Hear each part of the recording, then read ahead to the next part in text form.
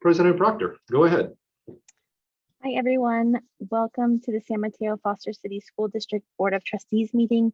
It is March 24th, 2022, and I'm calling the meeting to order at 5 o'clock p.m.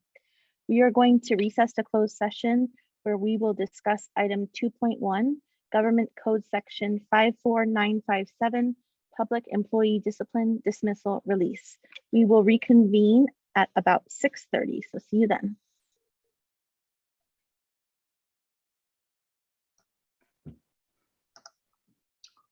Okay, President Proctor, go ahead. Hi, everyone. We are reconvening to our regular meeting with nothing to report out of closed session.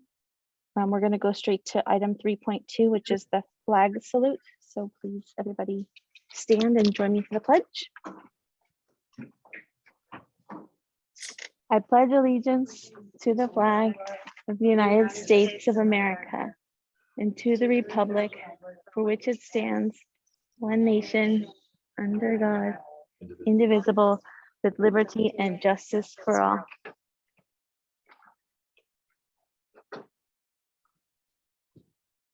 Okay, we will move on to item 3.3, which is roll call.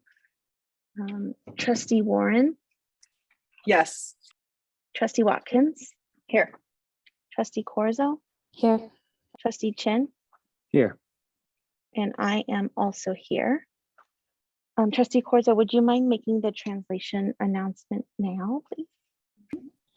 Bienvenido. Si ocupa traducción, por favor levante la mano o también puede hacer clic en el símbolo del globo en su pantalla y cambiar la idioma español ahí. Gracias. Thank you. We'll now go to item 3.4, approval of the agenda for March 24th, 2022.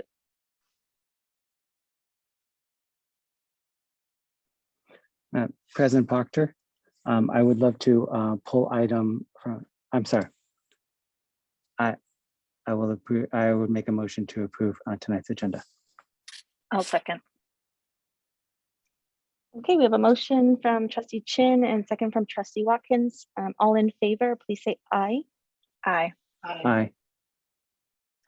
Any opposed, please say no. We're voting on it. I forgot to vote aye. Aye. Okay. Okay, that was approved by 5 trustees. Moving on to item 3.5, approval of the minutes from March 10th, 2022.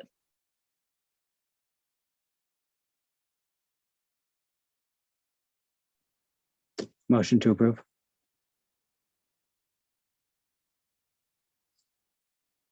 I'll second. Thank you again, Trustee Chin for the motion and Trustee Watkins for the second. All in favor of approving the minutes, please unmute and say aye. Aye. Aye. Any opposed? Okay, that also is approved with 5 votes. We will now go to item 4.1, public statements related to non-agenda topics. The San Mateo-Foster City School Board cannot act upon any matter that has not been included and publicly posted on the agenda except under limited circumstances as permitted by law. The board may refer matters raised in this forum to staff for investigation and/or action where appropriate. Please limit your statements to 3 minutes. Peter, can we please check if we have anyone that has any public comments on this? Absolutely. For those of you who may be joining us for the first time, if you would like to make public comment on anything that is not, again, not on the agenda for this evening, please use the raise your hand functionality within Zoom and I'll call upon you one at a time.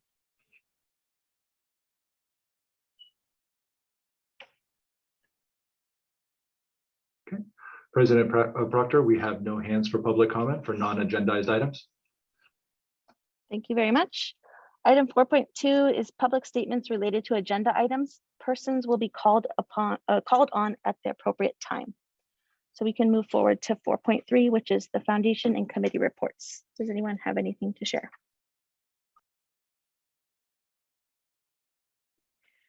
I can share. I attended the Equity Task Force meeting on Tuesday. The Equity Task Force, similar to their last meeting, reviewed some of the policies related to our school to prison pipeline resolution and student discipline. And we'll be hearing actually more about some of that later on tonight in the student discipline section, but they're continuing their work on that.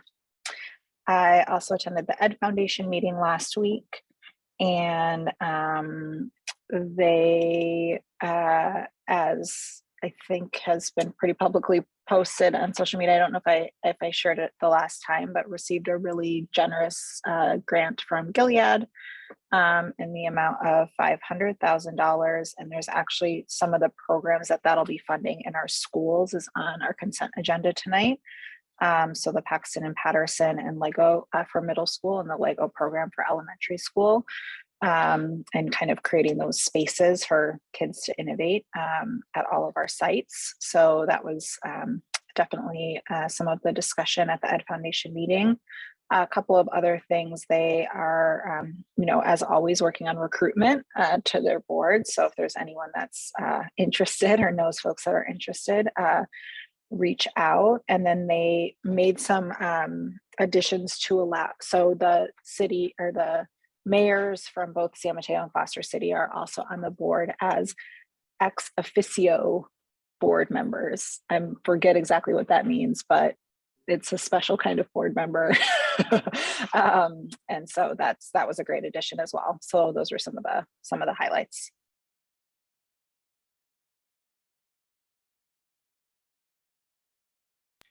I'll just quickly share that the Sanctuary Task Force did not host a regular meeting this week. Instead, task force members were invited to participate in a rally in support of extending the eviction moratorium at the local and state levels to protect, some of our families and neighbors from eviction due to COVID and, other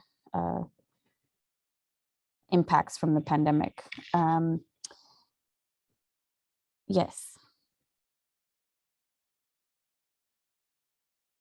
It was a really great event, by the way.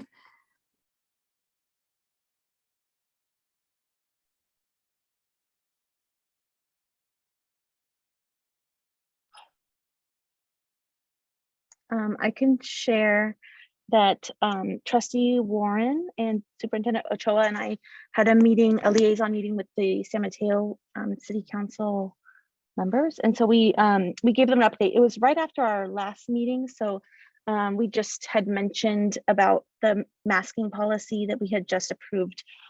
We kept them up to date on that.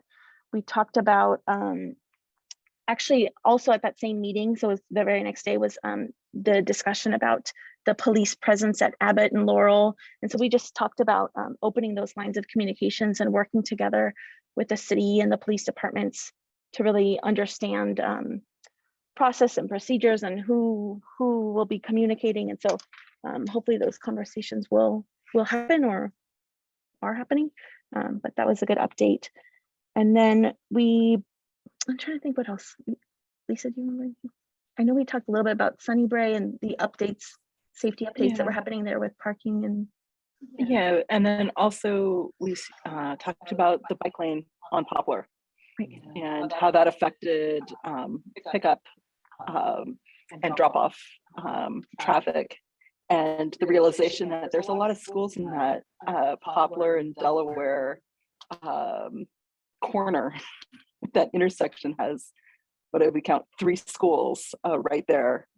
So as it is, drop off and pickup can get a little congested in addition to just the getting on the freeway traffic. But adding road construction was, and just wanted to thank the city of San Mateo for at least taking that into consideration when they were planning the construction of this bike lane. That they were trying to do the work, like around the drop off and pickup times. Thanks for filling in the gaps there. Does anyone else have any reports to give? Yeah, so at our last meeting, it escaped me, but on the 1st of March, we had a CDAC meeting, and we had a guest speaker, Krista Martinelli, who is a special education attorney and founder of the IEP Collaborative. And basically looking at how parents, teachers, district staff can all collaboratively come up with IEPs that keep the child as the focus, and how to do that within the context of the Individuals with Disabilities Act, IEPs versus 504s, and IDEA versus the ADA, and just the subtle nuances between the two and how to go about getting assessments and whatnot. So a lot of good information, and definitely it was packed so incredibly tightly into the short period of time. And definitely, I mean, I found myself going back and watching the video again because I felt like I didn't quite get it all the first time. So very, very informative meeting. And then this past week, the PTA council met. They had their, why am I drawing a blank on the word, elections for their executive board this week. And then also we revisited the conversation about what does equity look like from a PTA standpoint. You know, as we all know, different schools have, you know, their PTAs function differently. They also have different things available to them by the nature of, you know, the makeup of their student body. And, you know, just looking at how, what that would look like if we were to shift to a more equitable PTA situation in terms of like what that would look like for all of our schools across the district. So it was a very interesting conversation. Nothing, you know, as with any of these equity conversations, that, you know, it's not a quick solution, but it was definitely felt like a really good starting point and a really good discussion.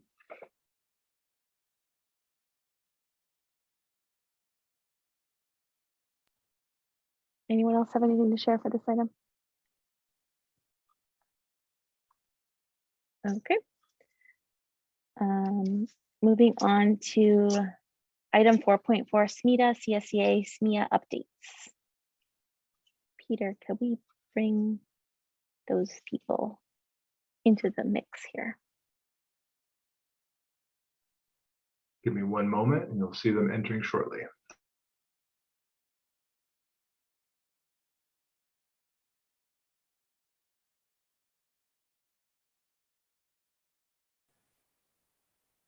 Hello?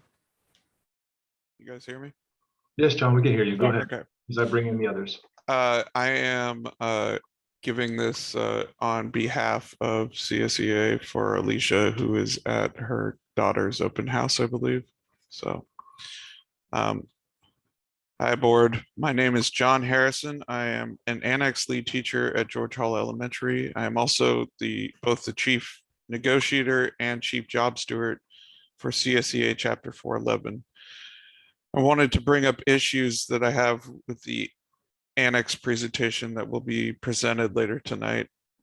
The first issue is that the recommendation of contracting third parties to do annex work. Annex positions and child care positions in this district are union positions. Per our contract, these positions are to be worked by district employees. In extreme circumstances, CSEA is willing to negotiate temporary contracting of these positions to third-party providers. The district and CSEA have been discussing this. However, this is only meant to be a temporary solution. This is not to be used as a long-term solution. The intent, as presented to us in our negotiations by the district, is to actively seek to hire annex workers in an attempt to reopen the closed sites as soon as possible. Why then is this presented as a possible consideration for the future? A second issue is the lack of considerations and remedies focused on actually hiring annex employees. The truth is that the district was having trouble hiring annex employees before the pandemic. Conspicuously absent from this presentation are ideas that would make the job more attractive to potential employees. Things like a pay increase or a clear pathway of promotion that would lead to a sufficient living in this area are critical to pulling in talented and motivated workers. If you can't staff the sites enough to fulfill the needs of the community, shouldn't the job's attractiveness be a priority? Why is this not a priority? A third issue is that once you have these employees, you need to retain them. Many changes over the years have caused staff to lose their passion. The first was the increase in the student-teacher ratio, and I believe that was the 2017-2018 school year, from 14-1 up to 20-1. It upped the stress that workers were under and lowered the options for care that could be provided. One way to help this issue would be to take the lead teacher out of the annex, or out of each annex out of the ratio. This would allow for mentorship, relief for breaks, the ability to stay within ratio during an injury or another emergency situation, and there would be a built-in sub when staff are absent. Another more recent example of a change that caused employees to leave was the shortening of the annex calendar from 12 months to 10 months. This caused those of us that were working annex camps year-round to lose out on 70 or so days worth of work and vacation pay. This was a big blow to some of us. It is not a great way to retain staff. Focusing on ways to retain staff is critical for a quality program. Finally, to the issue of the retention of students. The data shows clearly the negative result of the ratio change of student to teachers from 14-1 up to 20-1. Initially, enrollment swelled and then ebbed over time.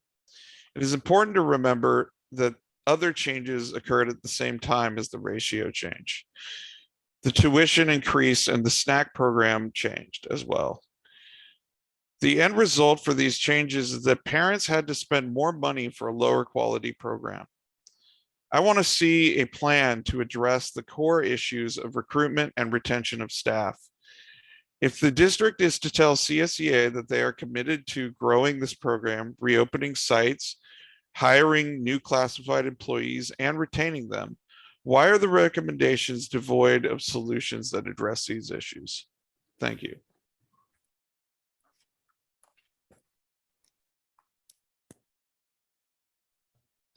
Thank you, John. I'm looking for Julie MacArthur. I do not see her, so I'm going to ask, just in case, as maybe she is signing on now. Carrie, if you wouldn't mind going.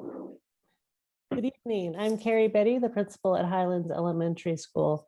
On behalf of our SMEA membership, I would like to thank our Superintendent Ochoa and school board members for continuing to support our weekly pooled COVID testing program at our school sites. And thank you for also offering the continued partnership with Virus Gigs for the community. Schools will have take-home tests available to families who need them prior to our return from spring break in April 11th and 12th. Thank you to our teachers and administrators for encouraging the participation of two new programs, the ST Math and the Footsteps to Brilliance. Thank you to the district and school board members for supporting this aligned intervention program for all of our students in all of our schools. And I'd like to appreciate our SMEA members who are part of the strategic planning team with Superintendent Ochoa that are working hard to help develop our district's 5-year plan. And our SMEA members, our SMETA members, and CSEA members are also joining subgroups to help develop the goals for this plan. So this week, our board members had school site visits at 2 of our schools, at Abbott Middle School and at Highlands. We had the opportunity to tour classrooms. At Abbott, our board members saw students engaged in unique curriculum in the 2 special day classrooms at Abbott Middle School. They also had the opportunity to hear students give presentations in the immersion program at Abbott. They spent a little time in the newcomer classroom as well and got to witness students in small group differentiated instruction. At Highlands, board members visited classrooms and got to see our second step program, which is the social emotional learning program. They saw a quick glimpse in a kinder classroom and a 5th grade classroom. And we got to see Zern Math Talk in action in a 2nd grade classroom where students were engaged in academic conversations. I want to give a shout out to Highlands teachers. Thank you so much. You're always 100% in. And I just wanted to share that they've been participating in a book study during our staff meeting time. We're reading 2 books, one called Unpack Your Impact and Writing Strategies. And so thank you to Highland staff for always being committed to continuous learning.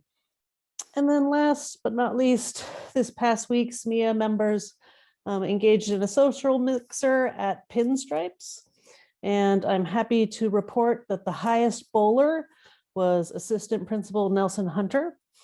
And 2nd and 3rd place bowlers were Peter Kazanis and Annabelle Kazemi. So congratulations. And on behalf of the SMEA membership, we hope that everyone has a great spring break. Thank you.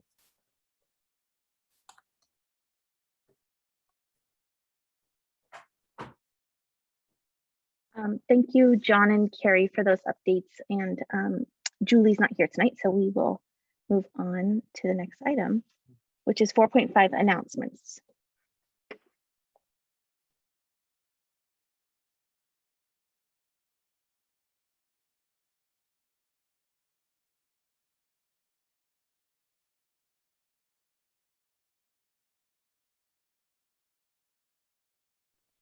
I'll just share, I think I should have said it in the prior item, but I'll announce it that we did have a school site visit this week. And so we visited Highlands and Abbott. We just wanted to thank the principals and all of the staff and students for welcoming us to your schools and classrooms.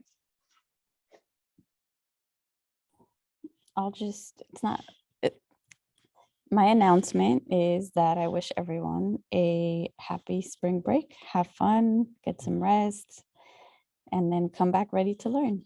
Thanks.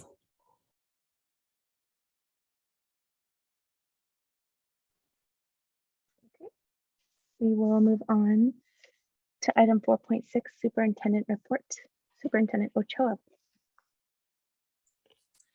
Thank you, President Proctor. A couple of recognitions this evening. The first is to Sunnybray Elementary School. This was the week for the San Mateo-Foster City School District to acknowledge Sunnybray. Sunnybray was able to hand out awards to close to 70 stakeholders at their school community. Awards under the kindness banner.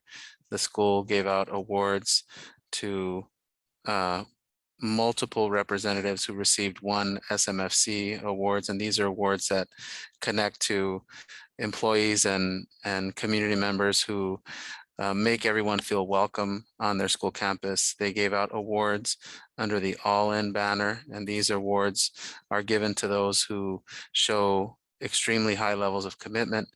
They gave out keys to student success awards. Really beautiful experience at the school this week, seeing the kids just celebrated and appreciated for who they are. It happened to also run together with the March 21st Down Syndrome Day recognition, and a really big crowd of employees from the district, employees from the school, and our wonderful students. Many thanks to the principal of the school, Nancy Bowie, for inviting us onto her campus and allowing us to celebrate their students. So that's the first. Our second is a congratulations to 2 wonderful administrators in the district who were awarded last night 2022 Region 5 Administrators of the Year, and they are Pamela Bartfield, our Director of Curriculum and Instruction, She's a joy to work with, an absolute star. And they are Megan Gurka, assistant principal for Bayside Academy. Two wonderful examples of employees who are all in for the school district. And then last but not least, update to families about our plans for COVID readiness when we return, to be able to give families COVID tests in the community. And we want to encourage every family who is able to seek the free online COVID test that'll get mailed to your home if you choose to do so. But in addition to that, on Friday, April 8th, the school district will be at College Park Elementary School from noon until 6 p.m. handing out COVID tests to our families. Our plan is to have as many students as possible take that first COVID test Friday night to try to find out who may or may not be COVID positive. And each one of those tests does come with 2 tests inside the box. So the great part is that they'll have a second test that they can give to their child Monday morning, so that we make sure when we return to school on April 12th, we're healthy and we are ready to learn. And we ask for your partnership in that process. We've had an awesome year when it comes to our COVID response, and we hope that the last 8 weeks of school can follow suit with the way the rest of the year has gone. And that is my report for this evening. Thank you very much for the report. We will move on to item 5, proposed consent agenda. All items on the consent agenda are considered by the board to be routine and will be enacted by the board in one motion in the form listed below. There will be no discussion on these items prior to the time the board votes on the motion, unless members of the board, staff, or public request specific items be removed and discussed from the consent agenda. The superintendent and staff recommend approval of all consent items. Movement of any recommended consent item is appropriate at this time. Go ahead. President Proctor, I'd love to pull item 5.3.1, our second interim, so I can ask staff a question and provide a comment, please. And President Proctor, I would like to pull 5.1.2 and 5.1.4, please. And I would like to pull 5.3.5 and 5.3.8.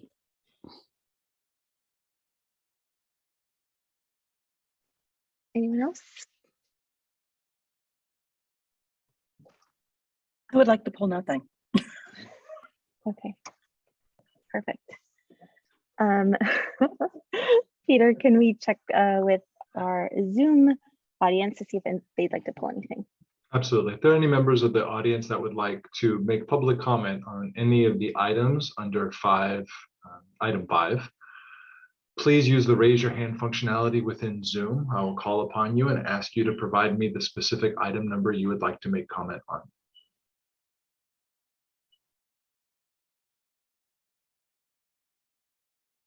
President Proctor, we have no hands to pull any consent agenda items.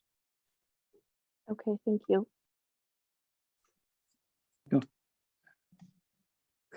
I'll make a motion to approve the consent agenda absent the items pulled by the trustees. I will second. Okay, thank you, Trustee Chin for the motion and Trustee Watkins for the second. All in favor of approving the consent items other than the items that we're going to pull, please unmute and say aye. Aye. Aye. Aye. Any opposed?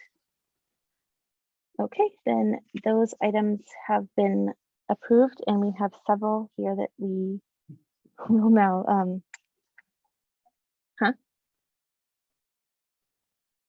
okay. We can go in number order if that makes the most sense.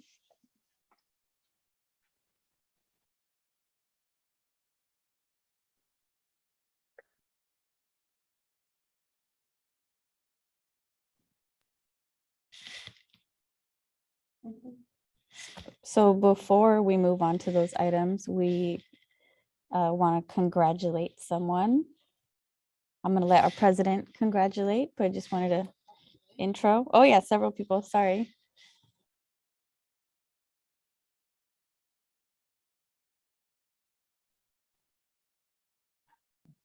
Hold on, sorry. Gotta scroll. It's a long consent agenda.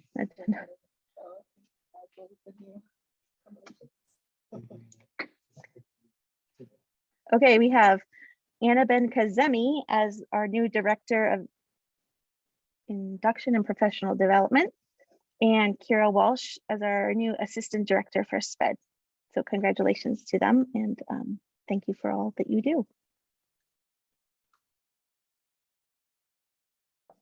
Okay, sorry. So moving back to our items that we pulled, we have 5.1.2, which I think Trustee Watkins. And I can put, unless anybody wants them separated, I can just put 5.1.2 and 5.1.4 together.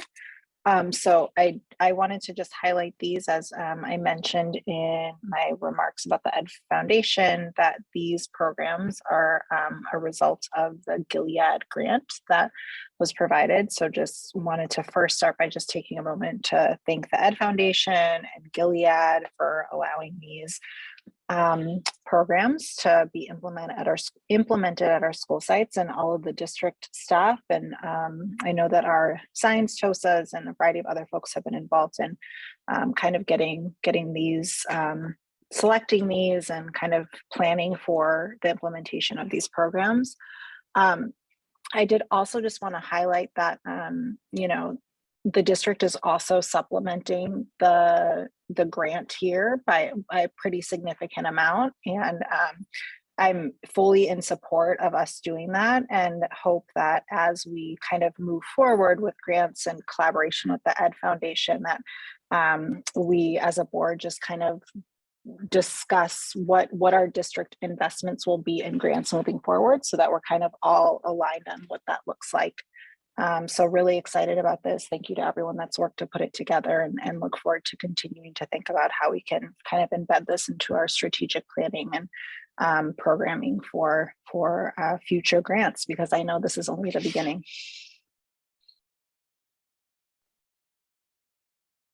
Thank you for that. Do we go through all of them first? I think we technically need to have public comment. Okay, then we will go to public comment on this item, please, or items. No, that was just to pull the item. Okay, we'll just do this. We'll go to public comment for items 5.1.2 and 5.1.4. Peter, would you mind checking for us? Absolutely. If there's any members of the public that would like to make comment on these two particular items, please use the raise your hand functionality within Zoom, and I'll give you permission to speak to the board.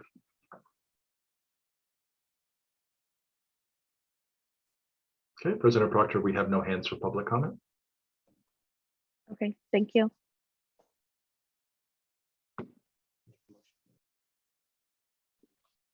I'll make a motion to approve 5.1.2 and 5.1.4.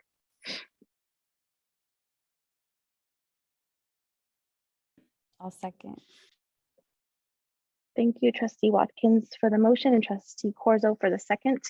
All in favor of approving 5.1.2 and 5.1.4, please unmute and say aye. Aye. Aye. Any opposed? Okay, those two will pass with 5 votes. The next item is 5.3.1, which is one of Trustee Chin's. So I have a question and a comment. And I know from based on the PowerPoint, I guess since we're doing public comment, I don't know if we want to ask public comment first. Well, actually, I'm sorry, it's a clarifying question. So on the PowerPoint, there's a clarifying question and a comment.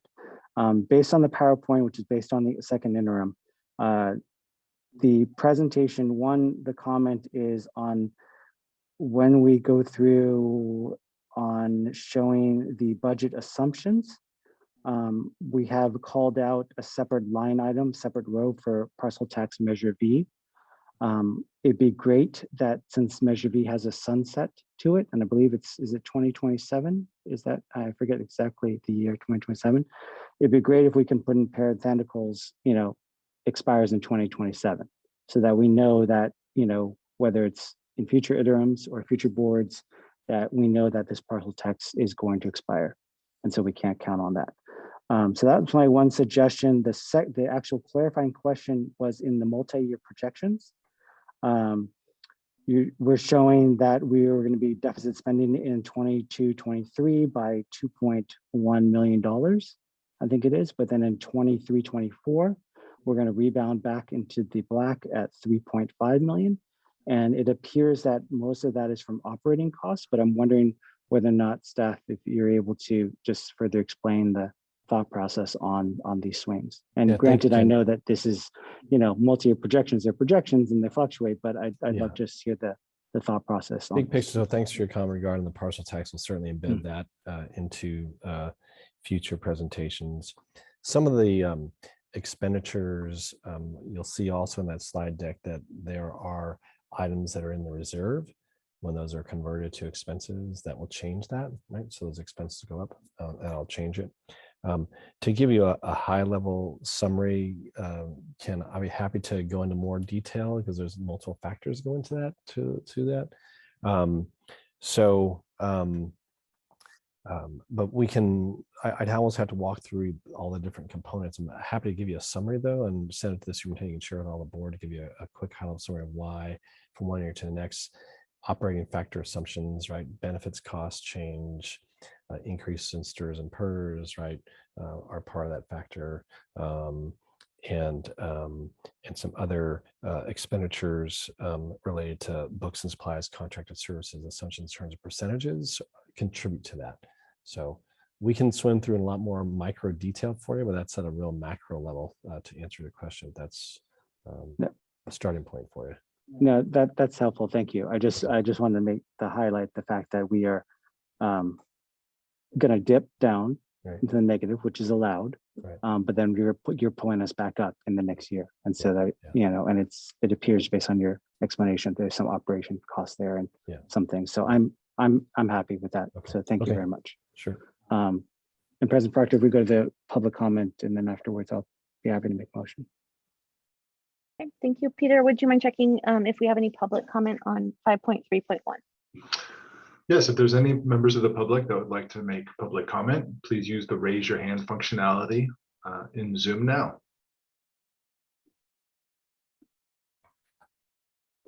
Okay, President Proctor, we have no hands. Okay, are there any other board comments on this item? Okay. Thank you. I'll make a motion to approve item 5.3.1, which is our second interim. I'll second. Thank you, Trustee Chin for the motion and Trustee Watkins for the second. On item 5.3.1, please all unmute, and if you approve, please say aye. Aye. Any opposed? Okay, 5.3.1 has passed with 5 votes. We will now go to item 5.3.5. I think this is Trustee Corzo. Yes. So I guess my comments are for both.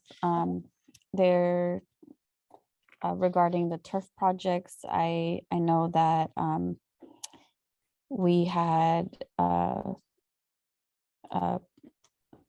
member of the public raise a concern around turf, and I know that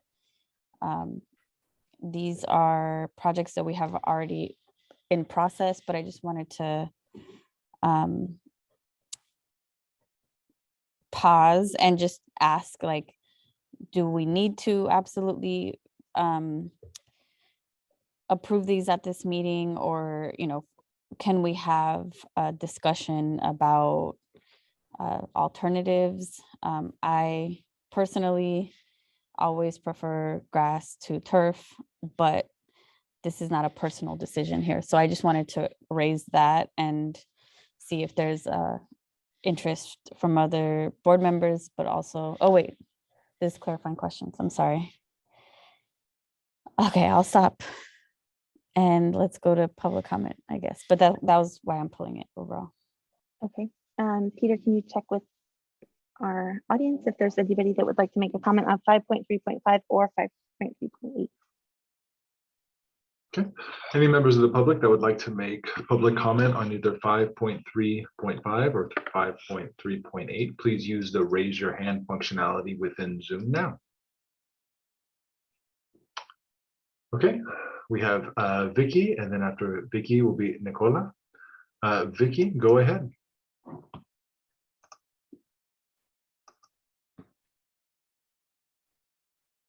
Vicky, you may be muted or need to unmute yourself. Sorry, I didn't mean to raise my hand. Oh, that's quite all right. Thank you, Vicky. Okay, next we have Nicola. There we are. Go ahead. Hi, everyone. Can you hear me? We can. Go ahead. Hi, thanks. I'm Nicola Cadenas, and I'm a parent at Lead Elementary. And I would love to have a bit more family engagement around the turf installation at a lot of our schools. I was at the PTA council meeting and we brought this up, and it sounds like there's going to be some room to include parents in maybe some conversations about this. I think when the master plan was being made, that was in the summer of 2020, when most of us were focused on just trying to work and have our kids at home. So it was a really challenging time. And I'm hoping that there's still an opportunity for us to learn a little bit more about the concerns of turf, both from a health standpoint and from our kids. And I would love to just maybe still explore some other options. This was part of the agreement with the civil grand jury. I'm not sure if I'm saying that correctly, to make sure that there was a lot of engagement when deciding about any type of artificial turf. So yes, thank you very much. And thank you.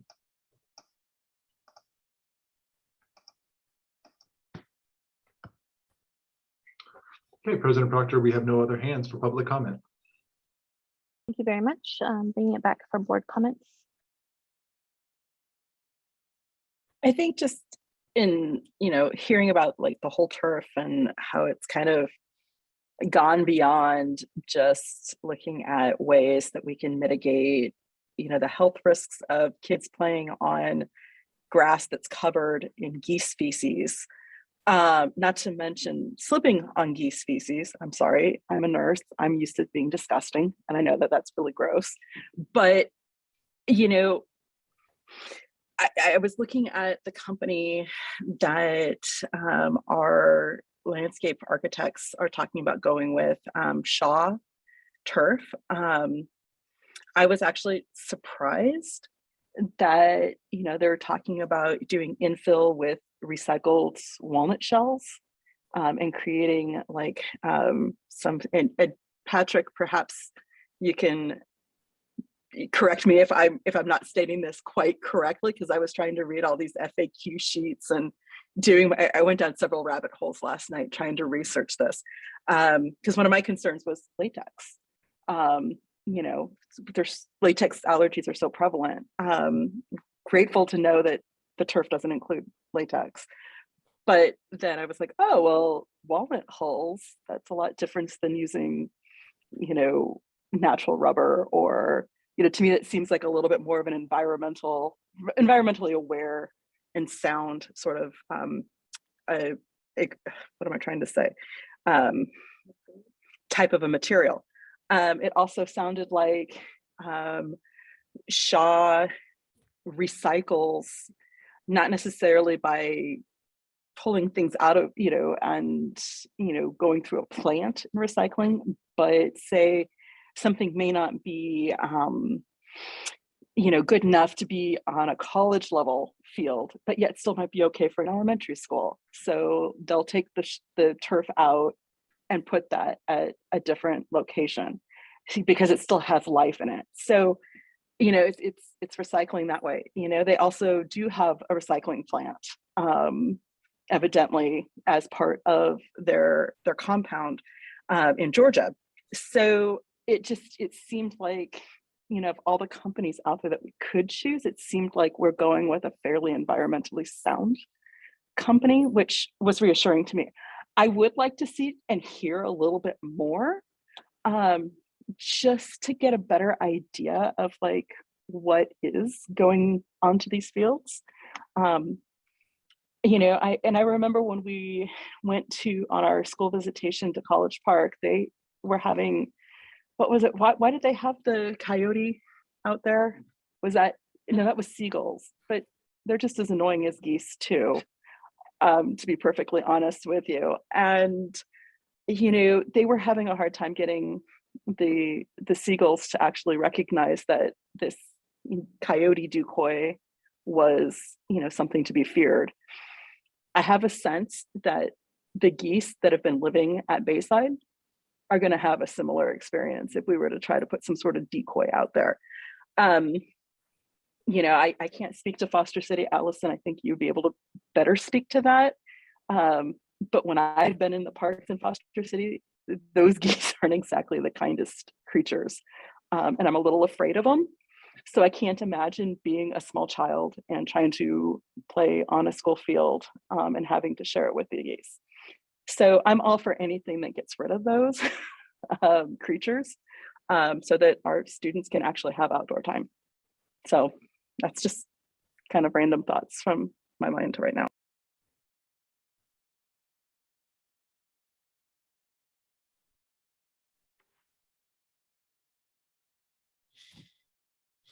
I guess it'd be helpful, like, I don't know. I know I just pulled it, and I'm sorry for like the short notice, but would you be able to tell us like what like the status is of this? Like, can we wait a little bit? Can like, or I don't know. I mean, if no one else is interested in it, then I mean, maybe it's a moot point, but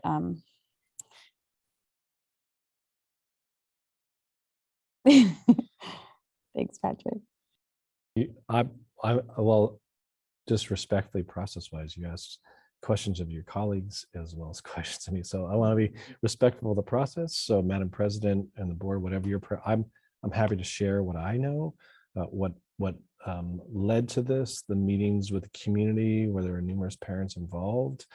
I've had extensive conversations with the landscape architects. I've had conversations with the manufacturer. I'm happy to share that detail with you, but respectfully, whatever the board's preferences, if you want to, you let me know what you like. Yeah, Patrick, I think it would be helpful if you can give your update, and maybe we'll come back for more comments after. Okay.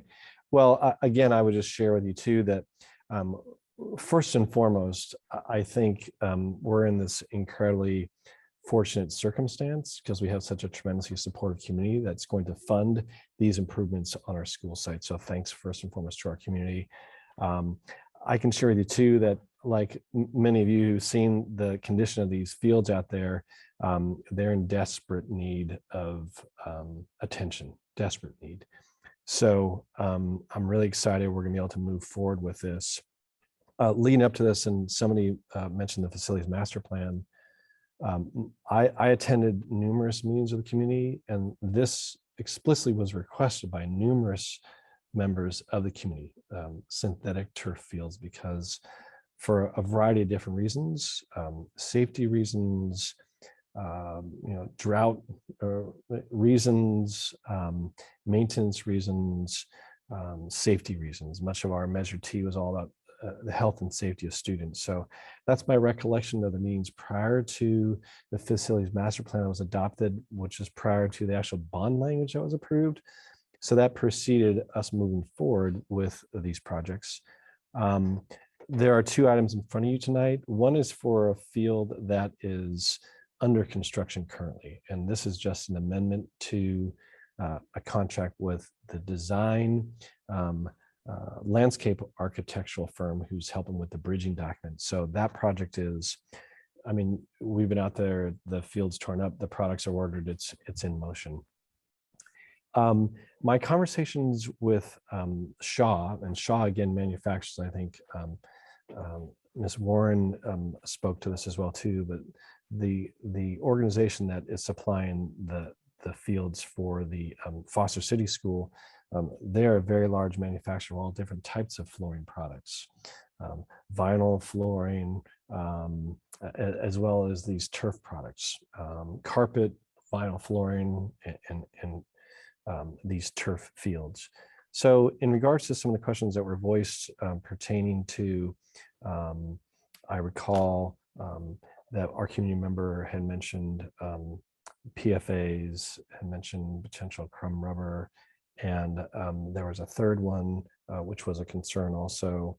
I know you mentioned latex, Ms. Warren. There's a ton that it's at my fingers. I'll come back to me, but I did have a chance to talk to them. What they share with me is that I think what's a really good thing for us to know is that California, amongst the states in the US, has some of the most stringent guidelines when it comes to the distribution and utilization of products. So I think it's a good thing for us. And their products certainly pass all of those requirements. There's mention of Prop 65, which defines what can be utilized and looks at some of these particular chemicals. And my conversation with the manufacturer's rep, he shared me that they pass all those requirements. They pass all the things in Prop 65. He also, I said, is there anything you could share with us that might address some of the concerns? And he said he'd be more than happy to do that. It's something they'll work with their legal if we want to talk about, some of those concerns. So I think that for our community to have, if there are any concerns about it, we can ask them to help us educate our community about types of concerns. So they've expressed their willingness to do that. And I think part of it is just the awareness piece. I think there has been, I think Ms. Warren also was talking about when she was talking about her going down the rabbit hole. These products have evolved over the past several years. The proposition was put in these restrictions regarding the PFAs, regarding the infill types of things too, and the actual products themselves, the plastic product, I think someone was referring to it as well too, those are have all been addressed. I think there's been an evolution and improvement of that. And then also the part two, there was concerns that they're not being recycled. This company actually has a plant. There's a Google Earth image that they share with us too, that shows their actual facility in motion. So I think those are all positive components to this. So that's my experience as a background leading into it. The contractor, I would tell you, I've had personal experience working with a contractor.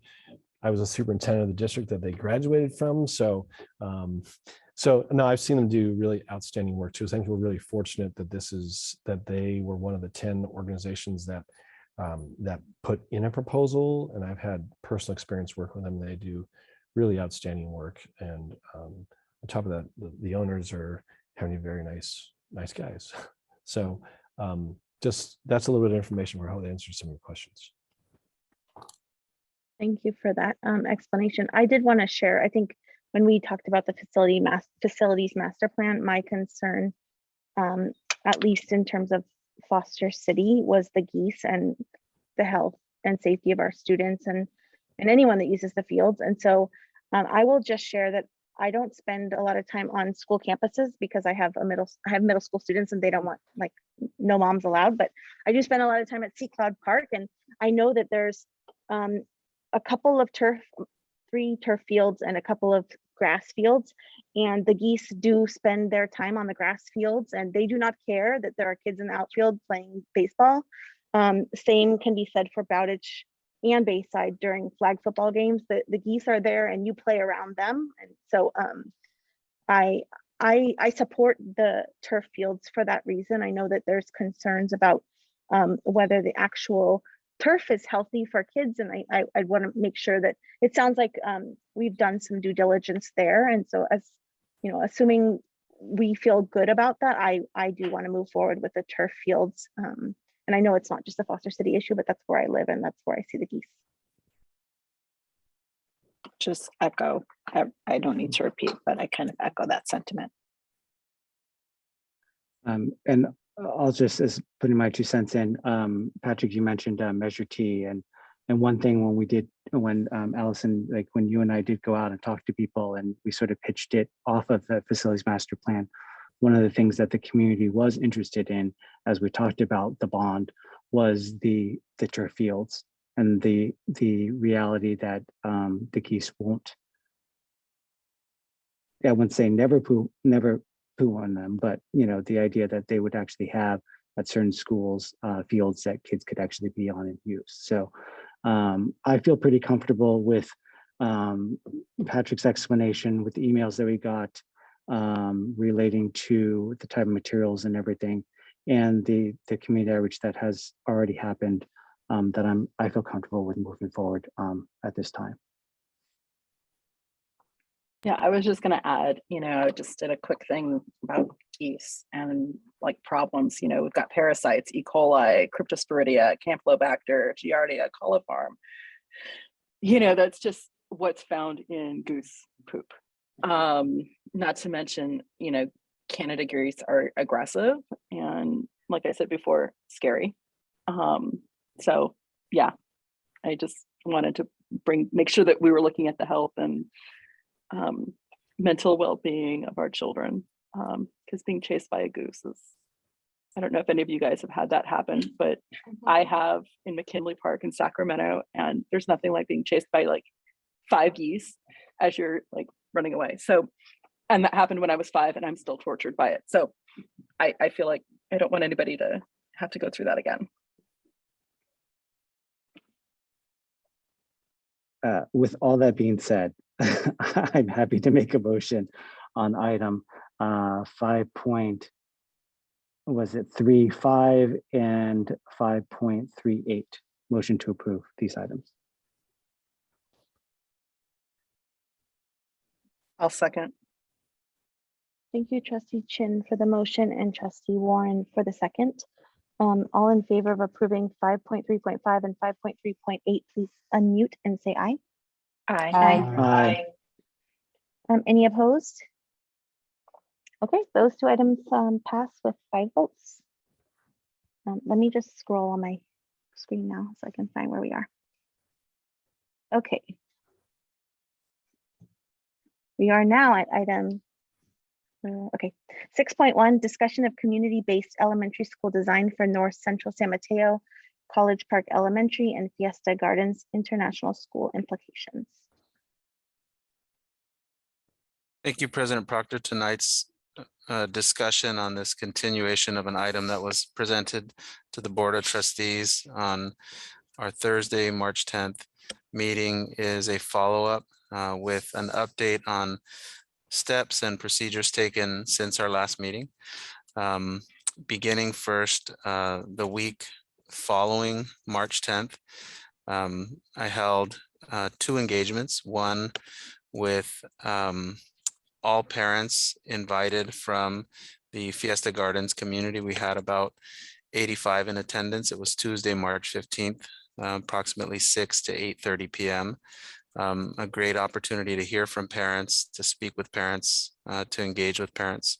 From there, moving on to Thursday evening and having an in-person Spanish-speaking engagement with Fiesta Gardens parents that took place at College Park Elementary School. We had about 60 or so in attendance. It was an excellent meeting. Again, from 6 p.m. right around to about 8 p.m. that evening. Lots of engagement, lots of back and forth.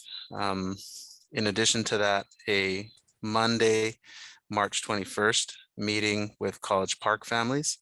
The engagement there was about 50 or so.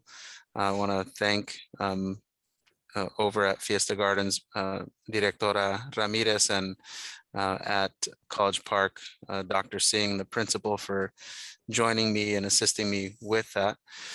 And then again, Tuesday night, March 22nd, an additional follow-up engagement with Fiesta Gardens families, and that was smaller, about 25 to 30 in attendance, but many thanks to those families, and again to the Directora for attending that evening event with us.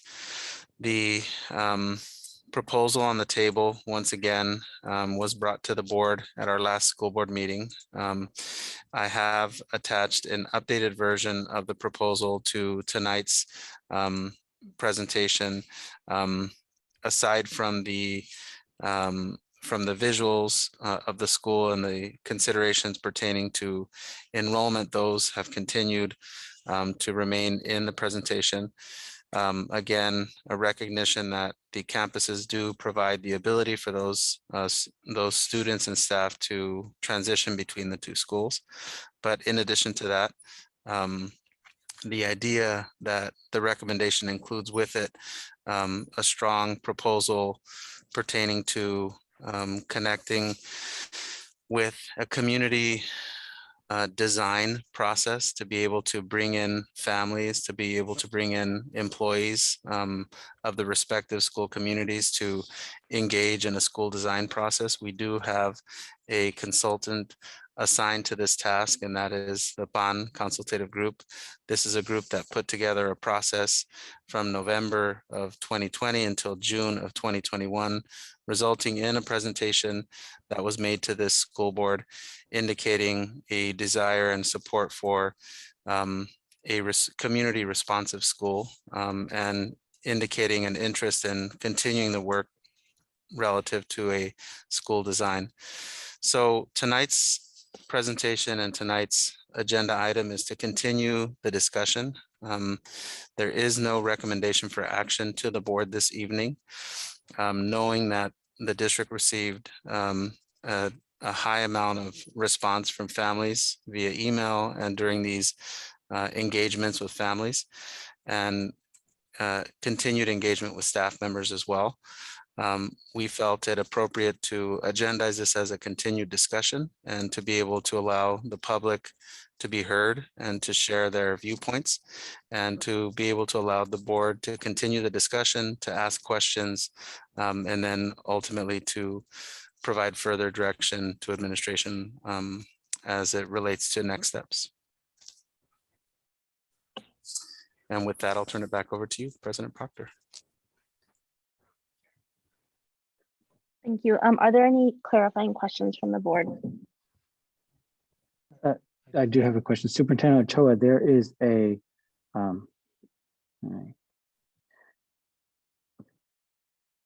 in this item, there is an attachment, a PowerPoint presentation. Am I looking at the right? Yeah. Are you going to go through? Oh, you're saving for next time? Sorry. Okay. Thank you.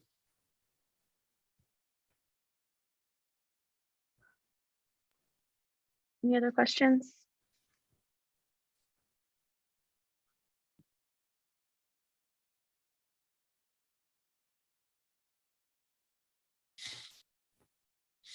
You know, I think kind of part of the discussion that needs to happen and involves like how are we viewing like the whole immersion. I know that we have one thought, or we have one style of an immersion program, which is what we have at College Park. My understanding in talking with members of the Fiesta Gardens community, it's a slightly different program. It's a dual immersion program as opposed to a one-way immersion program, which is my understanding how the program at College Park works. And I'm just wondering if for the public and for myself, if we can get maybe a little bit more of an explanation of what a dual immersion program is supposed to look like, so that we all know kind of what we're talking about and what we're dealing with. Because I don't know if everybody fully understands like what, beyond giving North Central a school of their own, I don't know if the general public understands what a dual immersion program truly looks like or what it's supposed to look like. So I'm just wondering if somebody can speak to that.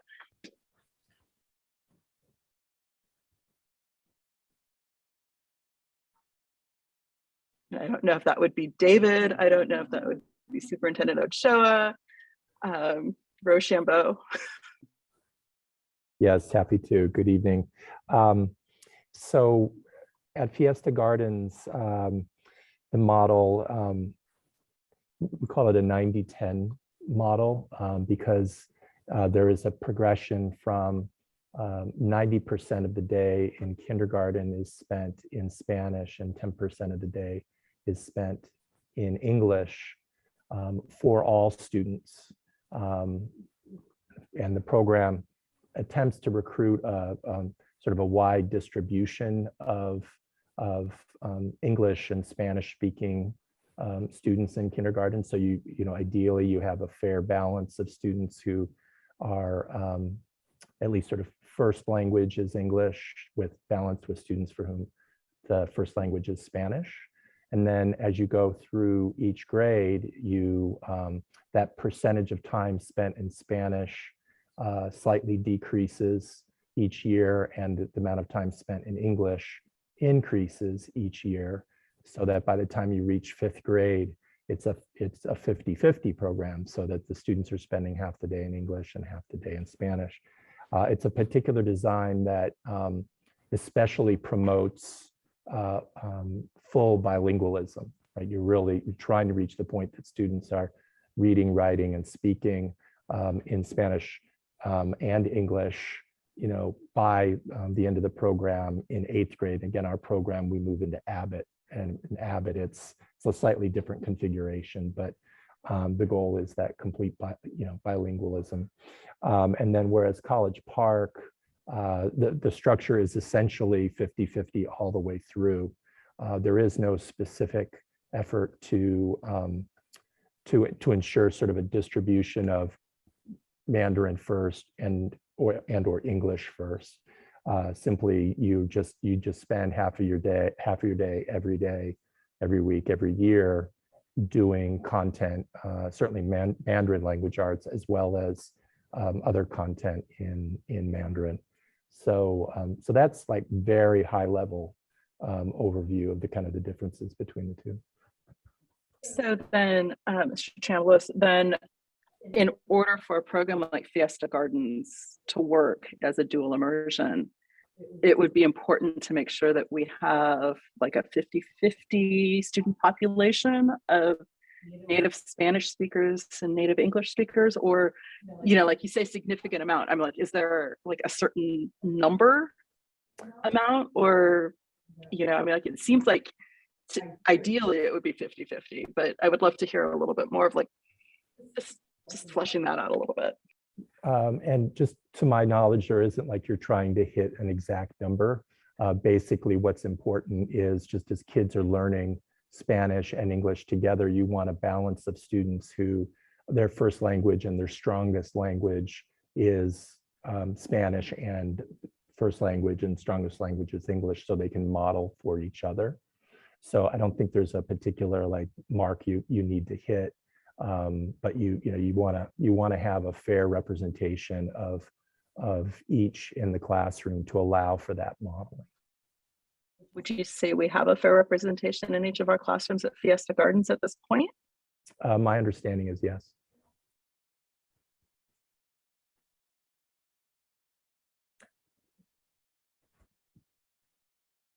Okay, I see that we have Janet, the principal from Fiesta Gardens, on. Would you like to make any comments on the question or anything at this time? You're muted. Thank you, Trustee Proctor. Exactly what Mr. Chambliss said is correct. The only thing that we do wish is that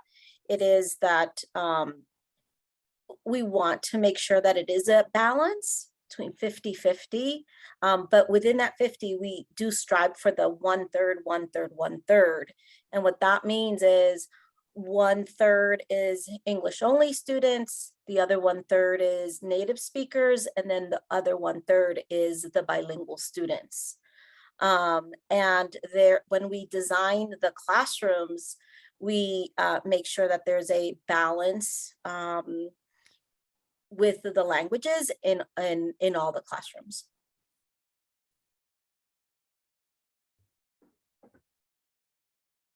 Thank you for that. You're welcome. Are there any other clarifying questions before we go to public comment? Okay. Oh, go ahead. I have one.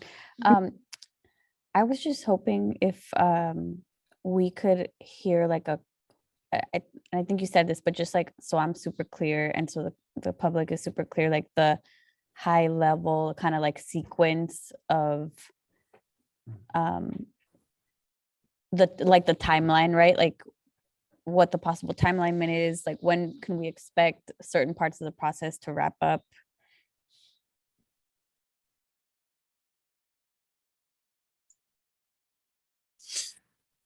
Absolutely. Thank you, Trustee Corzo.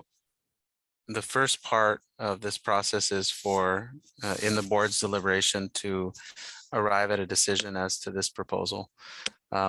As has been discussed in prior school board meetings, we are engaging with the consultative services provided through BAN to be able to develop a school design. So that work is moving forward. What is up for the board's determination and hopefully at a future meeting, an action or a vote one way or the other as to this proposal will allow the school district to initiate a series of steps that would take a minimum of 2 years and likely not be initiated until August of 2025. So the big picture, sort of way up high in the sky view, is that if the board were to make a determination at a future meeting that this proposal is supported and the board is in favor of this proposal at a future meeting, then the district would initiate the Human Resources Department, the Fiscal Services Department, our Transportation Department, Student Services Department, to all begin the process of designing the steps needed to initiate the change. At the same time, as a school district, this opens up an opportunity for us to engage with external partners who could design for us and partner with us in providing new services to the students who attend the school in North Central San Mateo, and to make it a well-rounded and a community responsive school design. So those two processes will work basically in tandem with each other. At the district office level, there is analysis and work that needs to take place to effectuate the physical movement and the academic design and the coordination of the different components of having a switch of these campuses take place. But secondarily to that, it opens up an opportunity for us as a school district to invite partners to the table with us. And I know that we have many partners who have reached out to the school district over the last year, indicating a desire to become involved with our future project in North Central San Mateo. And that would give us the necessary time to be able to marshal resources and plan programs for North Central San Mateo. On the parent side, if you have a child who attends one of these schools and is currently 3rd or 4th or 5th grade, this likely would not affect your child. Your child would continue on the academic program that they have, and there would be no discernible difference based on the fact that an August 2025 timeline would basically happen after your child transitions into the middle school program of their choosing.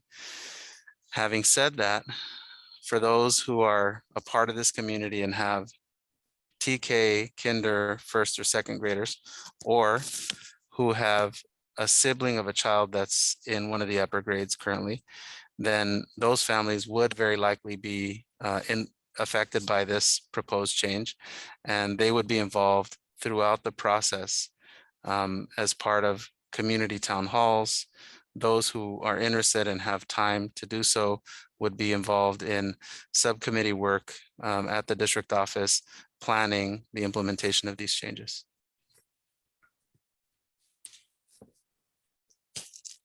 One more question. I think last time we discussed this at our meeting, the option of August 24 was still on the table, and I'm a little worried that now it's further out. So can you share what that's about? Sure. At our last meeting, we did discuss August 2024. We we want to give staff time to be able to put these programs in place. That possibility is still very much on the table. I chose this evening to refer multiple times to August 2025 as an opportunity. I think over the last 60 days, we've had a considerable amount of feedback and input on the topic. I think ultimately as a school board, you all will arrive at a decision here. I'll recommend that we do so in the next 30 to 60 days. And in doing so, the timeline of that decision will affect when we would be able to implement this change. So we're sort of in a place where we need to make a decision that isn't made too late with an expected date that's too soon. But if it were to continue down a path where a decision would be made sometime after that 30 to 60-day timeline, then I'll recommend to the board very likely that we move the opening or the start of the implementation to August of 2025. I think at our last meeting, I posed both. And so to provide a clarification, both are still very much on the table. But it really does depend on the deliberation that the board has and the timeline that the board would want to utilize in order to implement the change.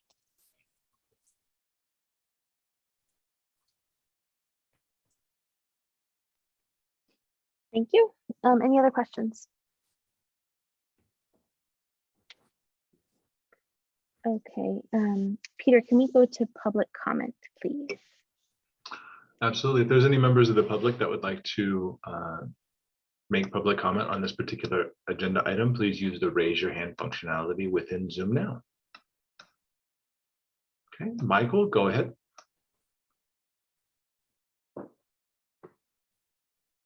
Mike, there you are. Go ahead, Michael. Sorry about that. And thank you for the opportunity to weigh in.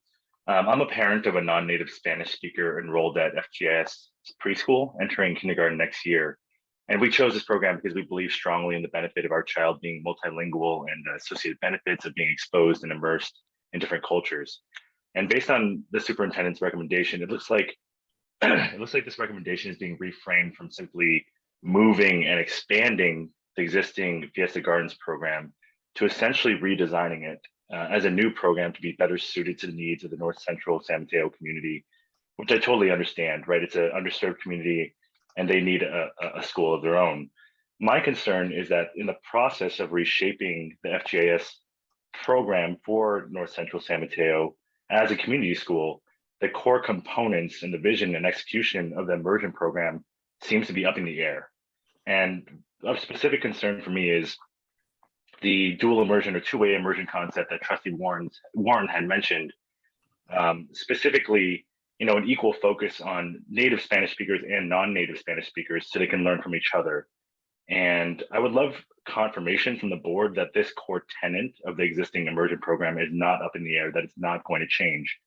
If it is at all up in the air, there's a possibility that due to the evolving needs of the North Central community, that the Spanish immersion program takes the direction of an ESL or a native Spanish speaker focused program. That possibility needs to be made clear, right? Because it fundamentally changes the program that we enrolled in, has huge implications for whether we want to continue to be enrolled as non-native Spanish speaking children could be left behind, depending on what that program looks like. And just to be clear, the timing of August 2025 being so far into the future is not all that reassuring, because as the leaders of these immersion programs can attest, these immersion programs are long-term commitments, right? So we don't want to have to start my son in kindergarten in the fall and make a long-term commitment to a Spanish education, only to have the nature of that program substantially change midway through his tenure and have to pull him out and waste all of that investment in time and energy and potentially set him back academically. So I'm asking the board for either a commitment that even while other aspects of the program may evolve to meet community needs, that critical aspects of the immersion program, specifically an equal focus for non-native Spanish speakers, will remain unchanged, or clarity before we make a decision to move forward, so that we know as parents what we're signing up for into the future and whether Spanish immersion as we know it will continue to exist. Thank you. Thank you, Michael.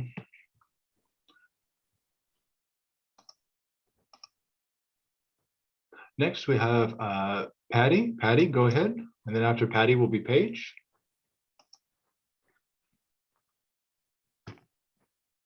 Hi, everyone. Can you hear me? We can, Patty, go ahead. Okay. Good evening, everyone. My name is Patti Flamenco, and I'm a first grade teacher at Fiesta Gardens. I'm reading this letter on behalf of all of the Fiesta Gardens teachers, staff, and principal.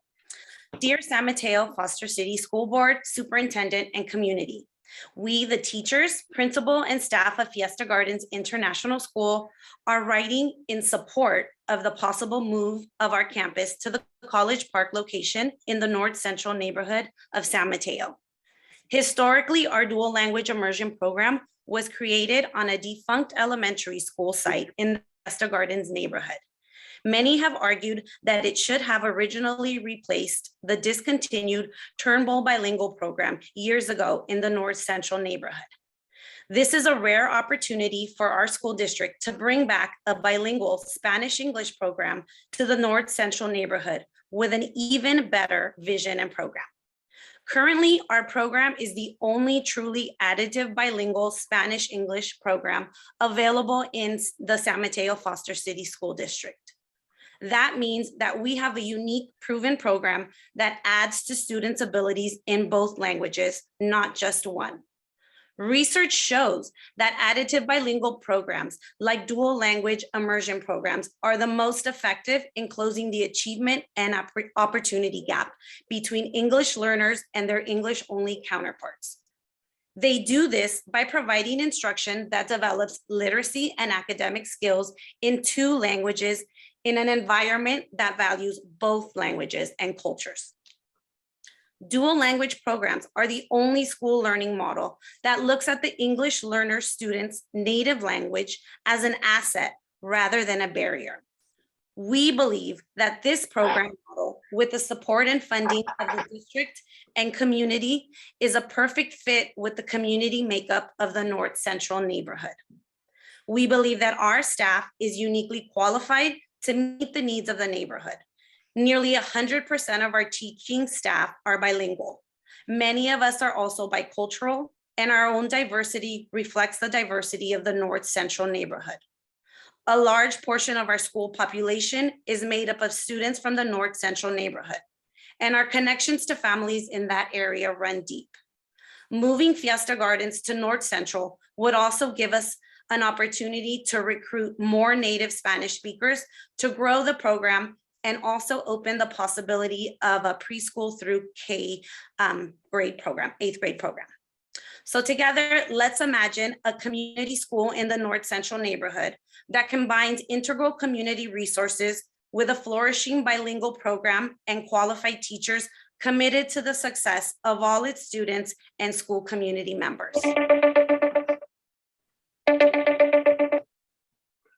Thank you, Patty. Next will be Paige, and then after Paige, Pablo. Paige, go ahead. Good evening, trustees. My name is Paige, and I am a College Park parent. Earlier today, I sent an email to you with a message from a group of College Park parents, which was prepared and circulated yesterday. Over 100 parents registered their support for this message, and I'd like to read that to you now. To the trustees of the San Mateo-Foster City School District, we are a group of 124 College Park parents writing to support Superintendent Ochoa's proposal to exchange the campus locations of the Mandarin and Spanish immersion programs.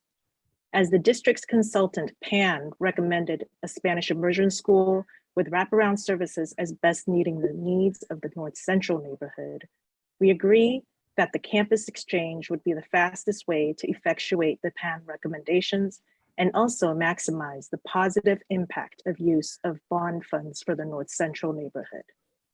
The College Park campus has been an incredible home to the Mandarin immersion program that we have cherished.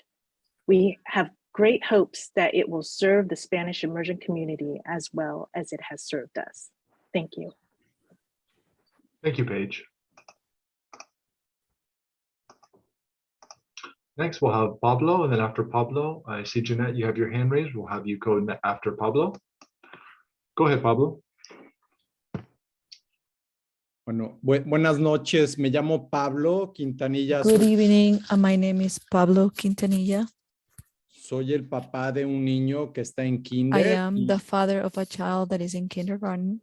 y tenemos a una niña que tiene 2 años, 3 años y eventualmente será We have parte del- a daughter who is 2-3 years old, and eventually she will será parte del programa de Fiesta Gardens. she will be part of the program and Fiesta Gardens.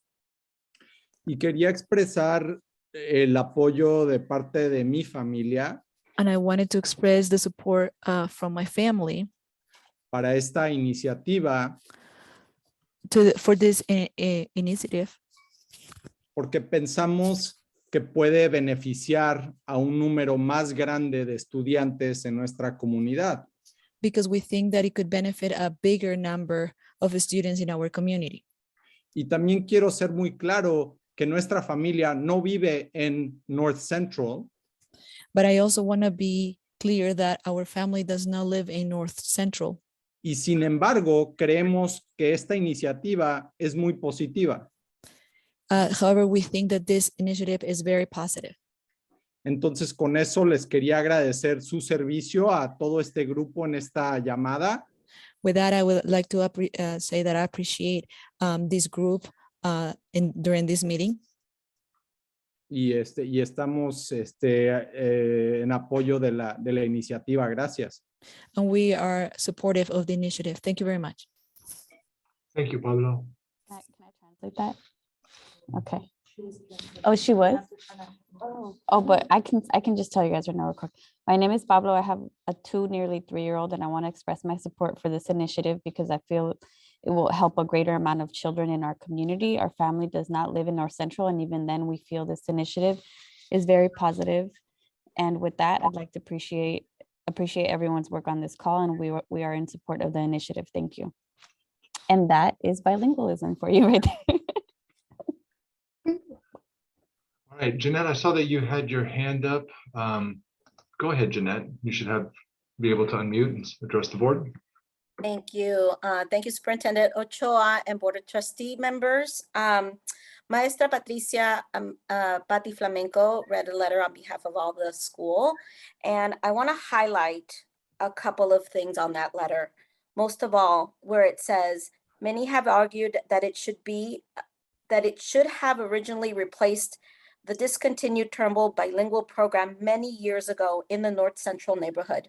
This is a really rare opportunity for our district to bring back a bilingual program to the North Central neighborhood and with an even better vision and program. We believe that our staff is uniquely qualified to meet the needs of the neighborhood. Nearly 100% of our teaching staff are bilingual. We have been waiting for this dream for 29 years. And I just want to repeat that again. This dream has been in its existence for 29 years. And so I want the board to please really consider, and our superintendent to please really consider this opportunity for us. Thank you. Thank you, Jeanette. Okay, we have another hand in the public. Sandra, go ahead. Hi, can you hear me? Yes, we can. Sandra, go ahead. Hi, good evening. My name is Sandra Gonzalez, and I am a teacher and a parent at Fiesta Gardens. And I want to echo everything that Patti read. I signed the letter. I completely agree. But I also wanted to comment and appreciate all the listening sessions that have been held. I think over time, as people get more informed, are able to start to understand why this move is important. And I also think that Trustee Warren's questions are important because a large number of the community doesn't know what our program does. So I appreciate this proposal, the listening sessions, and the questions that are being asked. And Patty read the letter, so you know how I feel. But I just wanted to appreciate to say thank you for listening to the community. Thank you. Thank you, Sandra.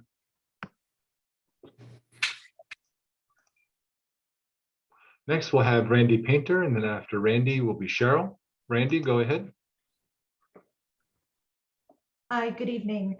I just want to be another voice of just appreciation for just the openness and the graciousness of the folks that have expressed themselves tonight, the teachers and families from Fiesta Gardens, I believe it was families from College Park, just all of this openness to this idea that is being socialized more broadly across the district. It was a beautiful proposal that the Noguera group introduced last spring. And it's a great opportunity for the North Central families, the North Central children to really bring their assets to their education and to be able to be educated locally in their neighborhood if that's what they choose, to be able to have that there as an option. And this is just so exciting. And I appreciate all of you for making this happen. Thank you. Thank you, Randy. Next, we have Cheryl. Cheryl, go ahead. Okay, sorry, I had to figure out how to unmute. And I apologize because my 3 kids are in the background, so I hope that they are quiet. I have a 2nd grader at Fiesta Gardens. I have a kindergartner at Fiesta Gardens, and hopefully very soon I will have a preschooler at Fiesta Gardens. We love the program. And we will support it wherever it is, whether it stays at the Fiesta Gardens location where we are now, or whether it moves to North Central. And I appreciate why we are thinking of moving it. And I think it's wonderful for the families that live there. I think my concern, and I believe that this was mentioned earlier by the first parent, is I think I'm just a little confused about when we say a community program, a community school and a bilingual school, what that's going to do to the immersion part of the program, which is why we are doing it. We are primarily an English speaking household, although we do have some Spanish, but I know that there are so many families who have moved here for the opportunity to have their children learn this language. And I worry that we may be overlooking that. And I hope that we are not. So I guess that's all I had to say. Thank you, Cheryl. Okay, President Proctor, we have no other hands for public comment. Thank you, and thank you to everyone who made public comment. Let's bring it back to the board for discussion. Who would like to start?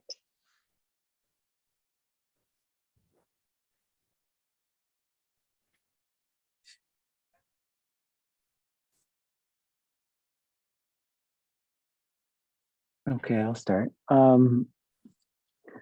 Just to clarify, Superintendent Cho, this is more of an update and another opportunity for us to discuss this at the board level. We understand that you've had listening sessions and community outreach, but as a board, as an official time for all of us to talk about this without violating the Brown Act, this is our opportunity to discuss sort of the merits of this proposal. And it's an update, and I'm assuming you're looking for some future direction. But we're not actually voting on this decision. Is that correct? Right? That's correct. Okay, thank you.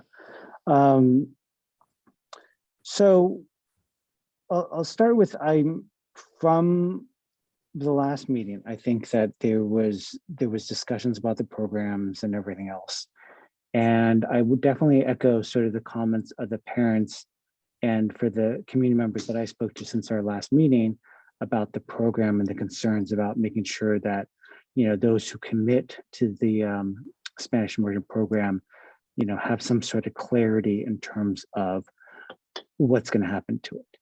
I think the easiest thing, as we have heard, there seems to be overwhelming support in terms of the relocation or the swap. The easiest thing when I think about it is an actual just school swap, right? An actual just physical swapping of locations and everything stays the same. Now, to me, and whether that's August 2024 or August 2025, that's the easiest thing for me to sort of wrap my head around. What we have, though, also is we have the PAN recommendations, and what we have talking about their presentation and their report back to us. The way I've explained it to a number of community members is we're going to put a community school on steroids there, basically, with wraparound services and basically to make sure that thrives in that location. So to me, I feel like if we go ahead and relocate Fiesta Gardens there, it is still Fiesta Gardens, but it's like a Fiesta Gardens, it's a new Fiesta Gardens. Not one that it is taking away the program, but it's sort of like taking the best things of it and continuing on, and then also providing more resources and staff and funding to make it really thrive. So when I think about it, it still is sort of, it is Fiesta Gardens and the relocation, but it's the program stuff that I have questions about. Not only questions, there's a whole bunch of logistics that I have questions about, like the transportation, the actual number of students, the actual, the enrollment numbers, overall, just the timeline in general. Like, I would love to get some sort of further clarity. Like, I'd love to see sort of a timeline chart where it actually says, this is what we're doing, this is what we've done, and to say, this is where we are. Like, you see it on the timeline, said, this is where we are, this is what we've done. We've done all these other community listening sessions. We've had these board meetings. Here's where we are at this stage, and we're continuing to move down the path. And whether or not we come to an ultimate decision, because we're at some point need to vote on this. When is that sort of on the timeline?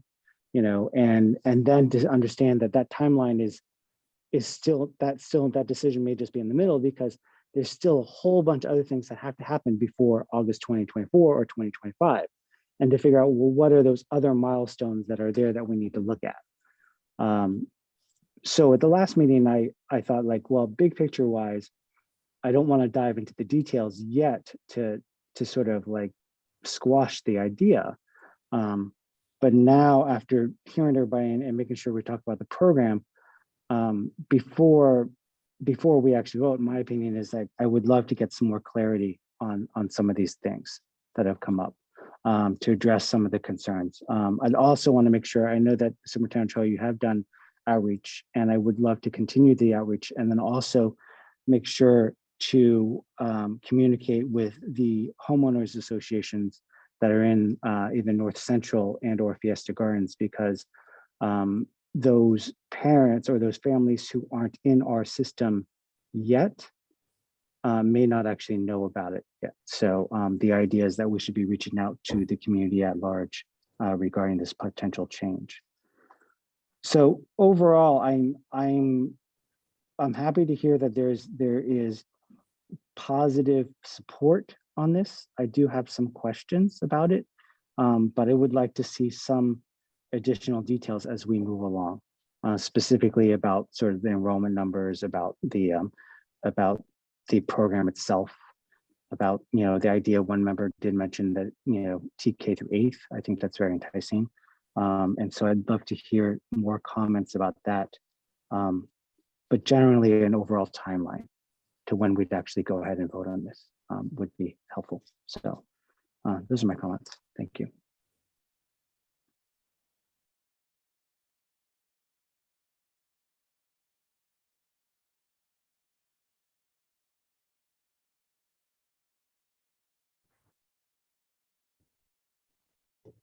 I'll just make some comments here. I agree with Trustee Chin, where I'd like more details. I think that from the last meeting to this meeting, hearing from the entire staff at Fiesta Gardens and hearing this very kind letter that the College Park parents just sent us today and read aloud today. I think that I'm feeling really good about the support around this and just wanting to make sure that that it's as clear as possible to the families, I guess district-wide. It's not just those two schools, but what the program's going to look like, and allow families some time to consider what their options are.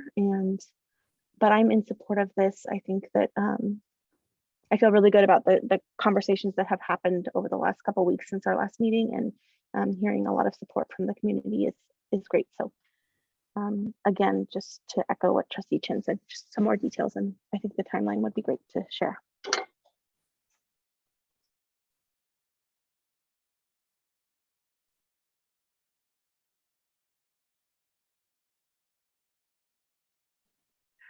Okay. I really feel like we've got two separate things that we're looking at here.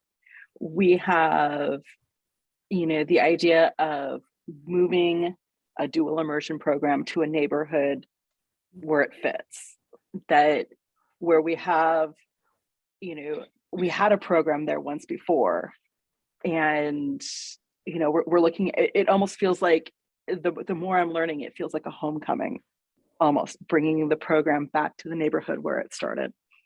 I feel like we have that on one hand. We also have the idea of creating a community school as the second issue. So I feel like we've got two things that we need to look at and flesh out.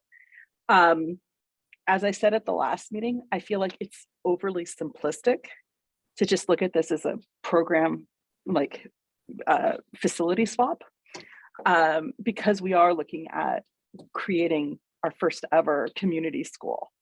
When I'm researching community schools, the Learning Policy Institute out of Palo Alto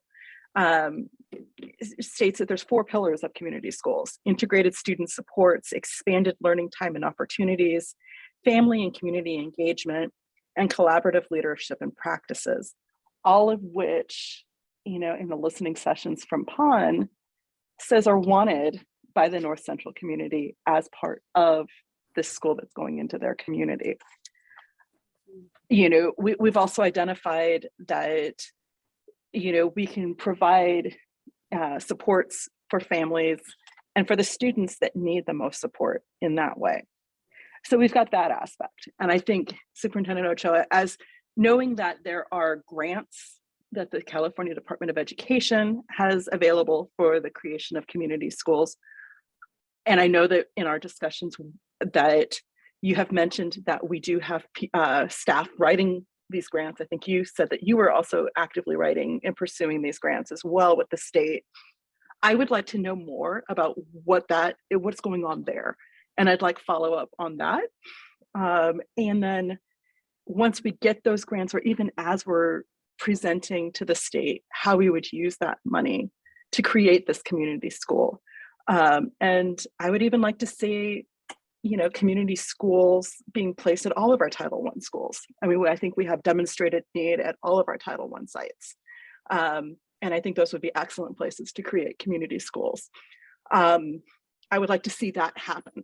And so I'm hopeful, and I'm actually directing you to get that information back to us at the board. And to just, I want to see what that's going to look like. I want community schools to be part of our offerings as a school district. I want our families, our students to have the support, the student support, the staff support, family and community engagement. I feel like we've got it started, by, the footsteps of brilliance in the ST math, but I feel like it's a great start, but we can do so much more. So I want to see what that so much more is. So I want that to happen. In terms of a dual immersion, the more I read about it, what an amazing opportunity we have.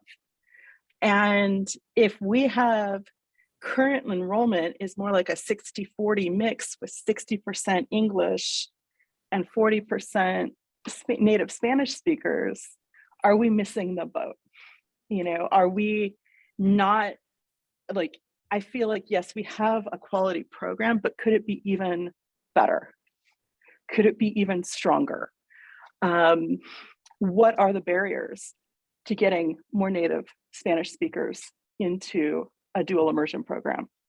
Is it trying to figure out ways to get your child to school? Is it that 12 block walk to the bus stop prohibitive to getting your child to the school that you would like to send your child to? Those are things that we need to look at. I just want to voice my support for this proposed move. And that I feel that even more so now than even at the last meeting, I feel that it's very important that we have a dual immersion program in North Central. I feel it would be a win-win for everybody involved, everybody at that school. And I would just not be very happy if we choose to miss that boat. And so yeah, that's what I have to say on that.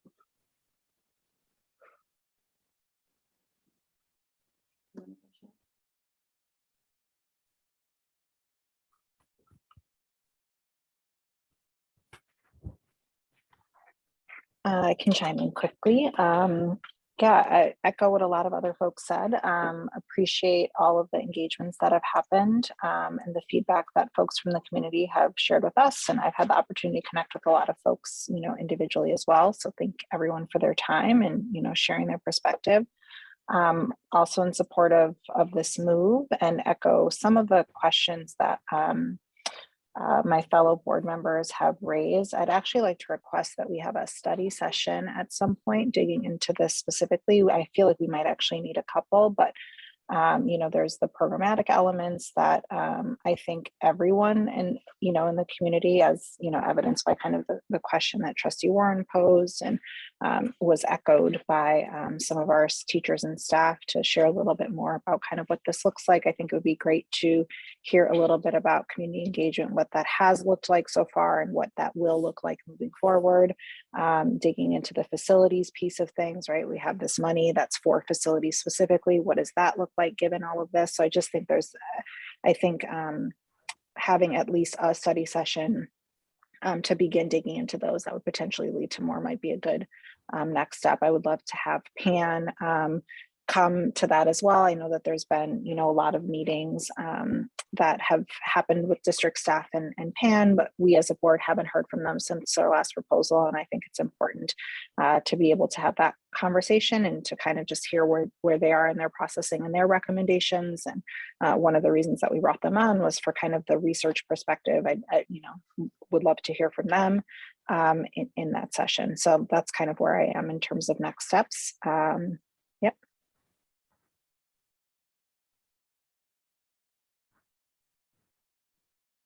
Okay,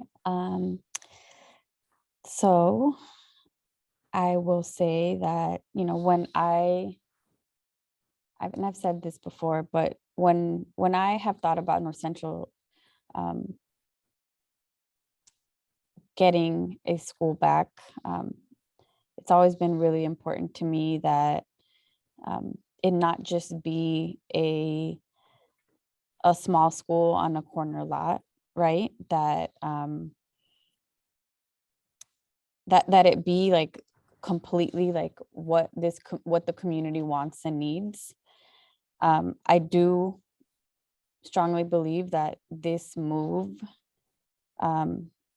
is one that is widely supported, and it's, I think, incredible that, you know, basically the entire Fiesta Garden staff is in support of this and like want to be in that community and want to serve that community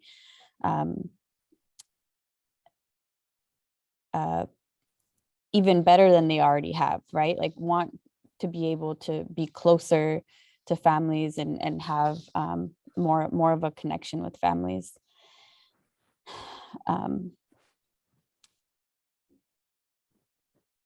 Bilingualism is something really important, and my big concern just having, having my son be at Fiesta Gardens and then thinking about like I guess I hadn't thought about it as a concern until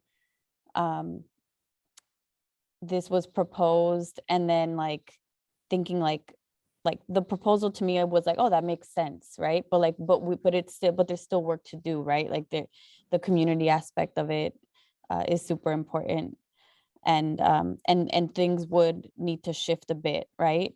But my concern of like not going with this proposal was that like, how are we going to staff like 2 schools with fully bilingual staff, right? Like that would be really difficult to accomplish. And also like, I didn't like personally survey all the teachers or anything, right? But like my gut told me like many teachers from Fiesta would want to be at the North Central School. And then you have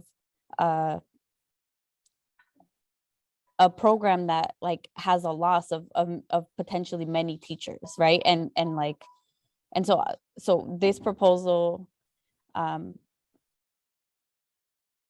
think fulfills that vision that I have for the community that I grew up in, right? For the need that I see in North Central. And I want to clarify this because I don't think I think there's this misconception. There is no way that one school in North Central can meet the needs of all of the kids in North Central. North Central has a lot of kids, and there will always be kids that have to get on a bus and go to other schools, right? And so I think that's important to know, and I think it has been said before, but just like I just want to repeat it again. And I was kind of referencing, I was rereading part of Pan's presentation from last year, and in one of their slides, there's a slide called implications, and it's under the subheading district. So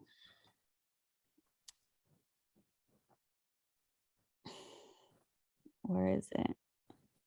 Must interrupt and stop the displacement of North Central community residents who are overburdened by not having a community in their school. And then there was this other piece that the prioritization of equity is not only an issue in the North Central community or for the future school. Equity needs exist throughout the district. And so like, I think that's why the other part of the process, right? And like the equity review part of the process for the entire district is like crucially important. And while it makes me a little sad that like we wouldn't be able to get there potentially by 2024, I'm like, it's fine if we're going to get it right. You know what I mean? Like if we're going to be in a better position to serve the needs of the community by taking an additional year, like that's fine, because we have to get it right. And I think we're in like I don't want to say the perfect situation, because perfect doesn't exist, but like I have always been concerned that this school would create that like what I want for this school is that it brings communities together, and that we like all see each other and elevate different needs, and like and I think that's what's happening. But it also could have had the potential to like create more division and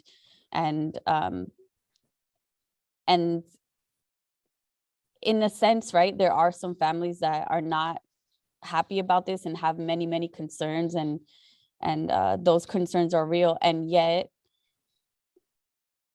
I think there's a very real commitment from most people to be a part of this and to make it work. And like we're all gonna do this work, not just for the North Central school, but for all of our schools, right? Like we're going through this process for our entire district.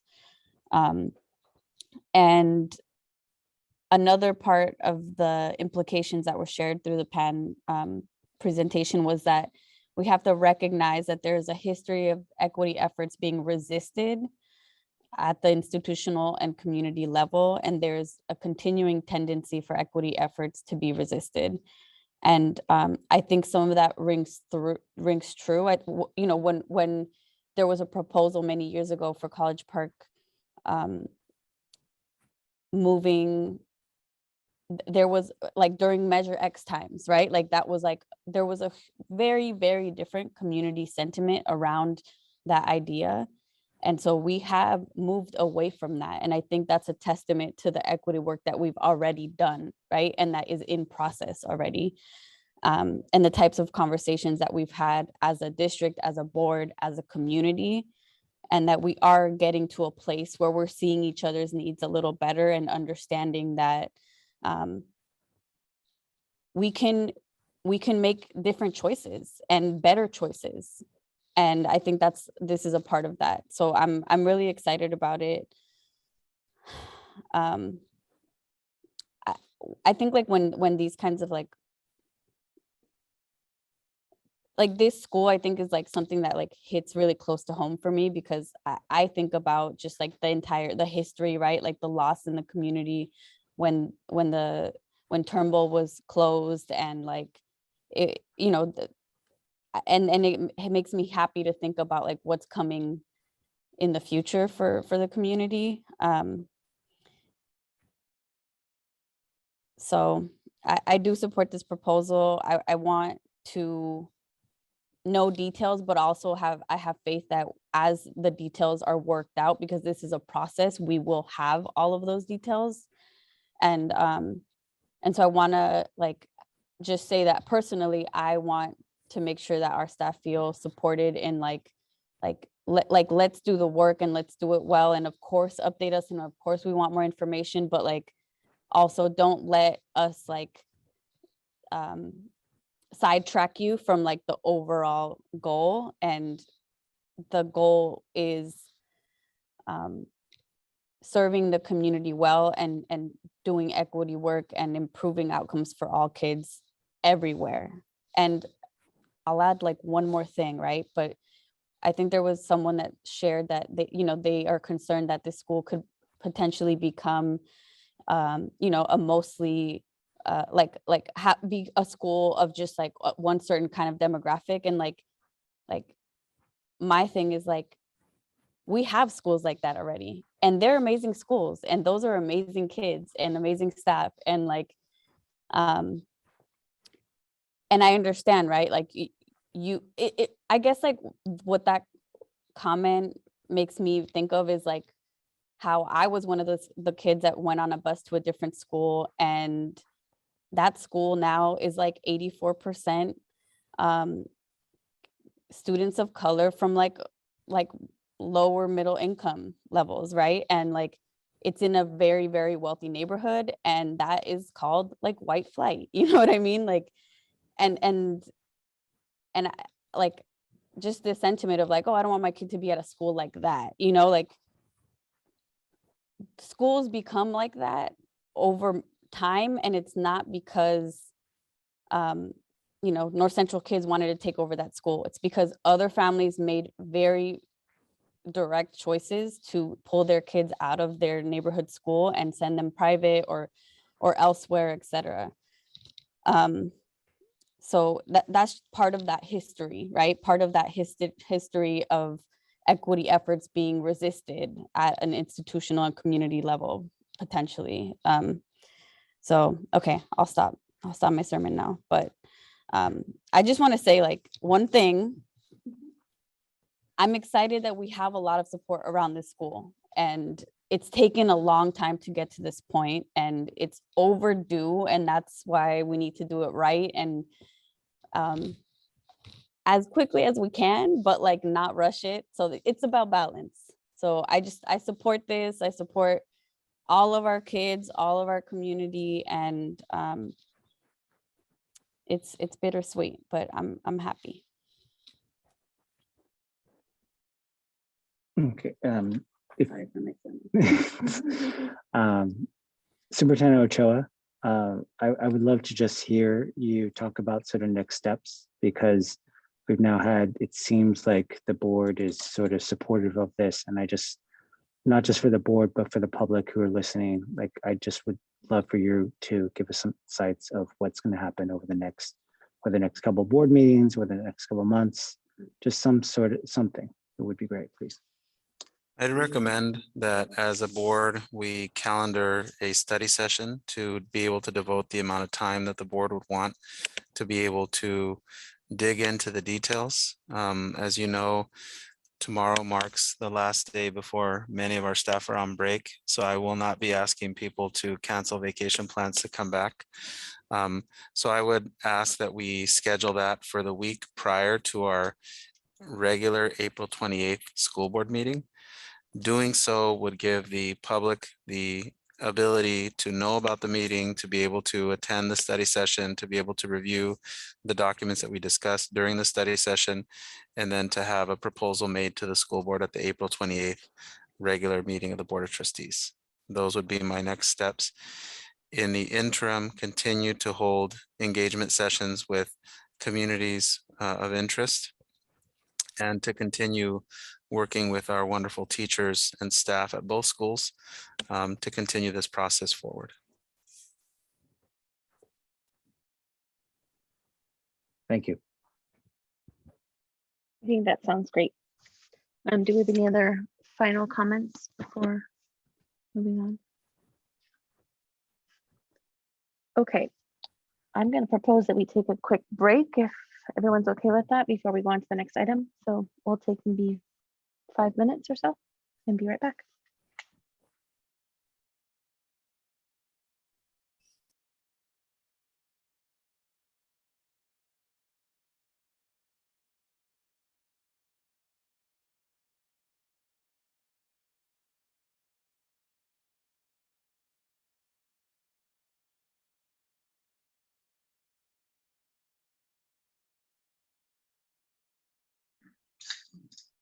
Okay, are we back? We're going to go to the next item, which is 7.1 middle school science instructional materials adoption. All right, good evening, Board of Trustees, Superintendent Ochoa. It's with a great deal of excitement and pleasure that I bring to you tonight for information with proposed approval at the next board meeting, adoption of middle school science program. So I'm going to share my screen. Let's see.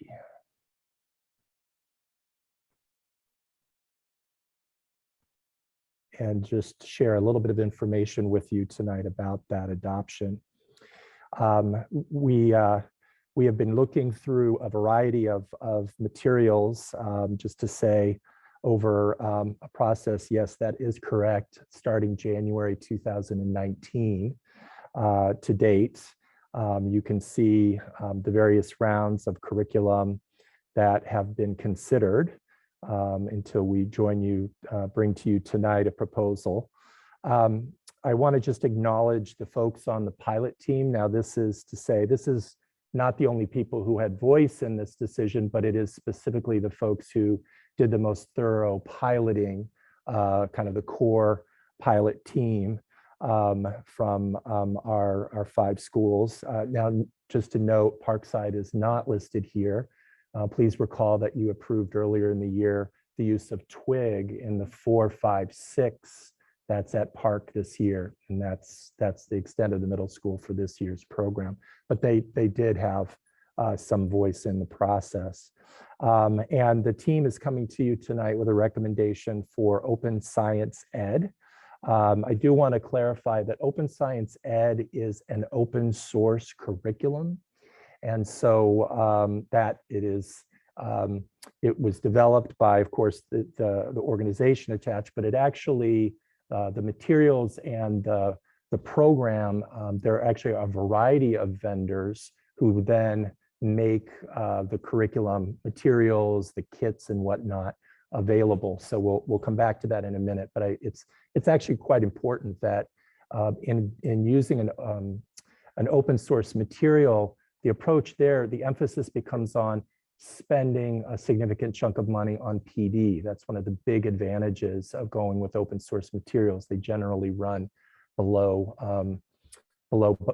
typical budgets and enable an investment in the PD work. So just some highlights for you here about the Open Science Ed program. I'll give you a minute just to read down through those.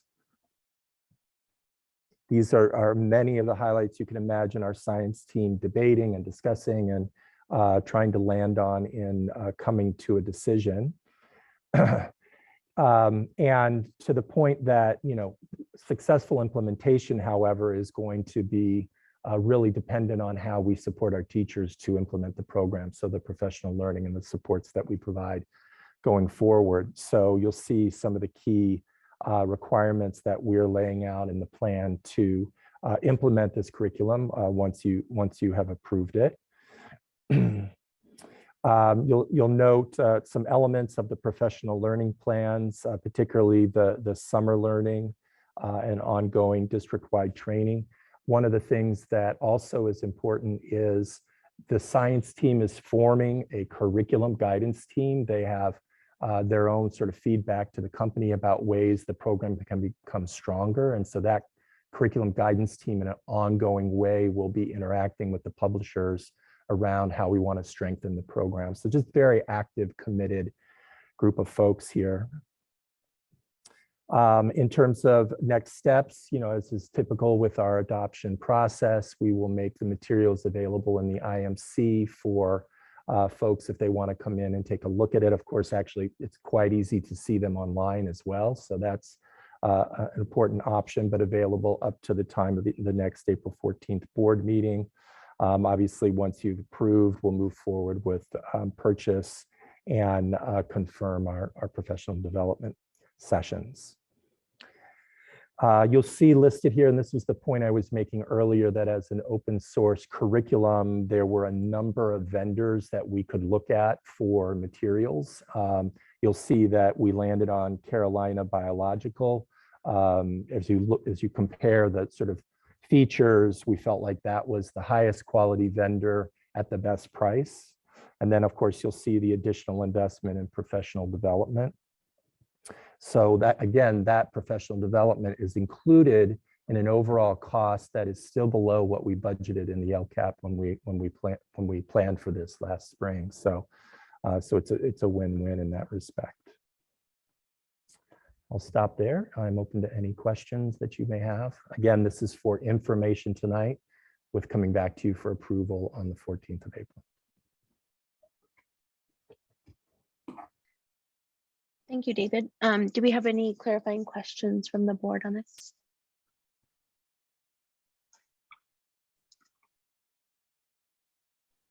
Thank you for the presentation. I just have one clarifying question. You talked about, I think it was in the last slide, the Carolina, I think if you can go back to that, yes, the Carolina Biological Supply. The digital platform that we have there, is that, you know, when I see that it's not in printed materials, well, there's a kit, but I'm assuming that that also gives the ability for our students to use our Chromebooks that we have. Is that? That's correct. Yeah. Okay. Yeah. Thank you. Yeah. So I'll just, that was my question. I'll just do a slight comment off of it is that I'm glad to see that we are further incorporating the use of the digital platforms, because what I would say is I'm going to say there is a silver lining of COVID. I think this is for us, is that now we're at a one-to-one ratio in terms of Chromebooks to students. And I think we should just make sure we still maintain it and keep using them. So thank you.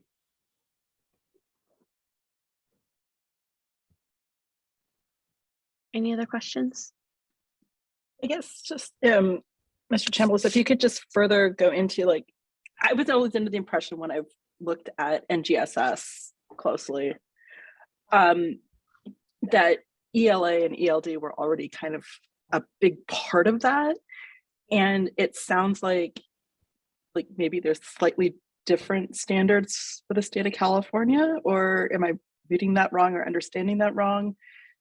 I guess just with your going back, you know, the high correlation to NGSS and California ELA, ELD standards, are you saying that like the program itself, and maybe I'm just worked way too much this week, and things just don't make sense. Are you saying that like just the program itself has high correlations to these two standards, NGSS and, or like there's some sort of intricate thing that I'm missing? Yes, so of course, the driving standards for science curriculum are the next generation science standards, so NGSS. Curriculum varies quite dramatically in terms of how they actually do a good job, science curriculum, integrating the ELA and ELD standards. And so this curriculum was quite strong in that respect, in that it incorporates integrated ELD strategies, particularly as part of its curriculum. So that's why the notation that it's also highly correlated. Okay, that makes, yeah, thank you for clarifying for my poor overworked brain. And then also my understanding is science notebooks is like central to NGSS. So, I mean, it just, I don't know. I think that's great. And I'll save that for comments. But so we're looking at doing more of like a notebook related. I actually glossed over it a little, perhaps too fast, but note on this slide, we're also including the notebooks there at the very bottom is a given expense. We want to make sure that every student, because you're right, that's the heart of their learning, is the actual because it's the notebook. inquiry Correct piece of the of looking at science through inquiry, yes, as opposed to just fun things you can do with Mr. Wizard. Right. In NGSS, you lead phenomenon first. And so the kind of recording of observations, much like true scientists do, is key. And so that's why the science notebook is the place where the learning is captured. And then I guess just so that parents can be involved as well. I think that's great that we are looking at putting the materials on display for other teachers to look at. Is there going to be an opportunity that parents can get some sort of hands-on introduction to NGSS? Because my understanding is it's taught differently than the way we've ever really had science taught to us. So is that something that we can look at? Just basically, how do we teach parents what NGSS looks like? Right. You may remember that in our strategic planning process, one of the key building blocks for all of our initiatives includes family and community engagement. So yes, that's going to be one aspect that I think is a bit of a do different for our district going forward, including with wonderful. Wonderful. Thank you so much. Any other questions? Okay, Peter, can we go to public comments? Oh, go for it. Sorry, it took a couple seconds to click in my brain. Can you talk a little bit about how accessible this curriculum will be to students learning English? Yeah, actually, this is one of the areas where, so it's a new curriculum. And so the publishers are very forthright about, the work that they've done around integrated and designated ELD, and there's some really good strengths there. And the need to make sure that we think about translated materials and things like that is still coming. And this is part of the why, really the team decided to form this curriculum guidance group, because they actively work with the publishers. We're one of the largest districts kind of moving toward this curriculum. And so they're very anxious to think about how we can provide, how we can provide materials that would support students who are, dominant Spanish speakers and coming to build their skills in English. So that's part of the collaboration to get better. Thank you. Mm-hmm. Okay, Peter, now I think we're ready for public comment, please. Absolutely. If there are members of the public that would like to make comment on this particular item, please use the raise your hand functionality within Zoom now.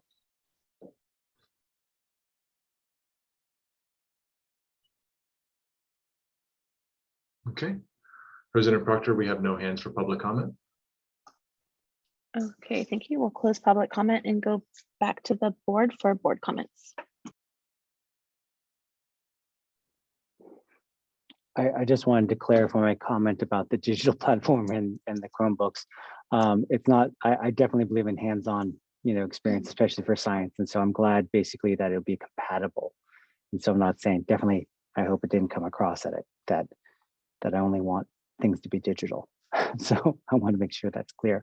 Secondly, I want to also echo Trustee Warren's comment about the parent engagement.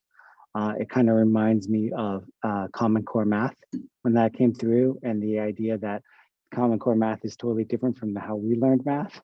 And so in terms of how it's sort of brought up. And so I think that, the idea of, maybe not educating, maybe not having the parents come in, but just some sort of outreach to say, this is how this is being taught now.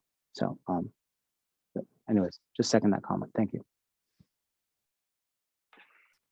Thanks for the presentation, and to everyone on the team for going through. I know it's been a long process, and so I'm glad that we're here with the recommendation for a science curriculum, and I know all of our teachers and staff are as well. So just thank you.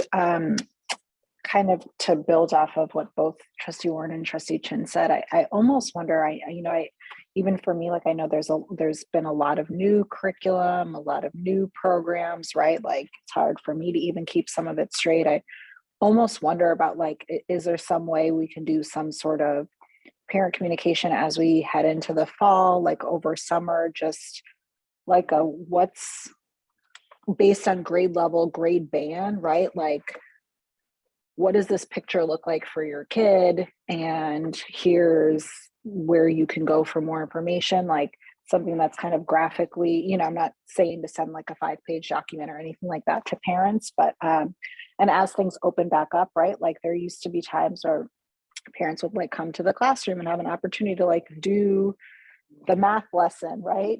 Like things like that, just ways of engaging parents and families in that, and kind of a what's what as we're rolling out all these new things, I think could be super helpful just so folks have a sense. So thanks again.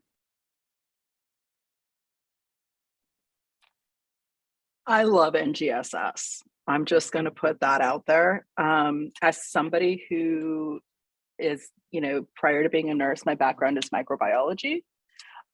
So I've been like Miss Science, like since, I still remember my first grade science teacher, Mrs. Keir, who turned me on to how amazing science is. So, I'm excited about how NGSS goes about like the whole inquiry level. And I know I'm talking first grade and we're talking middle school.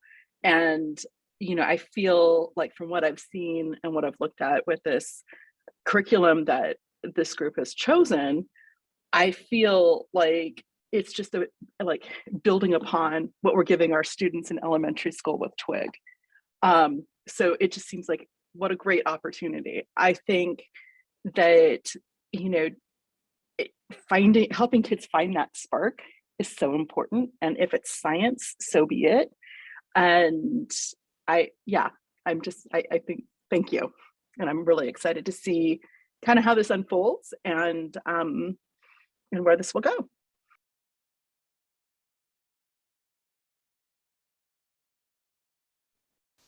I was gonna just say that, well, first of all, thank you, David, for the presentation, but also thank you to the pilot team that's been working on this. I'm really excited. I'm excited to hear that we're collaborating directly with the publisher and kind of have some influence there where we can get what we need out of this. For me, I would love to know, since I am a mom of middle schoolers, maybe a summary at some point for parents of what's going to change, like what's the difference between what students are getting now for science education and what can we look forward to, what will we see our children doing differently. And I think like what Trustee Watkins says, understanding the curriculum, but also how things will change for middle school students would be helpful. But I'm really excited about this, and thank you very much.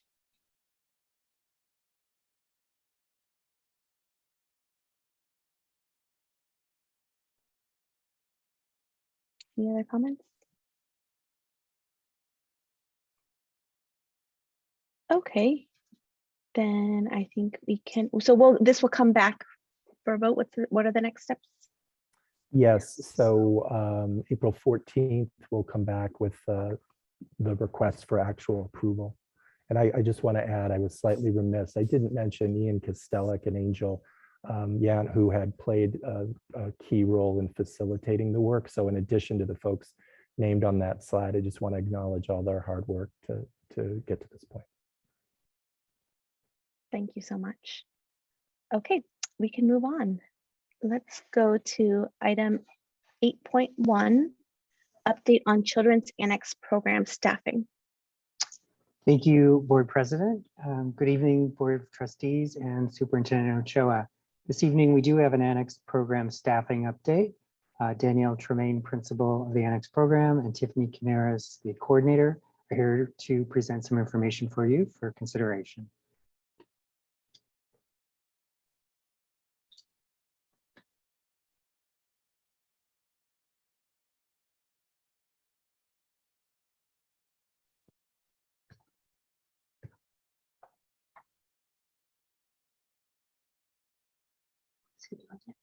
I'm not sure.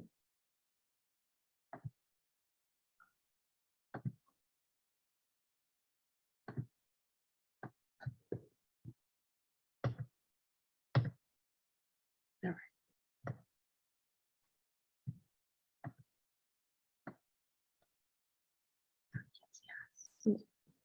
All right. It's rather awkward. All right. Thank you. I'm Danielle Tremaine. This is my partner, Tiffany Canaris, and we are here to give you information about our program. Our school district is the only district in the county that runs its own robust before and after school programs. Most other districts in this county and neighboring counties partner with outside agencies to provide this very needed service. Tonight, we'll address the upcoming program closures and provide some historical context for these changes. And we hope to impress upon you the invaluable contributions of these programs to our community and the need for additional resources, namely staff, to continue this work. So here we have a snapshot of enrollment data spanning from 2016 to 2023. We use the term snapshot because our enrollment is dynamic and ever changing. On the left, before school enrollment is displayed, you'll notice that the overall enrollment for before school care has changed significantly in the aftermath of COVID. At this time, we plan to continue to offer this service for the 22-23 school year. On the right-hand side is our after-school enrollment displayed, a ratio change from 1 staff to 14 staff. To 1 to 20 staff was implemented in 2017. And is likely the cause for the highest enrollment in that snapshot for that year. Since then, our enrollment capacities at many sites have been lowered each year. Going into this school year, we did not offer programs at Bayside and the 4 middle schools. These capacity reductions are a direct result of both lower priority enrollment, likely due to COVID, and declining staff numbers, which we'll look at the next slide. This is a snapshot of the staffing data for the same time period, 2016 to 2023. Like our enrollment data, staffing is also dynamic as employees change positions and add or reduce hours. You notice that the number of total annex staff has decreased each year. This is due to staff retirements, taking other district positions, moving out of the area, or pursuing other professional careers. Like the ratio change, COVID also significantly impacted our staff. Both the enrollment and staffing overtime slides highlight the changes that happen yearly in the annex program. We recognize, however, that this year is unique because the changes are occurring mid-year, which we understand is not ideal. Now that we've looked at some historical data, let's look at some of the challenges that we are currently facing. We presently serve 17 school sites, 9 of which are not fully staffed, meaning there is a long-term absence, vacancy, or a staff member who works less than 4 hours or the hours that our program is open. For example, food service workers or special ed paraprofessionals are often unable to start with the annex on Wednesdays at 12:30 when most of our programs open. This leaves programs over ratio and understaffed for a period of time. Unlike other district programs, the annex has a very small substitute pool, which we create and maintain on our own. This pool is very small and we are completely dependent on this group to cover any absences. In addition to these substitutes, Tiffany and I regularly cover absences, pulling us away from other support duties. Despite open positions, we have struggled to hire staff each year, and especially this year, like so many other organizations. This means we're unable to replace staff when they leave, causing further program reductions. Again, this is not unique to our program and is seen statewide. Appropriate staffing is critical to the safety of our staff and students. Students feel safe when they make connections with caring adults that they see regularly. Staff feel cared for when they're able to be absent as needed without the additional stress of whether or not someone will be there to support their students and colleagues. Parents feel supported when they recognize the staff caring for their children and can communicate about academics and behavior. Each site needs a team to provide the kind of high quality care that our families are used to and deserve. It is for these reasons that the decision was made to close Beach Park and Brewer Island annexes now and Park Annex next school year. These sites were selected because they had the lowest priority enrollment currently and for next year. While acknowledging that closing a site is disruptive to students, parents, and staff, our goal was to cause the least amount of disruption to the least amount of families. Looking to next year with the closure of the 3 sites, and assuming that all staff return, we appear to be fully staffed. However, this chart includes staff who have indicated that they plan to retire or are unsure about their plans for next year. So in reality, despite the closures, we will start next year at a staffing deficit. As we look to the future, we have a couple of projects in place. Before the pandemic, we had begun relationships with the community colleges to support their programs and our need for staff. We are working on restarting those relationships and beginning new ones with the local high school district. The idea there is to provide internships in our programs that will, after high school graduation, lead to employment. While these ideas have great potential, they also take time and do not serve the current immediate need. One of the suggestions from the community is to contract with external agencies to provide staff and or programs. This is something that would have to be negotiated with the classified union, CSEA, because it may impact working conditions and the rights to positions. This is different from an outside agency like Newton requesting space from the district to provide services. Our intent is always to work with our employees and our unions to meet the needs of our community and make decisions that are in the best interest of students. Others have suggested utilizing volunteers or creating a co-op type of program where parents have volunteer requirements connected to service. Unfortunately, there are reliability and liability concerns with that, in addition to concerns around equity of opportunity. Adjusting staffing ratios to match that of licensed childcare providers, 1 staff to 14 students, to help retain and attract staff is a negotiated item that could be considered, but again, does not address the immediate need that we're facing. And until more staff are hired, would cause us to serve less students.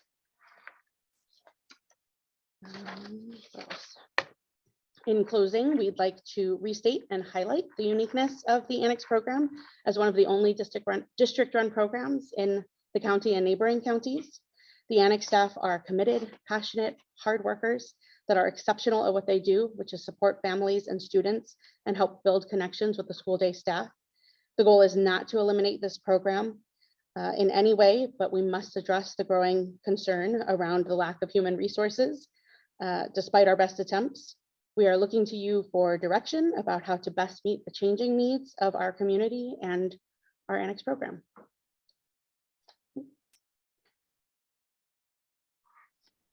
Thank you both very much for the presentation. Do we have any clarifying questions from the board?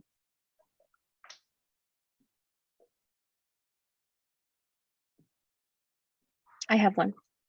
I'll go. On, I don't know, slide 5, you have the staffing, and I think you said it says total staff 36, and I think you said we were already at a deficit of, like, we didn't have enough people. I think that's what I heard. And the note here says it includes 7 staff who have indicated retirement. Like, how short are we, or we have enough to cover what's on this page, or I guess That was my question. So 36 assumes that everyone we have this year is coming back next year. But we know 7 staff have indicated that they are either going to retire or they're unsure of their plans. So the 36, really, we're subtracting the 7 to do math. 26.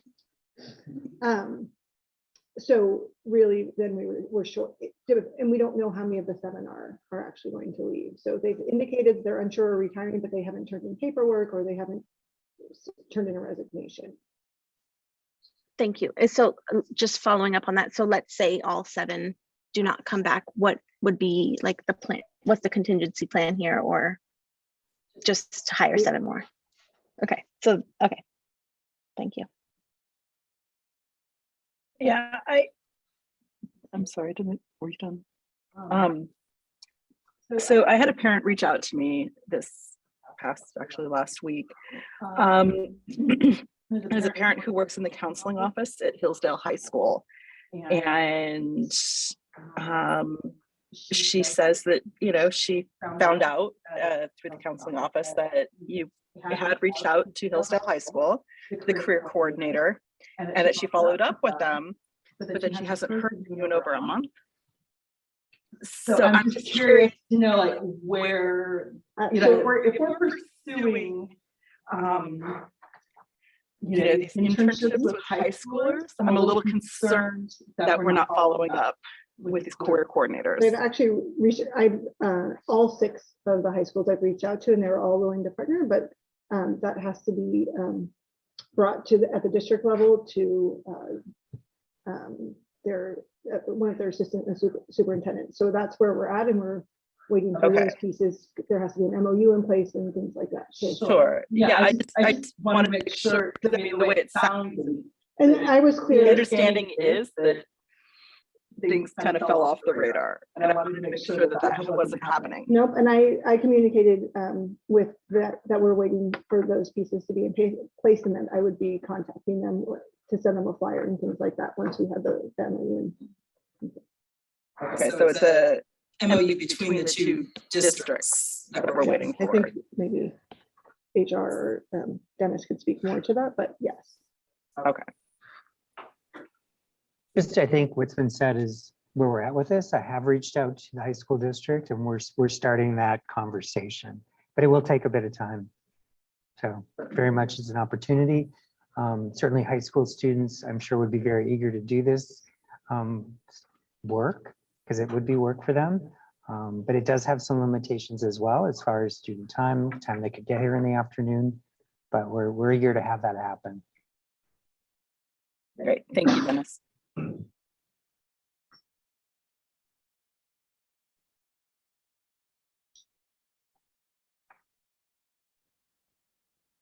I'll go next, if that's okay. Thank you for the presentation. A couple of clarifying questions just about the program as a whole. We have, according to the charts, 175 students in the morning, I think that is, and then a 725 in the afternoon. Are all these spots, the annex is a paid program, right? I mean, parents pay to be part of it, right? So is everyone being, so everyone is there because it's a paid spot. It's not like we have other programs where we have either grants or scholarships, or we accept people. Is this subsidized? Is this all just a general flat paid program? So the majority of families are paying. We have the ACES grant that covers about 227 students that is included in these numbers. And then anytime we receive notification of a homeless or foster youth child, usually services are provided that way. And then at several of our schools where space continued for several months, we worked with school principals and their student success teams to identify students that could benefit from placement to fill the programs as much as possible. Yeah. Great. Thank you for that information. Follow-up question is, staffing has always been a problem, right? And I remember this from years past and everything else. So considering that there's Newton and some other programs in our district that do similar things to us, maybe not on the same level or the same requirements, is our pay necessarily competitive with them, or are we on the lower end? Because I'm just wondering, we have a staffing issue and we seem to always have had a staffing issue. Is it because we're not competitive, or, I mean, I hate to put you on the spot there, but I am. So Yeah. Sue pop on, are you gonna? Yes. You want me to? Okay. Thank you. I think our pay is fairly competitive. However, working for a public school district is different than working for a private agency, and there are costs associated with a public school district. For example, our school district provides for retirement, and there's a cost associated with that, and that's approximately almost 20%. We also, depending on the number of hours, we're also providing benefits. So there are additional costs that an employee of a school district, because they receive these benefits, there's a higher cost.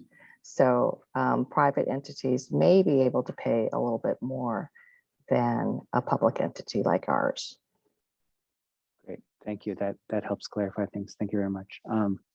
I think those are all the clarifying questions I have. I have some other comments, but I'll save those for later. Thank you.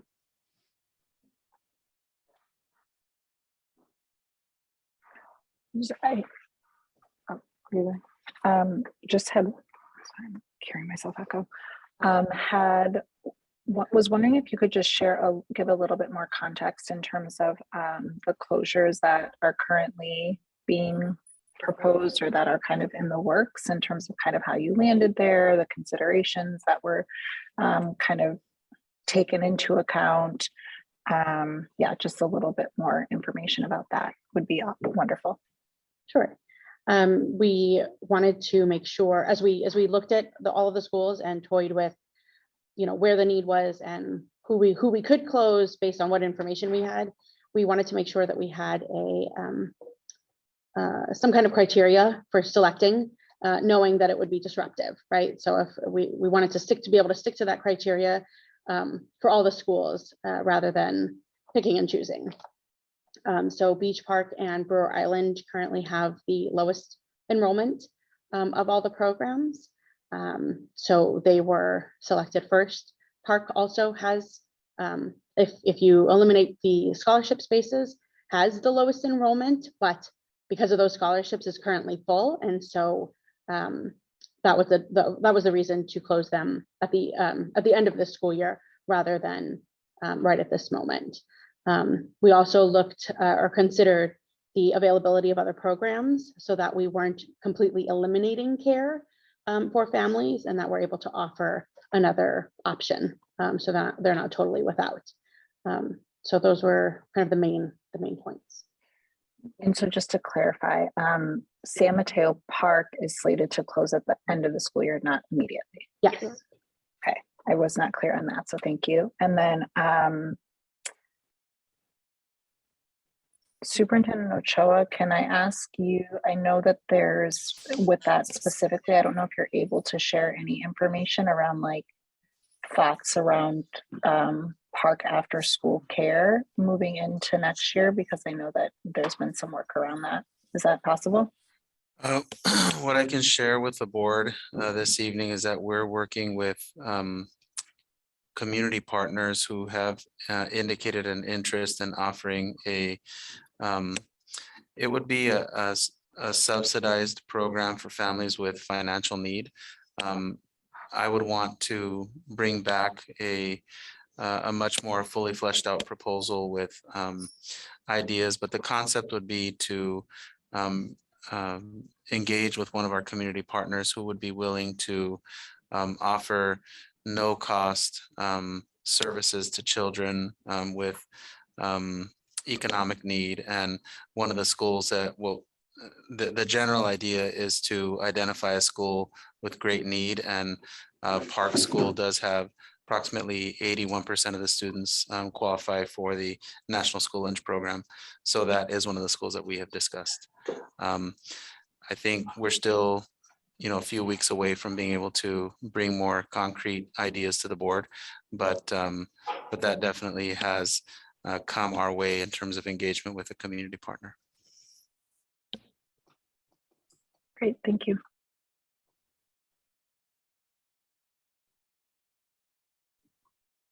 No questions? Okay. Peter, can we please go to public comment? Absolutely. Members of the public, if you would like to make comment on this item, please use the raise your hand functionality within Zoom now. Okay, first we'll have Randy. After Randy will be Suzanne. Randy, go ahead. Hi, good evening again. So first of all, please forgive my my naivety about some of these questions that I'm going to ask. And yeah, just my general naivety about this topic. But I do have to say that, I've been coming to most every board meeting for several years now. And I find this situation extremely confusing. So what I've learned over now several years of coming to board meetings is that the annex program is designed to be a money maker for the district, albeit not a huge money maker, but it's a net positive for the district. And please correct me if I'm wrong on that. Whereas the school lunch program is a break-even program, the annex is a money maker. So if it's a money maker, why is this happening? How can, and I think it's important, I think it's really important to recall the remarks that John Harrison in the CSEA report that John made earlier. Those were really relevant, and I really hope that you were listening, making just some very common sense remarks about what it takes to retain employees and he's a lead teacher in the annex program. And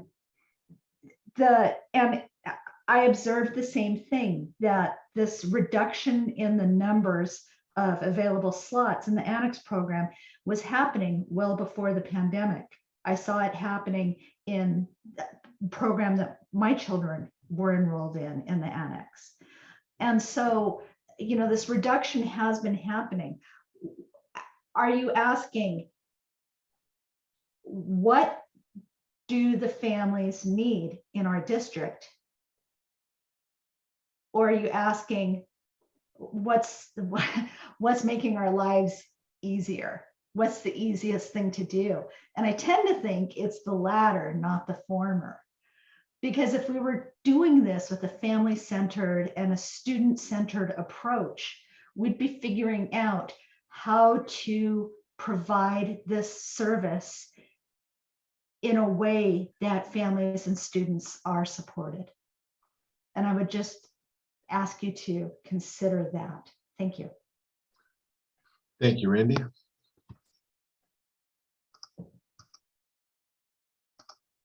Okay, next we have Heather. After Heather will be Eric. Heather, go ahead. Hi, my name is Heather Koo. I'm a parent of a kindergartner at Brewer Island. It is my first board meeting, so I apologize if my thoughts are a bit jumbled, but I just wanted to share my thoughts on the closure at Brewer Island and my concerns around it. Firstly, I feel like the communication around the school shuttering, or the annex closing was very abrupt. I feel like we got quite a lot of communication directly from Newton, who's supposed to be coming in and taking over, and they've been great given the circumstances.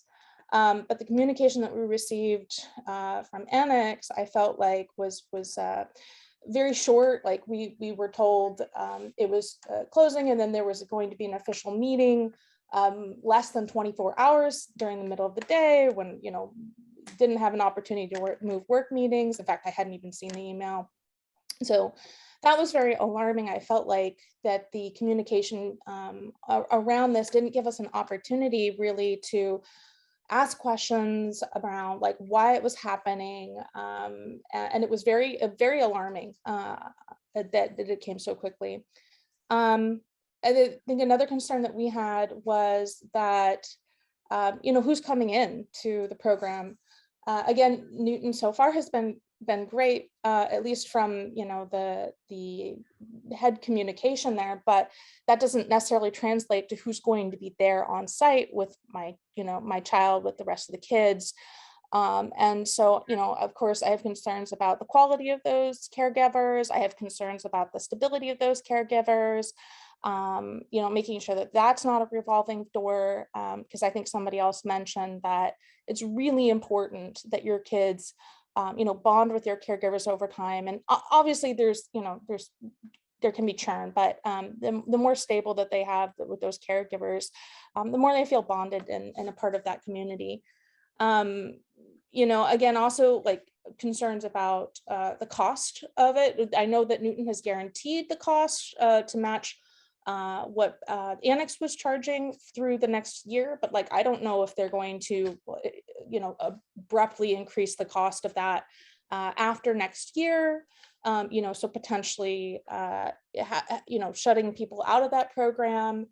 Again, I think there's just so many open questions around what this looks like long term that for me it's been very very concerning. And I don't have a lot of confidence right now into what's going on. And I will say, yes, we pay $700 a month, so we've been paying for a lot. And anyway, I'll leave that there. Thank you, Heather. Next, we have Eric. After Eric will be Rebecca. Eric, go ahead. Hi, good evening. My name is Eric Malinowski, and I am the parent of a third grader with special needs at San Mateo Park School and who has been attending the after-school annex since he was in kindergarten. I wanted to speak with you tonight about the district's recent and abrupt decision to close the after-school annex at Park School, a move that will affect dozens of local families here in adverse ways. And I appreciate this issue being put on the agenda tonight and being presented before the board for further discussion. And I hope as the discussion continues both tonight and into the future, that you will keep the following considerations in mind. First, San Mateo Park School is a Title I school, and we already receive the lowest levels of per pupil funding of any school in this district. This is a school that not only deserves, but requires more resources, not less. Second, we are building a community within San Mateo Park School, and our on-site after-school program has been a central part of that effort for years. Our staff is beloved, and for many of us, not unlike an extension of our own families. To lose their presence in our children's lives would be yet another jarring development after 2 tumultuous years in all their lives. Third, we are fully staffed, and we have full enrollment at this moment. Other staffs may be facing challenges, but this annex is thriving. That we must pay the penalty for what is ultimately a district-wide staffing issue is unfair and unjust. And just know that by shuttering this annex, you are failing our students. And whatever the end result of this process may be, I also want to say that the way that this news of this decision was disseminated to annex families was woefully unacceptable. In the future, I hope that this administration will give much greater thought and care to the way that life-altering news such as this is delivered to those it most affects.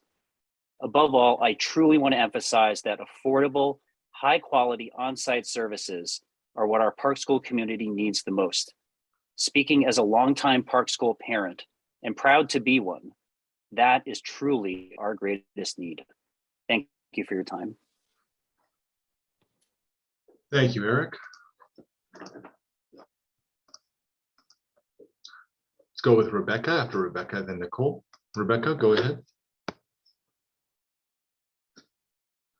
Hi, my name is Rebecca. I am a San Mateo Park School parent with a second grader who has been attending the Annex After School program since TK. So first off, I want to thank Trustee Shara Watkins for responding to my email. She was the only person that replied to me. So I really felt heard, and it meant a lot to me and other concerned parents on this call as well. So in the presentation that Annex shared, it said that our school site was being closed due to low enrollment numbers, probably due to COVID. But personally, I have seen the program price rates increase in recent years. So 2 years ago, it was only $663 for full-time after-school care. This year, it's $700. Then next year, with Newton coming in, it's $790. So that represents a 12% increase. So why is it going up year by year? So it's no longer affordable to our underserved students and families, and we're being priced out. While Newton is already slated for next year, and yes, there are major concerns about whether their teachers are qualified, the quality of care that they will receive, whether we're going to receive dedicated teachers or is there going to be a rotation of teachers coming in, we don't know. So there's just a lot of questions whether or not Newton is actually a good choice for us. And it's really our only option. But I would love the district to explore after-school programs that is affordable, because there is a true need at our Title I San Mateo Park School. Thank you.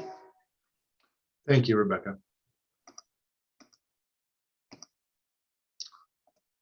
Next, we have Nicole. After Nicole will be Aaron. Nicole? Hi, everyone. Can you hear me? We can. Go ahead. My name is Nicole Berglund, and I am the lead teacher at the Baywood Annex. I absolutely love what I do. I've worked for the Annex for many years, but these past 5 years have brought us unbelievable challenges. In 2018, we were informed that our ratio would be increased from 1 to 14 to 1 to 20, and our capacities would be increased as well. My site of 54 students went to a site of 80 students. However, I still had only 4 staff. Despite our concerns, these changes were made to accommodate the overwhelming need for childcare. We handled this change and made it work despite the extreme amount of stress this put on the leads and support staff. Since then, there have been many changes and challenges that we have overcome, the biggest of all being COVID. We were separated from our students with no idea when we would return. In the summer of 2020, we were the first to return to campus running summer camp in the peak of the pandemic. In the 2020-21 school year, we ran learning hubs before there were vaccines and HEPA filters. It was frightening but necessary. We were working outside our job descriptions, outside our contracted hours, at different schools, assisting students with distance learning. Many of our support staff were asked to take temporary lead teacher positions so we could open even more hubs to support at-risk youth. We did this with pride, all while having no idea whether or not our program would survive. The future of the Annex was unknown. When we were able to reopen our regular Annex program this year, we were thrilled. We looked forward to rebuilding our relationships with our families and providing the much needed stability and love these children so desperately needed after these years of uncertainty. But it came at a cost. We were not able to open our middle school programs, and our contracts were reduced to 10 months, thus eliminating our camps and summer programs. The constant change and stress resulted in extremely high staff turnover, leaving us massively understaffed. But for those of us who stayed, this year was supposed to be a year of healing and regrowth. The appreciation and gratitude the parents show me daily make all the struggles worth it. So I was completely blindsided a few weeks ago when we were told that after spring break, 2 of our annexes would close and another additional site would not reopen next year. All of the worry, job uncertainty, and fear came rushing back. And this change has only resulted in more staff leaving. Many of us fear our sites will be next. We have done everything we were asked to do. And I am asking respectfully that you and our administrators consider giving us time to bounce back before making any permanent changes that could compromise the integrity of our program and result in even more staff turnover. I speak not only as an Annex employee, but as a parent whose children attend Annex. As much as we need job security, parents need stable and reliable before and after school childcare. I ask that you show us that we are appreciated and valued, and that the work that we do is necessary and important. Thank you so much for your time. Thank you, Nicole. Next, we have Aaron. After Aaron will be Wendy. Aaron, go ahead. My name is Erin Cardenas, and I'm a parent at Park School with 2 children, a 2nd and 4th grader who attend Park School Annex. As a family with 2 parents working full-time, we've been utilizing the Annex after-school program since my son entered kindergarten in 2017. I'll admit to taking for granted the feeling of safety and security that this program, specifically our two teachers, Ms. Chari and Ms. Gloria, have provided to our family. I could go on and on about why I love Park School families and staff, which includes annex teachers, but I'll put that aside for the sake of time. Instead, I'll focus on the data, which has been pointed to as a sole reason for cutting our well-established Park School Annex program. Here are our numbers. Park School Annex PM headcount has remained consistent between 31 to 40 students since my son began attending Annex 6 years ago in 2017. Park School Annex teachers headcount has remained consistent during this time period, with Ms. Chari, who I love, working at the Annex for all 6 of those years. Park School is a wonderful community made up of 60% English language learners and 80% low-income families. That was 70% as of 2 years ago. Sorry, didn't think I'd cry. Excuse me. Okay. Enrollment for the PM program for the 22-23 school year, based on pre-enrollment in January of this year, is 21 students, half of this year's current enrollment. I realize that cutting the annex program at SMFC schools for the 22-23 school year is a likely reality, given current staffing shortages. But I would ask the school board and the district to do 2 things, please. 1, look at why Park School's pre-enrollment numbers are 50% lower than this year's current enrollment. Is it because our parents don't understand the pre-enrollment process or the technology? Is it because the majority of our annex class gets secondary funding to support attending annex? Is it because there's a fee to pre-enroll their children? And number 2, please re-examine the criteria for determining which annex programs get cut. Does it make more sense to cut programs that have been chronically understaffed, or programs where the percentage of low-income students hovers around 10% versus our 80%?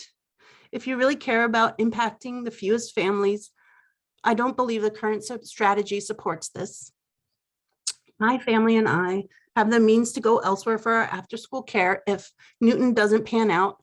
Like, I'm so concerned about the issues that others people have mentioned already, but I worry about the Park families that really rely on it. Thank you. Thank you, Erin. Next, we have Wendy. After Wendy will be Becca. Wendy, go ahead.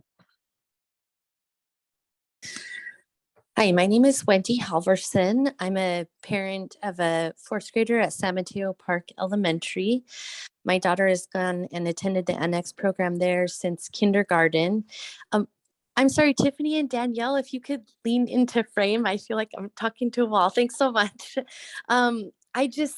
I did make public comment at the last board meeting and really talked about the impact that the annex teachers have had on my daughter and her time at Park Elementary. I talked about and continue to feel that the decision, much like the other parents said, the rollout of the decision was done very poorly. I appreciated Brandy Painter's comments at the beginning, and am even a little more frustrated thinking that the after school care of my child is dependent on how much money the program makes for the district. When I look at the slides of the PowerPoint presentation, it looks like Fiesta Gardens had 20 less students for their pre-admission for next year. We had 19 less, yet their site also is short staffing this year, yet their site gets to stay open and our site doesn't. And after listening to Randy's comments, I can see why, right? It's all about the money, and that really hurts. Gloria and Chari are wonderful annex teachers. We, much like Erin just said, have the means to look elsewhere, and we will. I don't, leave my child's care up to just anybody, and to just have a strange agency come in and take over is unacceptable. I have a child that stayed up late because she really wanted to say her 2 cents as well. This is my daughter, Ruby Lynn. Hello, my name is Ruby Lynn. I'm in 4th grade at San Mateo Park Elementary, and I go to the annex there. Ever since I heard that Miss Chari and Miss Gloria were going to be taken away from us, I was heartbroken. Miss Chari was with me the first step of the way in kindergarten. Miss Gloria was with me ever since 1st grade. They have helped me bond with many of the friends I have. Please reconsider closing the annex. Me and a lot of other kids would be disappointed to find our annex teachers are gone. Thank you so much. Thanks so much for your time and thank you for listening. Thank you, Wendy. Next, we have Becca. After Becca will be Angelica. Becca, go ahead. Good evening. My name is Rebecca Duran, and I am a parent of a Park School student who has benefited tremendously from the guidance and support of our annex staff. Last week, we had 3 district officials who visited Park School as guests of our PTA to discuss this issue. I appreciate both their time and their willingness to visit our campus to discuss this issue. But if I'm being honest, some of their comments gave me pause, and this is what I'd like to share with you. First, at the meeting last week, I heard this is 100% not a financial decision. It is a staffing issue. So I'm here to say that staffing issues need to be solved with staffing solutions, not solved by punishing one of the neediest schools in the district. I highly recommend we look deeply at recruitment, hiring, onboarding, and retention to evaluate the effectiveness of current practices because they are not working. We need to look at recruitment within a 2022 framework because any other organization coming forward is going to fill these after-school positions. How is it that the district can't?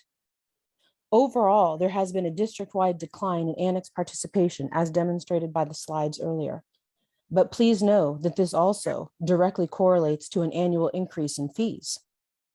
Please do not believe for 1 second that this decline in participation represents a decrease in the need for after-school care, especially at Park School.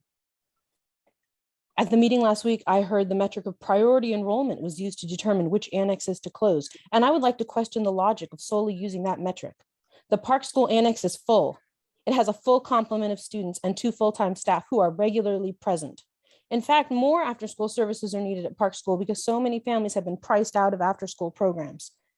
Third, at the meeting last week, I heard that everyone is replaceable. Yes, that's what we were told. And that may be true to an extent, but it made me wonder if this very attitude could be contributing or at least be an undercurrent to the very retention problem the district is facing. So to this truism that everyone is replaceable, I say, yes, you may get another body to fill an after-school program spot. You may even get a warm body, but Park School won't get 2 committed after-school caregivers like Miss Gloria and Miss Shari, who are akin to the heart and soul of our campus. Are your heart and soul replaceable? Everyone may be replaceable, but to the students they support, they are not replaceable. Finally, San Mateo Park School is the only Title I school in the district losing its annex. It's fully enrolled and fully staffed annex, which currently has highly qualified and long-term staff who want to be there. Closing this program to fix a problem elsewhere is not right. And the manner in which the rug was pulled from under this program without community input and transparency and using incomplete metrics is unacceptable. So this is what I heard. This challenge at its core is a staffing issue. Although Park School doesn't have an annex staffing issue, priority enrollment is the key metric, but not current enrollment. Everyone is replaceable, and Park School is the only Title I school losing its annex. I am yet to hear solutions.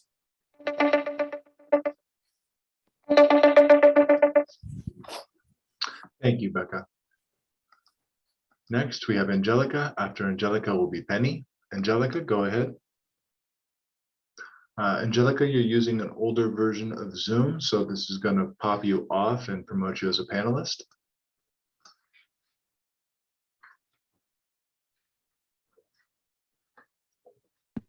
Oh, Angelica, go ahead. Hello, I just wanted to introduce myself. I am Angelica, and I'm currently the lead teacher over at Burr Island, and I'm also a parent. The way this was prompted on me as a parent and as a staff was, like a parent said, it was pulled, the rug was pulled and very fast, and there was not much communication from there on. As a staff member, it was not okay. The annex has been a staple at that school for many years. And to be closed down just because we were the smallest school is not fair for families, for staff that have been here for many years.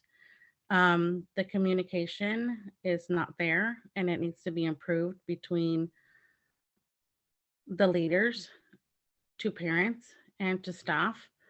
I know at this point, I am not going to go back and see anything go normal, but this is a huge loss for many families.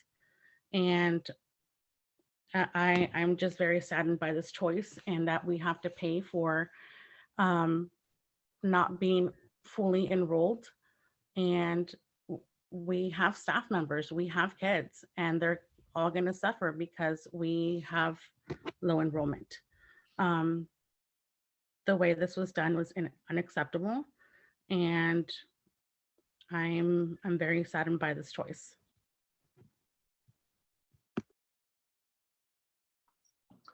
Thank you, Angelica.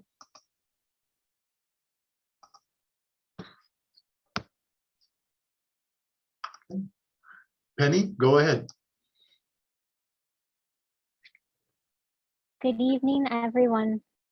My name is Penny Aramaki, and my daughter attends Beach Park Elementary School and the After School Annex program.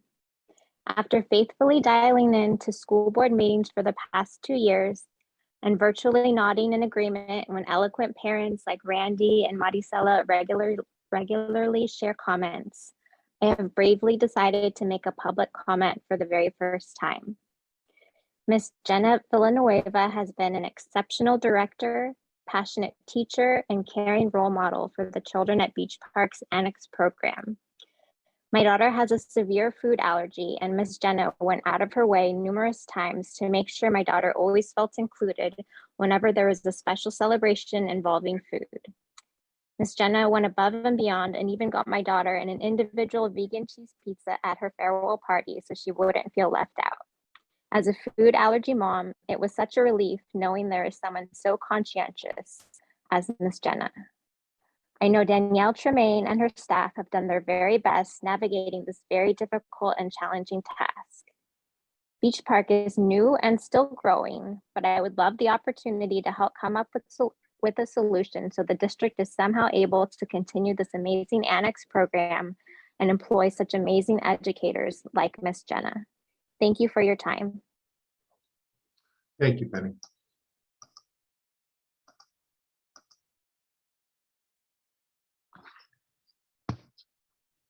President Proctor, there are no other hands for public comment. Okay, thank you. We will close public comment now and bring it back to the board for board comments.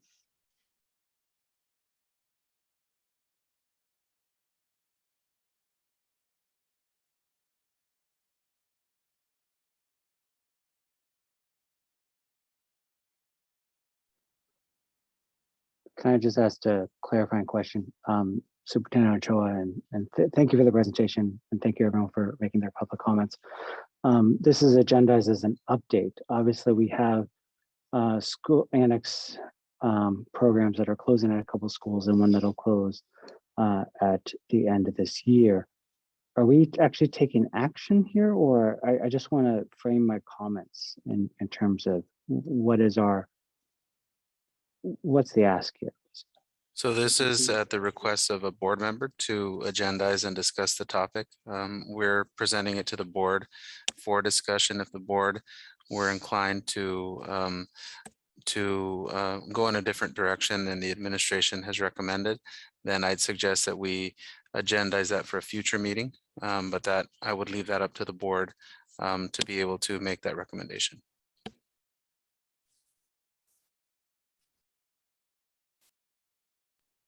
Thank you for that. I would allow anyone else to go if they want to go. Okay, I'll start. Let me see. One, I take a little bit of offense that I think it's financial in terms of our motives. I don't believe our annex program is a huge moneymaker for us. I know that previously we had to raise rates for it. And I believe from previous board meetings, like I think the annex program actually pays the district for the use of space as a renting, just as if any other program does. I think that's the case. But it's not like we're sort of in it for the money. I think that the thing is the fact that we're the only district that actually has an annex program, a district-run annex program, is a testament to our district. I think that that if we were to truly be competitive and like be more than competitive and be, in terms of our pay, then we would definitely pay more in terms of making sure we cover the retirement benefits and all the other benefits that we have, that the other programs, whether it's Newton or any other community service program that comes in, where they may not actually pay for that. So I think on one hand, you'd almost have to raise the rates to be truly competitive. And I know we've done that over time. I remember way back in the day, our previous CSEA president, Sue Ollinger, always talking about, and she was the lead teacher over at Beresford. Staffing has always been an issue, or is it not Beresford? Foster City, thank you. I'm sorry, thank you, Foster City. Yes, I'm sorry, yes, Foster City. She was always talking to us about staffing, and staffing is not a new issue for us. In fact, it's not an issue just isolated to us alone. The reality is, I would like to applaud our HR department, because while we have started off the year and have maintained our teachers at teacher levels, those our staffing levels have had issues, right? Because we are having problems with staffing. But so when compared to other districts where they both have teaching and staffing issues, certificate and classified issues, we have, for the most part, I would say, had most of our staffing issues in our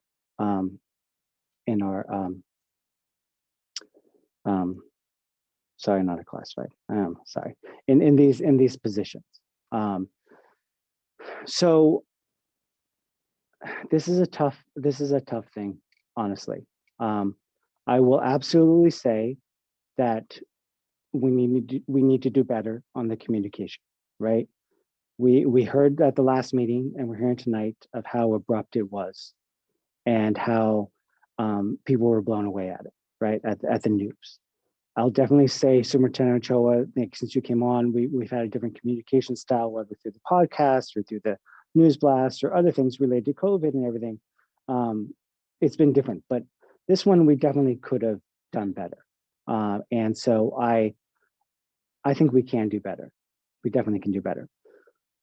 With that being said, the annex is in some ways like it's a business, right? I mean, we are charging to basically pay for our staff and to provide care, it's childcare. I look at it and I think about it, absent what's currently happening sort of just at the individual schools, I have to think about it at the 10,000 foot level. And the fact that if we are not staffed at the other schools, or at not properly staffed throughout the entire district, what does that do? I just hear Sue only in my head and seeing her here in the audience about talking about staffing. And the issue of what staffing does, not just when you're short staffed, but what it does for the long term when people leave because we're not appropriate staffed. I understand what happened when we went from 1 to 14 to 1 to 20 and the burden that's placed on our staff. I very difficult. I also feel like we just overall need more staff. I think that's the solution. But knowing that we've had advertisements out there to attract people, it's whether we're not paying enough, we need to pay more, or whether or not we need to do a better job of recruiting. What is it that on one side of the table we can do really well with our teachers, but on the other side, our staffing, something's out of whack there. So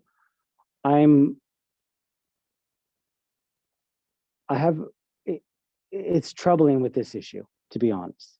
But understanding that we are sort of a district-wide situation, I understand the direction and the decisions that you guys had to make.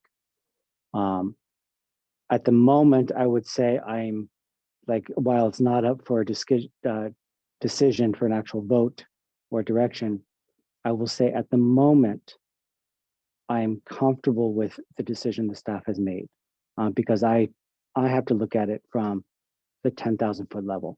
And I know that at San Mateo Park being the only Title I, I know that there's reasons why I should really be really concerned about this. But I have, for me, I'm looking at it from a district-wide issue. And I think that I understand where you guys came from and where you made the decision. So I'll just say that, again, at the moment,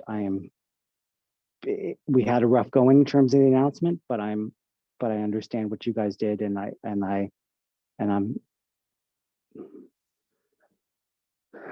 do support it at the moment. So thank you.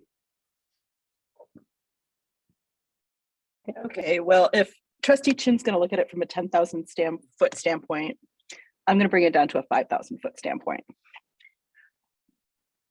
As I know everybody on the board knows, and I'm sure most of the public knows, I'm very intimate, and I have a very intimate knowledge of the San Mateo Park community. I have had 3 children there. I currently have 2 children there. I have been a parent volunteer there since my son was in kindergarten. I have worked very closely with many of the teachers, with many of the staff, with the principal there. I can vouch for the level of need that these parents are bringing up. I can vouch for the fact that what their annex staff bring to the campus goes beyond just the after school or before school program.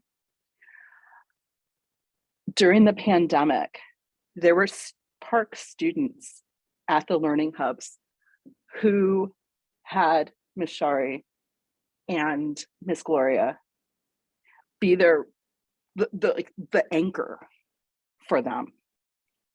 My son was one of them. And many of you know my son is special needs, as was one of the parents whose son also is special needs that we heard from tonight. And did you know that even before he left Park School this year, Miss Shari and Miss Gloria were still anchors for him as he was coming back to school and readjusting to a school with a full amount of students. I'm also very concerned that we are basing a staffing issue and a programming issue or situation based upon prepaid spots and pre-identified spots. I understand that that needs to be a component for planning.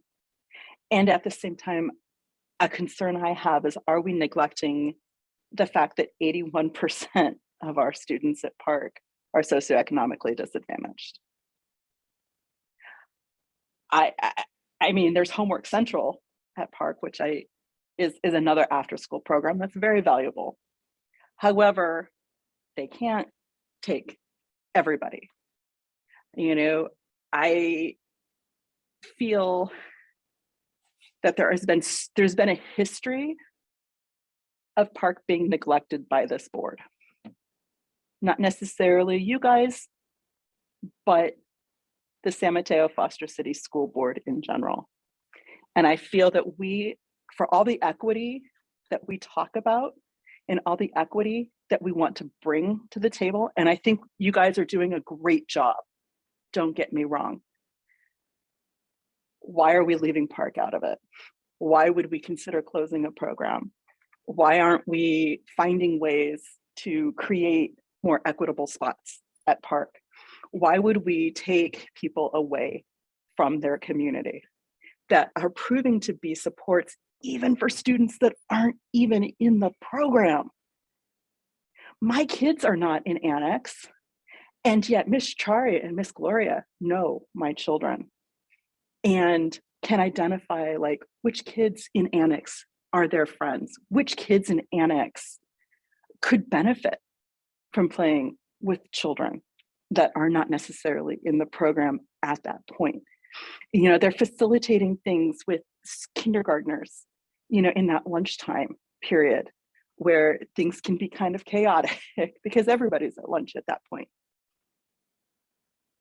I don't understand for the life of me, and I know this has been explained many times, I still do not understand why we would take a fully staffed program from a Title I school when there's holes in other schools. I don't understand that. You know, and I know, Danielle, you've explained it to me a bazillion times and in many different ways. I'm not okay with it.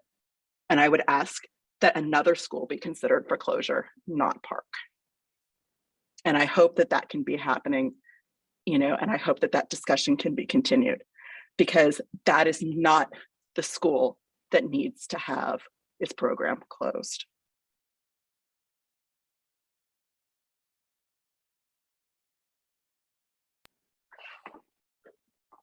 I have a couple follow-up questions. I wanted to check in on the Newton program is intended to be a short-term solution, is intended to be a long-term, kind of like, what's the thinking there around Newton? I know there were some comments that brought that up, so just curious if you could share a little bit about that. Yeah, so knowing that we were in this position, we reached out to, we worked with Newton, especially during the pandemic. They ran. Danielle, my apologies on interrupting, but could you please unmute the microphone just to make sure that our public and audience can hear you as well? It says you need to unmute the microphone. Okay. How about now?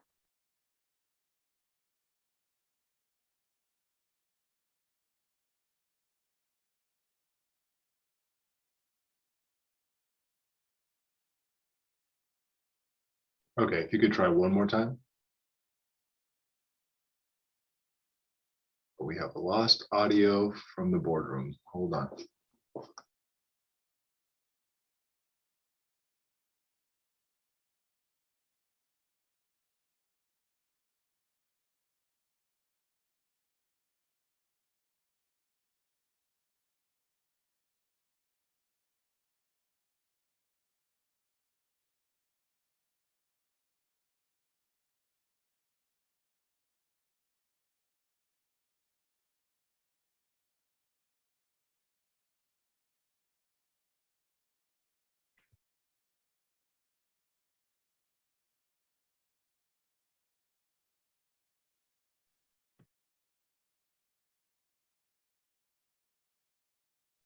There you go. How about now? I didn't touch that, I swear. Make this go away now.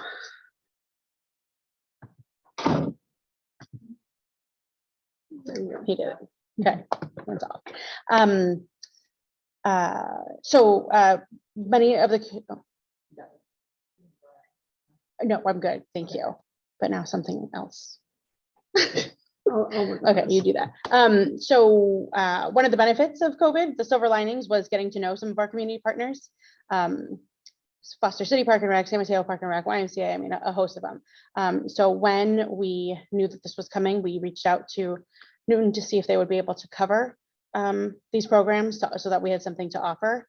Yep, you're right, I forgot the question. I thought I had it, sorry. I was asking about long-term pursuit. Oh, yes. Sorry. Okay. So no, it is a, I don't know if temporary is the right word. They are filling this need.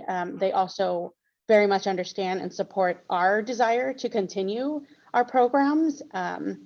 It's a annually reviewed partnership, right? They are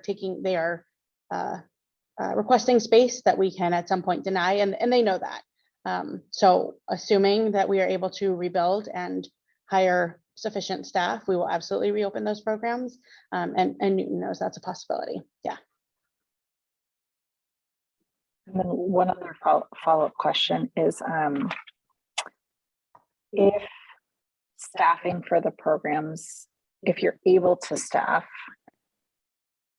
is there the possibility of these programs being reopened, I guess, in fall for the ones that would be closing now, or, you know, San Mateo Park continuing, or do we have to maintain, I guess, a certain amount of time with Newton?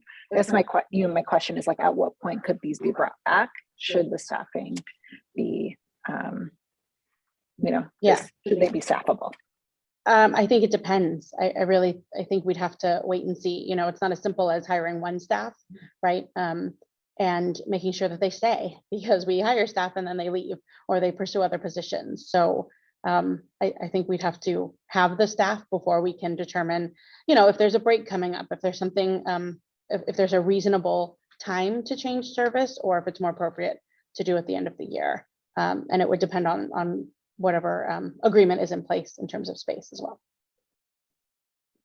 Thank you. Just had a couple of questions before comments. Let's see. So, yeah, I know that this is like a really challenging situation. Thank you guys for the presentation. I know that there's, you know, a lot of, I think, to echo kind of some of what Trustee Chin said, it sounds like there was like some challenges in terms of just like abruptness of communication that I think always makes these things more challenging. I think, you know, one of the things I just wanted to, I guess, highlight, particularly as it pertains to Park, as it's absolutely, you know, it's a Title I school. It's a school that we is important for us to think about and to prioritize in a lot of ways. But I know Trustee Chin, you were asking the question about the annex. The annex program is a fee-based program. And Superintendent Ochoa brought up the possibility and the work that's happening around the possibility of a program that's specifically not that, to serve the students that are being brought up in public comment as students that we need to be focusing on. Not that that means that the students whose families shared tonight are not important, but as many of them shared, right, they have the ability to put their kids in other programs. And so I think that while obviously the closures are not ideal for anyone, I think for me, knowing that our district, in thinking through this and thinking through what next year's strategy is and the long-term strategy is thinking about it, absolutely thinking about the students in need at Park School actually as like the first priority and the utmost priority is, I just think, something that we need to highlight, and something that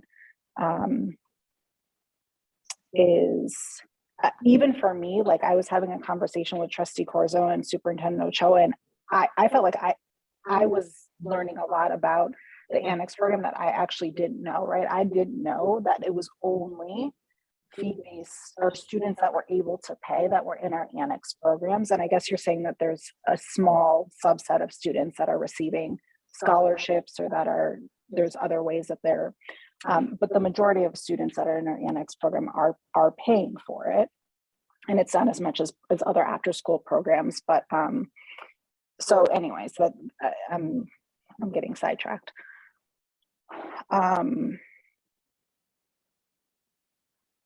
Yes, so I feel like we are thinking through how to support the students with the most need at Park School in a way that will allow them to have after school care in a way that they actually have not had at Park School. So I think that that's important for the community to know. And I'm really hopeful that we'll be able to bring that back, Superintendent Ochoa, as soon as we have more information that we can publicly share, because I think that's a really important piece. I will just say that in general, I think it would be really helpful. I feel like I say this a lot about lots of different things, but to kind of have like a long-term strategy and plan and around some of these things. So I know that staffing is dynamic and enrollment is dynamic, but when we think about kind of some of the staffing challenges, and it sounds like you all are thinking outside of the box, right? But there's so many pieces to that to consider. How do we make this a place that's, you know, that is the place people want to work at, right? And what do we need to do, and how can we as a board support that? And let's have that conversation and think about what that looks like as a long-term strategy. You know, what is the strategy for when things like this happen in the middle of the year, because we know it's going to happen, so that we don't have to do this again, so that we have a contingency plan that's a little bit stronger than the one we have now, right? Because we know it's going to ebb and flow. Yeah, so those kinds of things. I'm just, you know, I just, you know, I know that we had a presentation from you all a couple months ago, and I don't know if that's going to be annual or not, but I think just as much as possible, being able to be super transparent about where we are, like having these numbers at those presentations every single time, and to be able to say, like, we're getting close to crisis mode here, and this is likely what's going to happen, so that we're super aware, the community's super aware. So yeah, I think that's I feel like I'm kind of all over the place right now in terms of my comments, but those are sort of some of the things that are swirling around. And you know, appreciate I know I have asked a ton of questions as well, and like sent 1,000 emails about this, and you know, so thank you all for responding to all of those, and you know, preparing this presentation for us tonight, and fielding, I'm sure, lots of concerns, et cetera, from the community, and having those meetings. And thanks to all of our annex teachers and staff. I know we had a lot of folks on tonight, you know, that are really here for the best interest of our kids, that are passionate about the program, that are passionate about being in our district. And so, you know, how do we engage with all of those individuals to think about how we can strengthen this program and make this a program again where it's the program that folks want to be a part of. And again, how can we support that? So.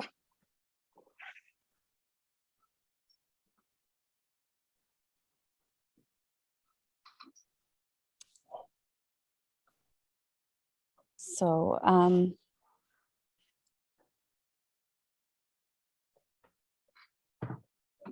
I would like to say that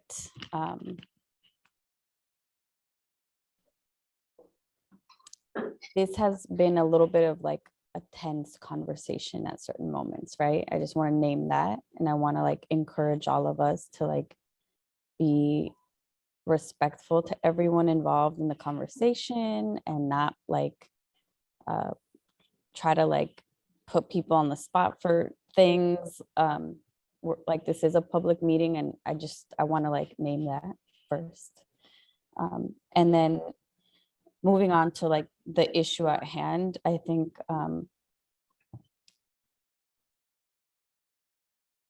this is a complicated issue that I feel like staff have looked at through like different angles. And you know, I think that, you know, there have been many comments about folks in the community being really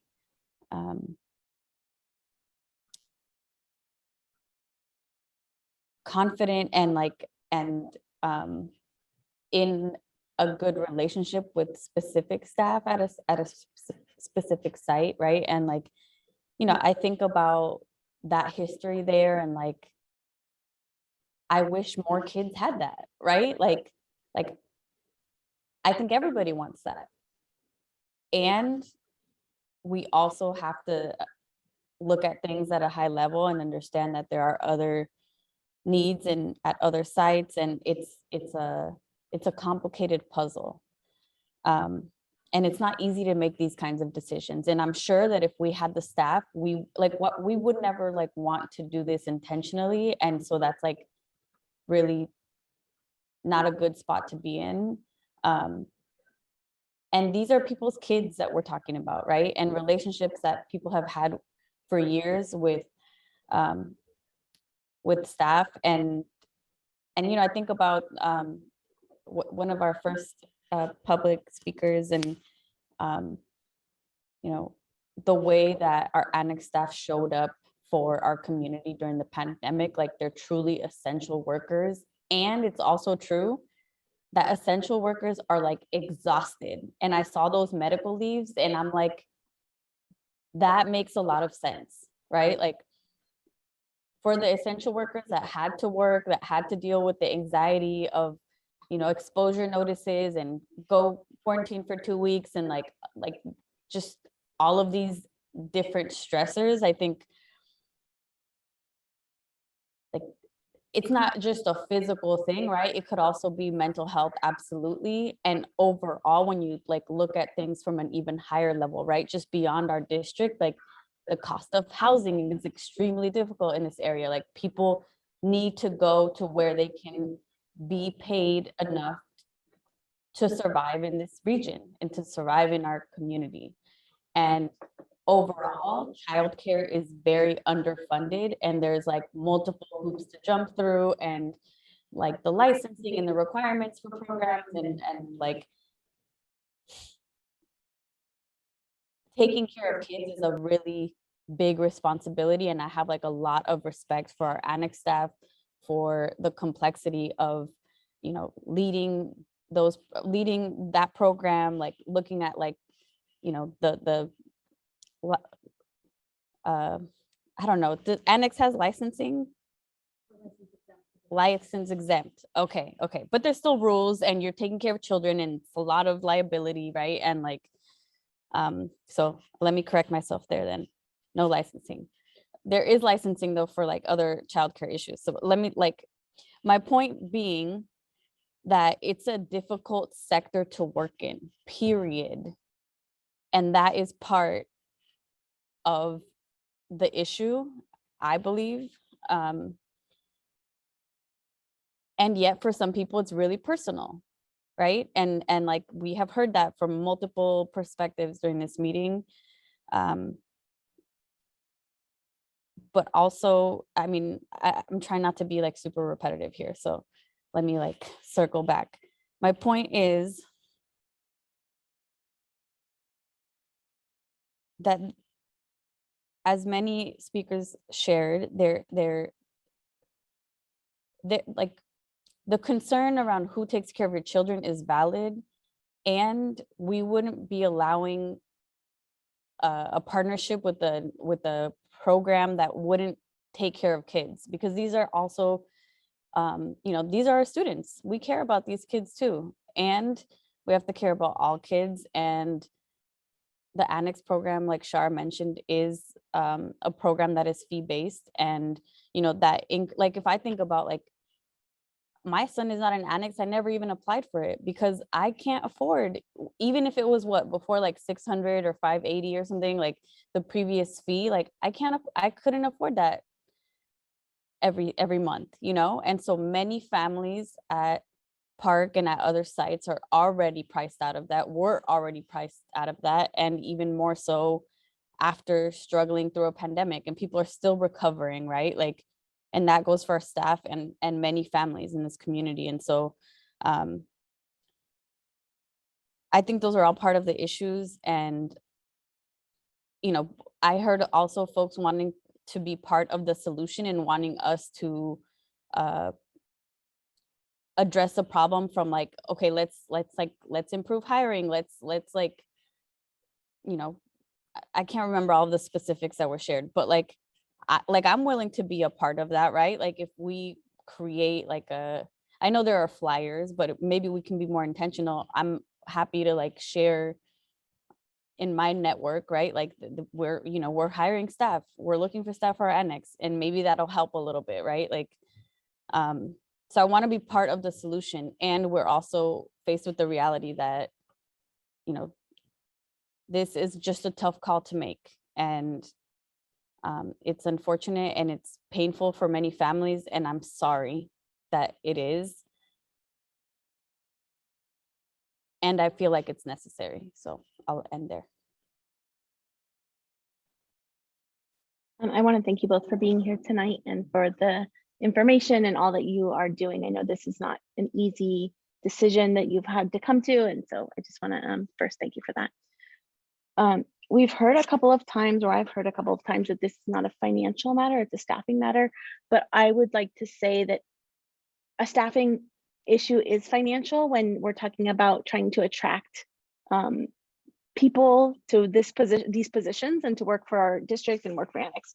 So I think that I would be curious to like put out on the table, like what are other childcare facilities paying their staff and what kind of benefits and what's attracting. And I'm sure across the board there's staffing issues, you know, it's just how it is, but what else is out there that we might be able to consider to attract and retain the people that we value so much. I think that the fact that our Annex staff was like the first people back on campus after COVID, they ran the learning hubs, and at the same time, maybe being pulled from one location to another, it can feel like you're not valued, right? That you and I don't think like that's not what anybody wants anyone to feel like, but it could feel like you're expendable. And so I would be curious to see like what is the data out there in what other people are offering and how can we get there? And is it something that we can ask our community to help support? Is it like if we need X dollars to fund people because we need to hire people to have San Mateo Park have an annex, like what will that take? And it's not just bodies, right? There's money involved because we got to figure out what it's going to take to get people to here. Anyways, I'm repeating myself, but I just think that this is something we should continue this discussion and continue to look for solutions and creative solutions. And going back to like a financial matter, I think that for families who rely on the annex, they need to work to be able to live in this area. They need to work to live in San Mateo and Foster City. So, you know, they rely on this childcare. The people that work for the annex, they need to make a decent living to be able to live here too. So I think there's so much around this that focuses on dollars. And so I just want to know, like, let's just be transparent about what it's going to take to get the best people here. And let's go from there. And I think that we're not done with this conversation. I am also disappointed that we've had to do this to Brewer Island and Beach Park parents now, and then San Mateo Park families next fall. So I think that this doesn't end here. It's something that we all, I think I'm getting the sense we all want to work towards making this work. But yeah, I just, you know, I know this is tough. I think, Patrick, correct me if I'm wrong, this is an enterprise fund, which is in governmental accounting, it's like, this is its own business. And so with business, you have to make tough decisions. And so I understand that we had to make these tough decisions, but let's see how we can move from here and make things better. So thank you both. Oh, are there any more comments on this item? I guess like my only comment is like, at least I'm not clear on what next steps are. So I think we all, I don't know where we're all landing, and I don't know that it's clear to everyone, unless I'm just the one that's confused. But yeah, I think we all would like to know where do we go from here? Obviously, decisions have been made.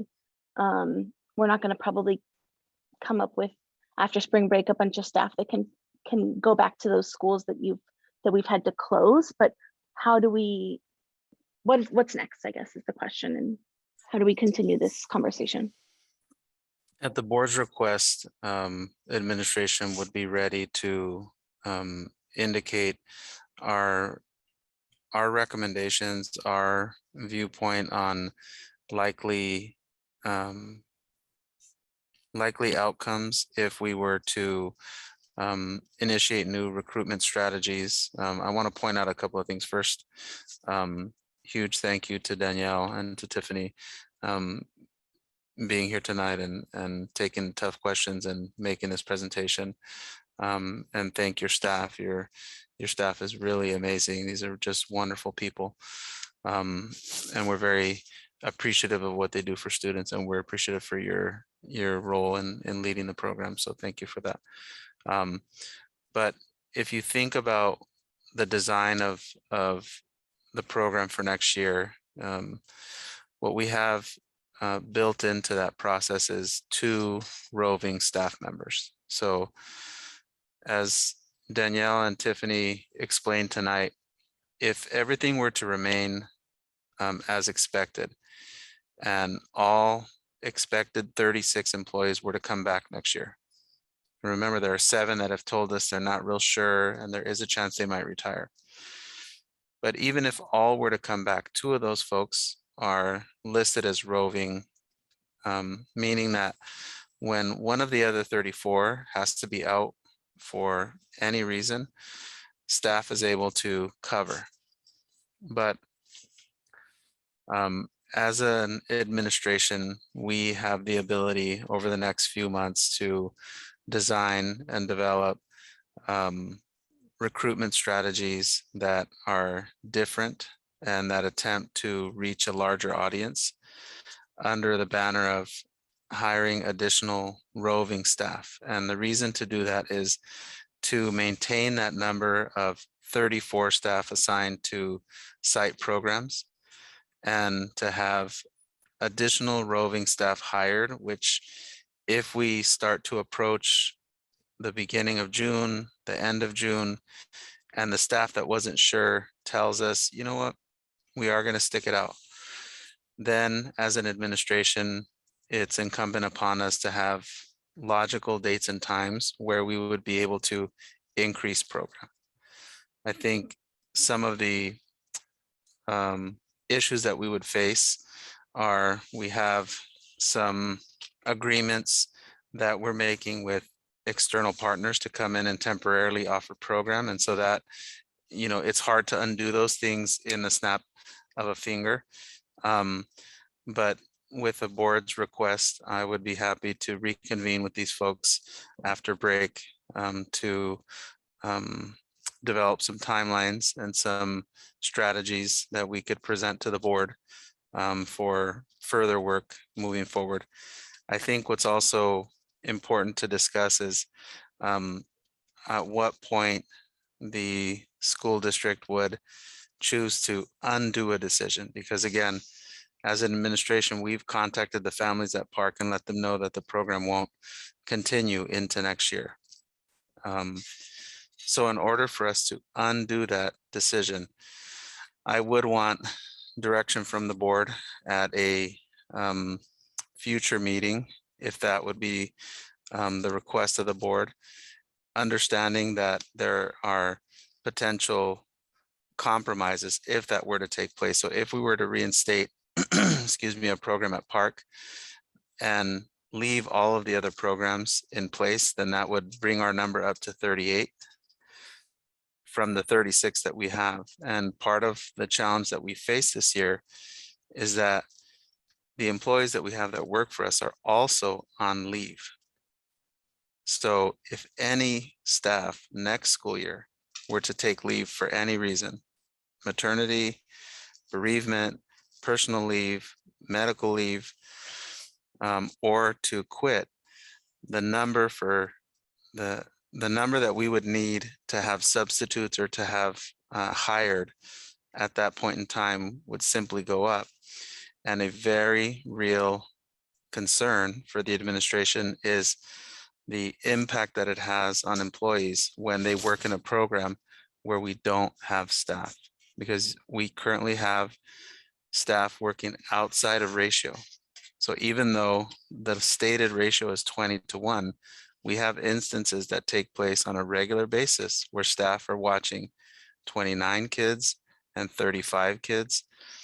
And that is tremendously difficult to do in a program that has, you know, a very dynamic, very dynamic nature to it, where things are changing rapidly. Parents come in and out to pick kids up. And we want to make sure that the work environment for our employees is healthy. And I think, as Trustee Corzo mentioned,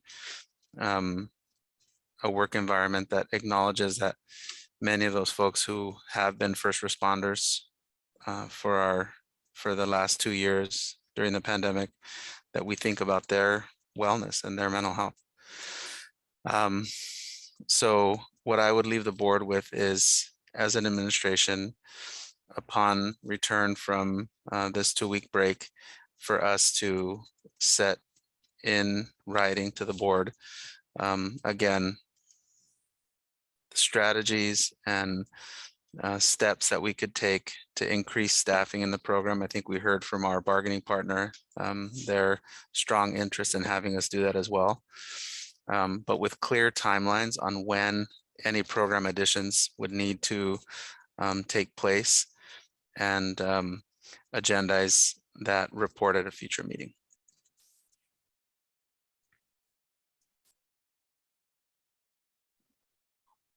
Thank you guys.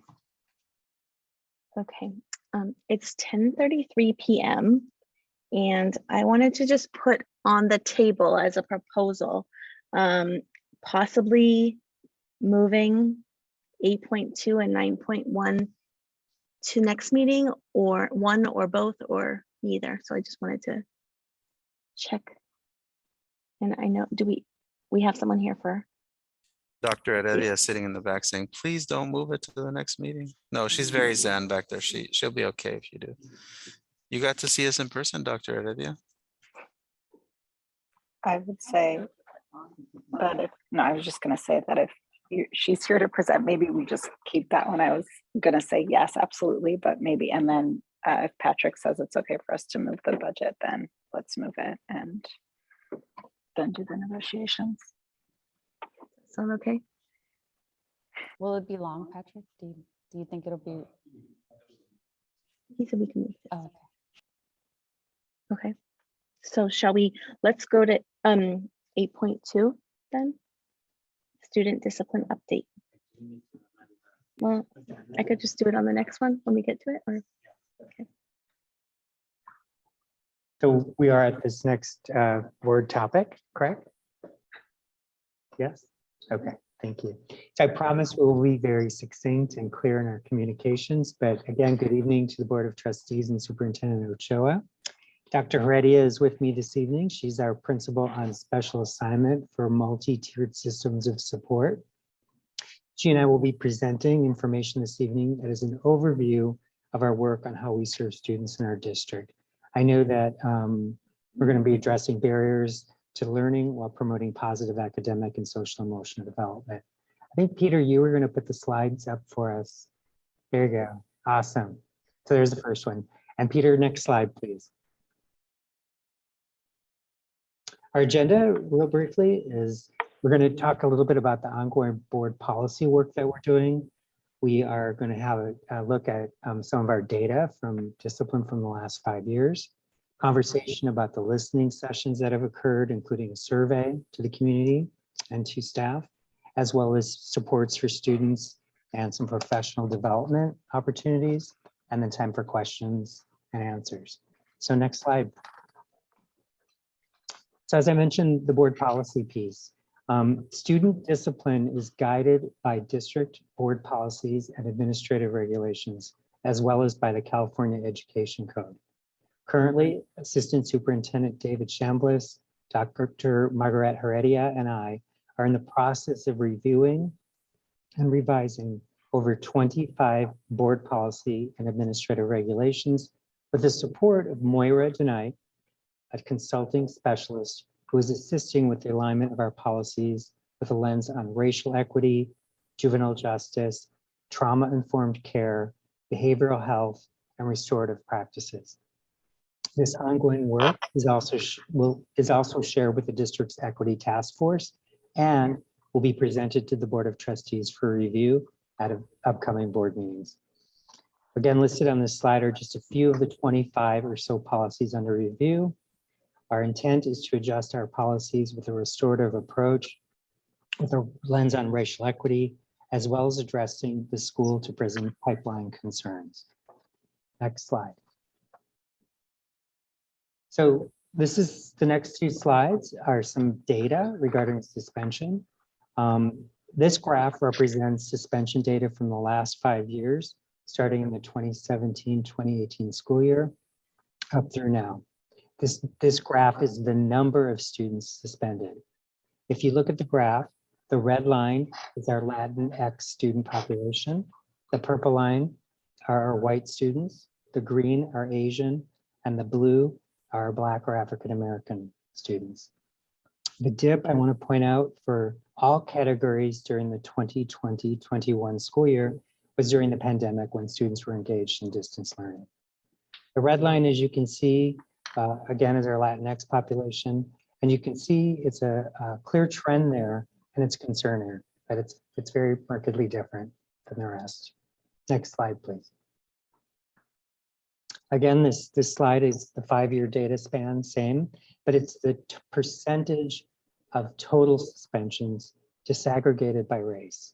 Okay, so for perspective on this slide, we currently have approximately 10,400 students in the district. We know that over time our enrollment has declined since 2017, but currently approximately 20% of our students are white, 30% of our district students are Asian, 40 are Latinx, and just less than 1% would be categorically Black or African American. Again, looking at this, you think, well, the red line, there's 100% in that 2020-21, for example. That red number, that red dot represents one student was suspended during the pandemic learning period. I'm not sure the details, but it was something that happened for that student. And that was the response for the student's behavior. So that's why it's marked as 100%. Again, it is representative of just one student. So knowing that the percentage of total suspensions is very different when you look at the bar graph or the graph compared to the total number of students. Okay. Next slide, please.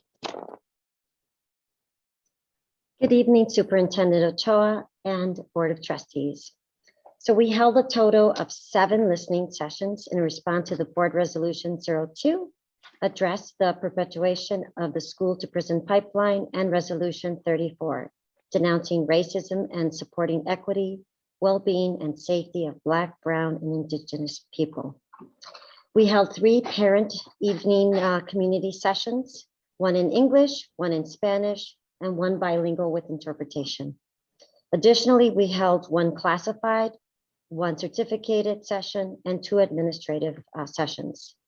Themes that surfaced in the deep listening sessions. There was a focus to continue building our restorative and our PBIS practices, our multi-tiered support systems. Student voice and student character development came up as a theme that really is showing itself during this pandemic. Parent empowerment and development. Parents want to be at the table. They want to see us doing more to include them. And then there was this, in all of our stakeholders, the alignment of our community understanding of what is equity, like 1 clear, short definition for that. Anti-racist, anti-discrimination, and social justice. Some common language that's short and that we can all refer to. And then transparent special education process for all families.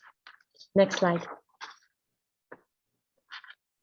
In addition to our 7 deep listening sessions, we surveyed our families and staff on campus safety and school resource officers in particular. We had a 260 respondent sample of school sites. All of them were included, and district office.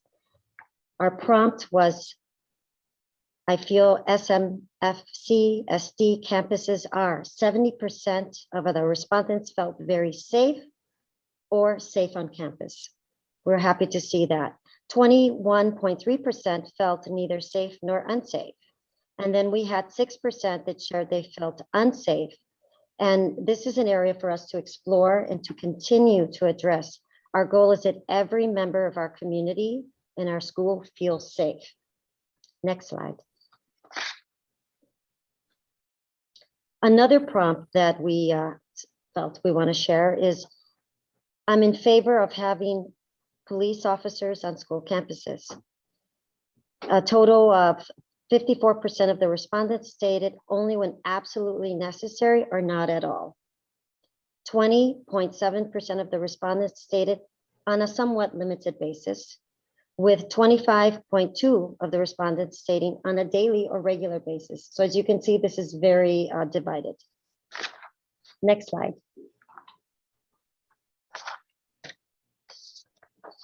We wanted to also capture our investments and our interventions in this slide. And if you could see the bar graph, the dark green and the light green really surface how we're spending our money and the support that we have.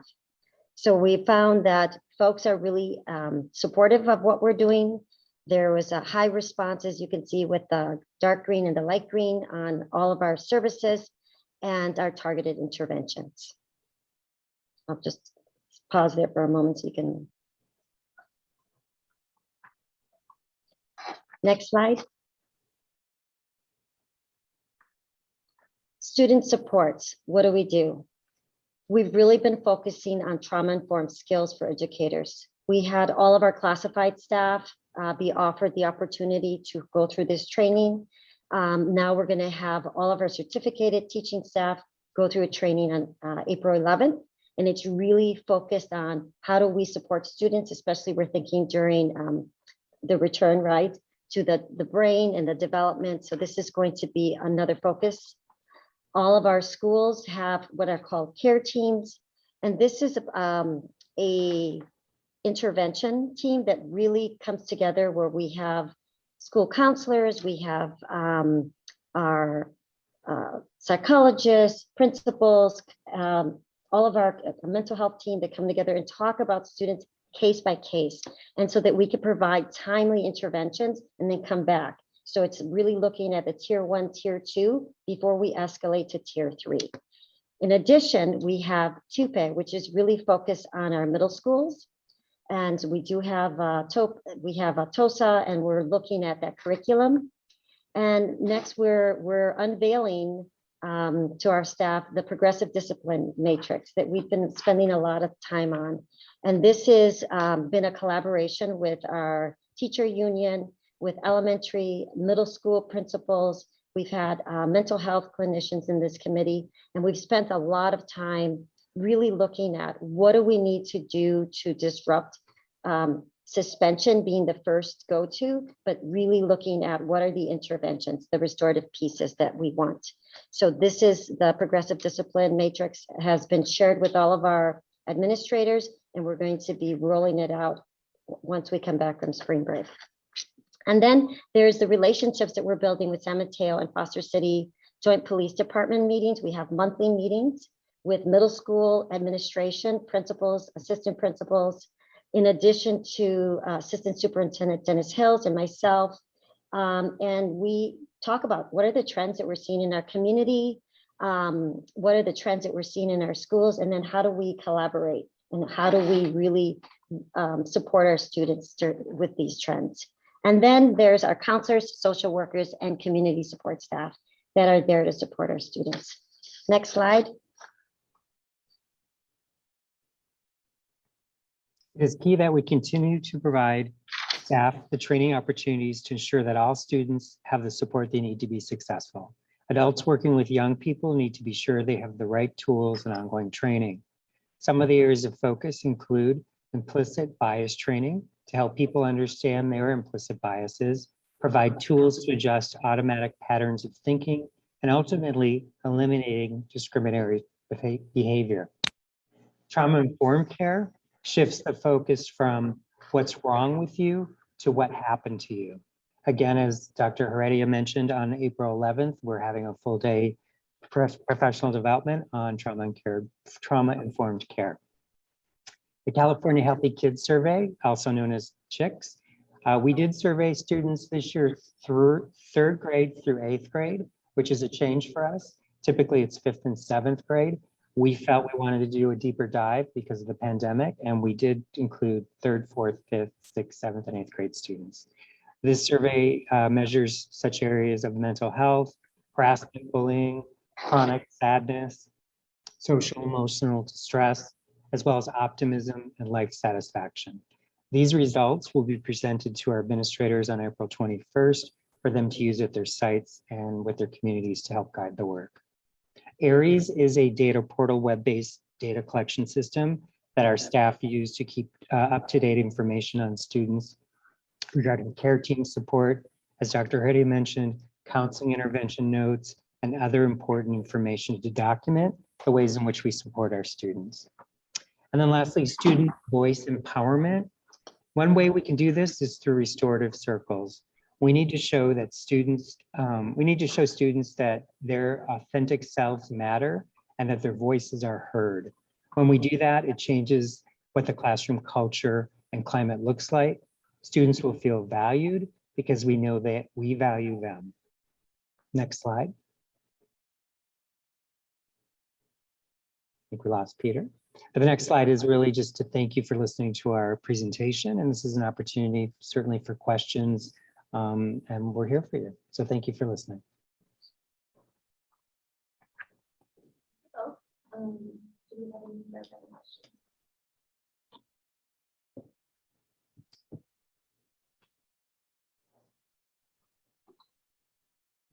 I had one question, which is, do we have any of the survey data broken down by demographics? So we have sites. So actually like the schools, we have that information, but it was a technical error when we edited the survey. We actually deleted that particular question that actually broke it down on racial. I'm sorry, we don't have that. Yeah, thank you.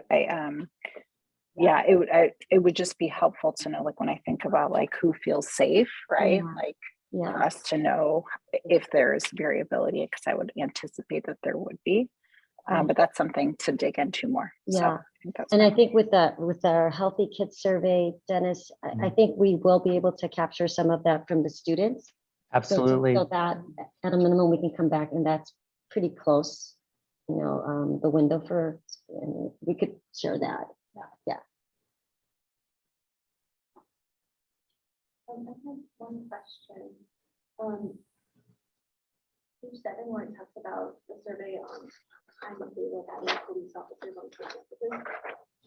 I'm wondering if there's more information you can gather in terms of what does on a daily or regular basis look like for people. Like, are they talking about a police officer in the parking lot making sure kids get into school safely, or are they talking about armed guards? Or like, I would just be curious For that. For some more information about that. So that's something for us to explore, you know, how we could capture that information.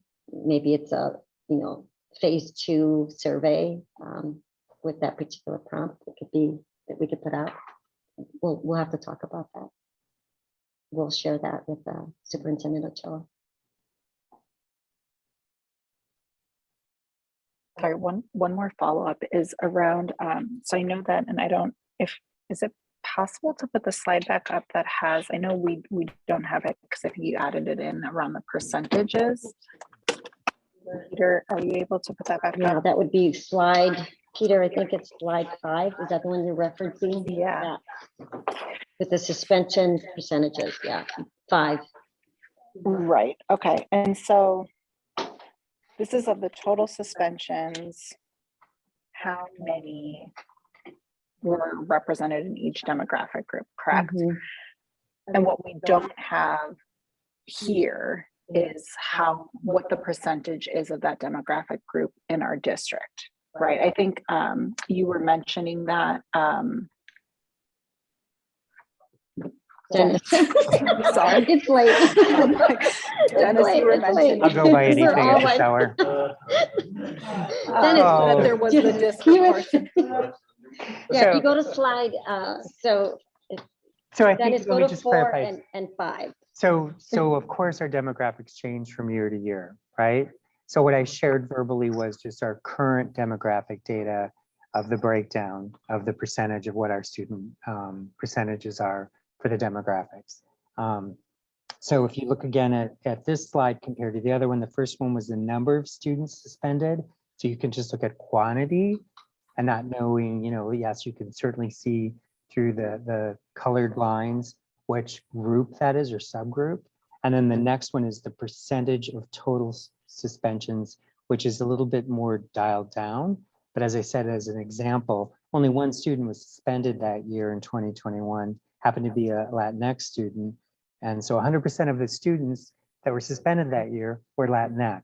If you go to this year, 2020, 21, 2022, 74% of the students being suspended so far are our Latinx students compared to the lower numbers in the other category. The actual hard number or core number, I don't have that in front of me, but we certainly have access to that. And I think to Dr. Heredia's point, one of the things that I mean, a lot of this work I feel really proud about, but what I love is that we're really working to have administrators call us and say, I have an issue, I've got something going on, talk us through or work with me to collaborate on options, ideas, interventions, preventions, restorative practices before we go right to, oh, let's suspend a student, right? So it is really a work in progress for people. It's around PD, it's around options, it's around engagement. I think the discipline matrix is going to do, and we've already gotten a lot of feedback from administrators, how helpful that guide is, because sometimes when you're doing student discipline, it is a bit, unfortunately, subjective. And we want to take some of that away from people. There's always gray areas, and we want them to think that way, but we want them to also to see things in a bigger picture way. Like, what is this about for this child? What's the story of what's going on? Let's do some background information getting with, narrative around the student's story. So that's important too. Yeah, definitely. Thanks for sharing a little bit more about that. I think what might be helpful, well, maybe this is more of a comment, so I'll save it. Thanks. I do have a question in regards to, I see, it's great to see this from a standpoint of race. I'm also curious to see what the suspension data looks like from the standpoint of special education. And,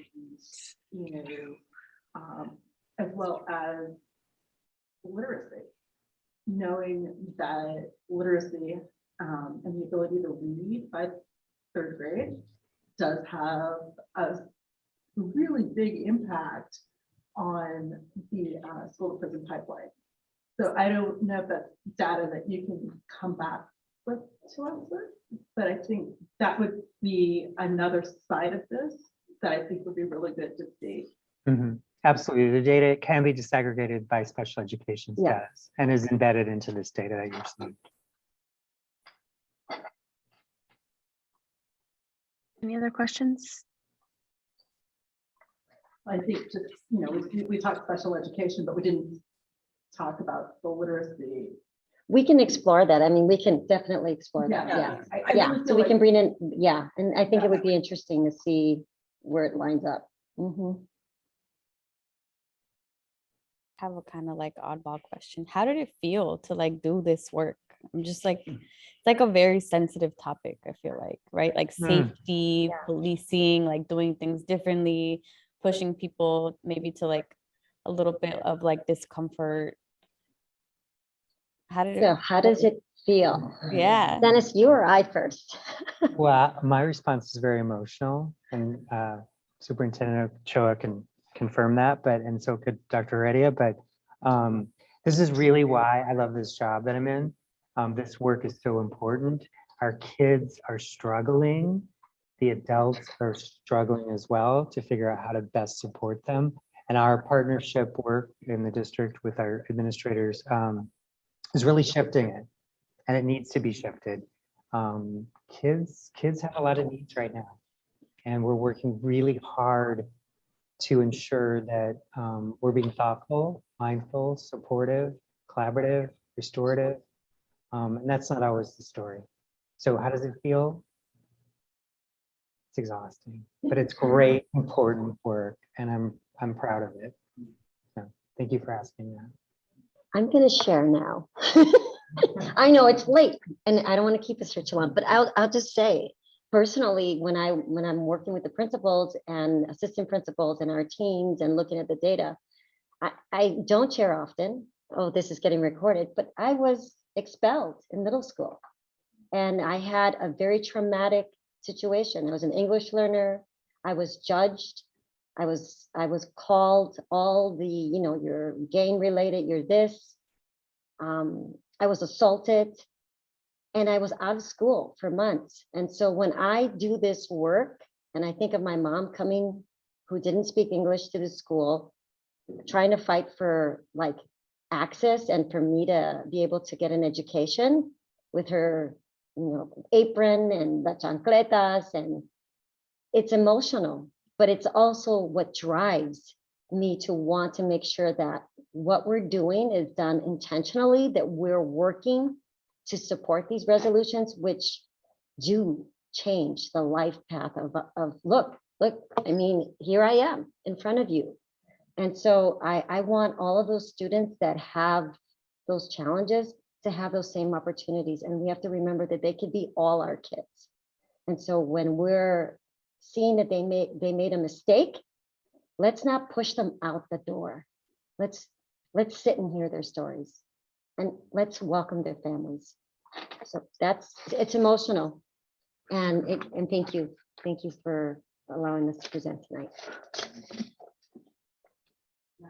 Oh, sorry. Mira. Okay, not done yet. Okay. Sorry. I thought of one more question. One of the things that I remember really vividly a couple of years ago, maybe it was I think it was definitely pre-pandemic. So it must have been like 2019, when I learned that there was a practice of, in terms of discipline, not suspension, right? So I'm just wondering, where does this live, or does it even live anywhere? But the type of discipline where this happened, so now you can't participate in graduation, you can't walk the stage, right? And the long lasting impacts of that kind of discipline, is is that on your radar? Is that how do we, where does that live? How do we identify those types of discipline concepts? So those are practices, right? And so how do we, now we're having conversations with all of our administrators. They're very excited to receive the guidance, which this matrix is. It's a progressive, restorative, and I think the board has seen the document. So it's really giving them guidance. And I think that it's going to allow us to have more conversations about the practices of how do we actually create not the harm, right? How do we not create that legacy of harm where they think of our institutions as places that are harming, but that are listening, that we're embracing students and we're allowing them to heal from these errors that they make. They make mistakes. And this is the time that we have to give them the opportunity to see, you made a mistake. How do we restore? Dennis, I think well said. I think some of this will come through in board policy. You'll see that as it comes to in administrative regs. For example, one example is conversations that David, Mr. Chambliss and Margaret and I are in around holding recess back, right? What's that practice about? What is that doing? Is that harmful?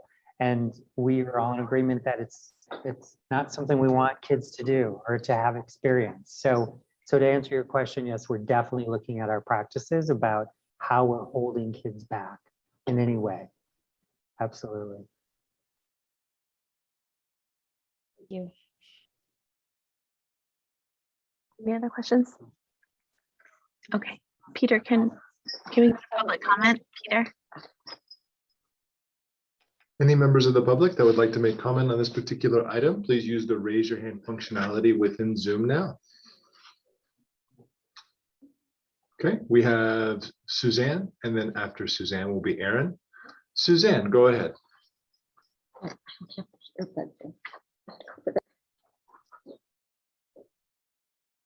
Hi there, I apologize. I didn't mean to raise my hand. Okay, that's quite all right. Okay, next we have Aaron. Aaron, go ahead. Hi, Erin Cardenas, Park School. I did raise my hand and I promise I won't cry this time. I did want to just point out, I appreciate the data that was gathered around safety and discipline and sort of equity around discipline. But I feel like we're doing a little bit of a disservice by patting ourselves on the back to say we've sort of done the work, when it looks, I don't know if any of this, if this data across the whole district, does this include high school, middle school, elementary school? Does this shows me nothing about individual schools. And the reason this kind of sort of came to mind, I just hung on. I was here for a different agenda topic, but this was interesting to me, but so I didn't plan to speak.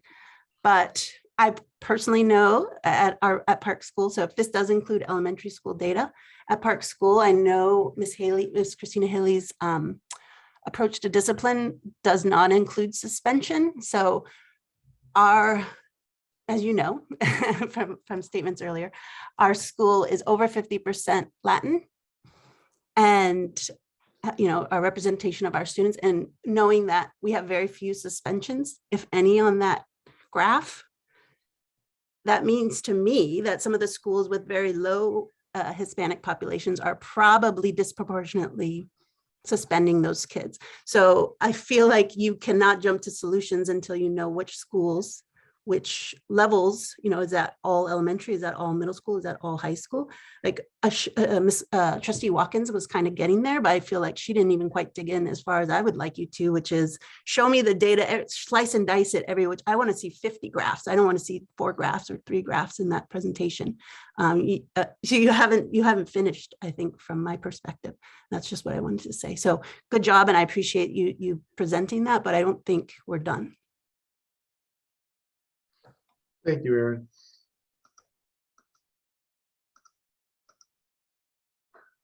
President Proctor, there are no other hands for public comment. Thank you very much. We'll close public comment and come back to the board for board comments. Please begin. Thank you for the presentation and for engaging in this work. And actually, just to kind of respond to the public comment, yeah, I don't think anyone on this board and our staff thinks that we're done. This is actually just the beginning, and a lot of this is in response to a resolution that the board passed probably almost 2 years ago at this point, right before the pandemic. And then the pandemic happened and kids weren't in school, and now really bringing that back to life, where we're looking at discipline policies and asking the community what they think about all of these things and having these discussions. So we are just getting started, and I definitely don't think nobody thinks we're done, and I don't think we're patting ourselves on the back either. That being said, hearing myself echo. Yeah, that being said, I do think that as Dr. Heredia mentioned, right, that the tide is starting to turn, and this work is happening, and these conversations are happening, and that's good, right? And so, but again, just getting started here. So just thankful that thank you for gathering all of the data here. I agree that or just kind of want to echo that I'm interested in us continuing to disaggregate this and to dig deeper. I am interested. I think it was when we looked at data, maybe it was in the fall, like I definitely know that we saw some discipline data around disproportionality in special education. So I'd be interested in us looking at that and any other of our subgroups where I think that there's other subgroups we could kind of look at and think about. So that would be, I'd be interested in that. And then particularly as we kind of dig deeper into this and whatever that looks like in terms of community engagement, whether it's on the California Healthy Kids Survey, I could see that being a really powerful place to kind of, because we're able to add some of our own questions into that, right?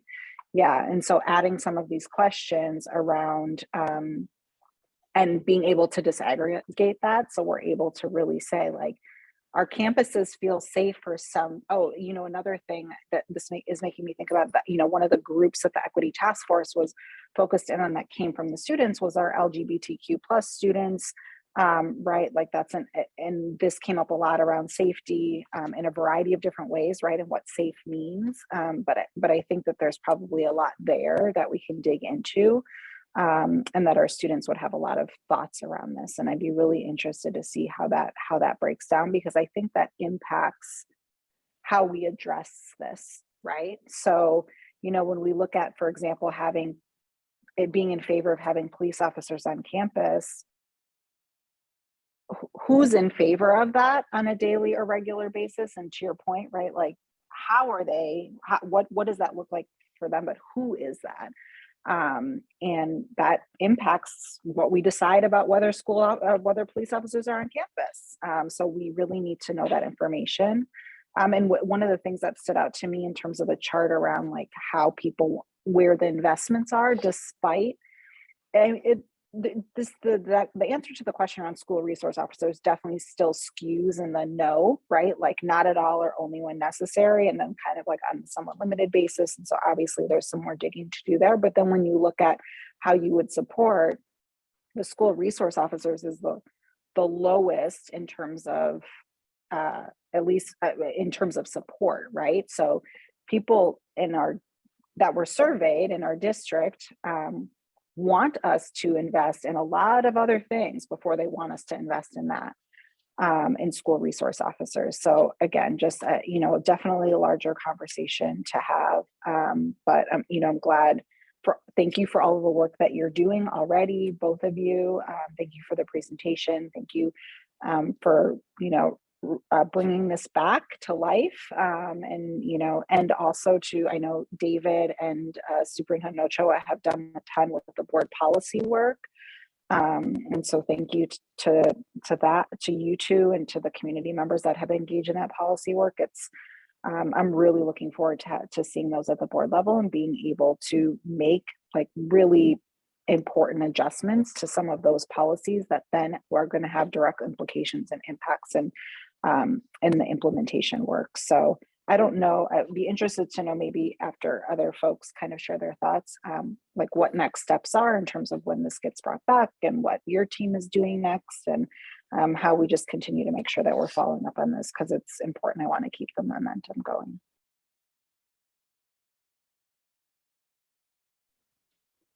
Greg, do you guys mind if I go next? My headset is dying. I mind, I'm just kidding. My headset is dying, so I'm trying to just make sure that I can speak on the record here.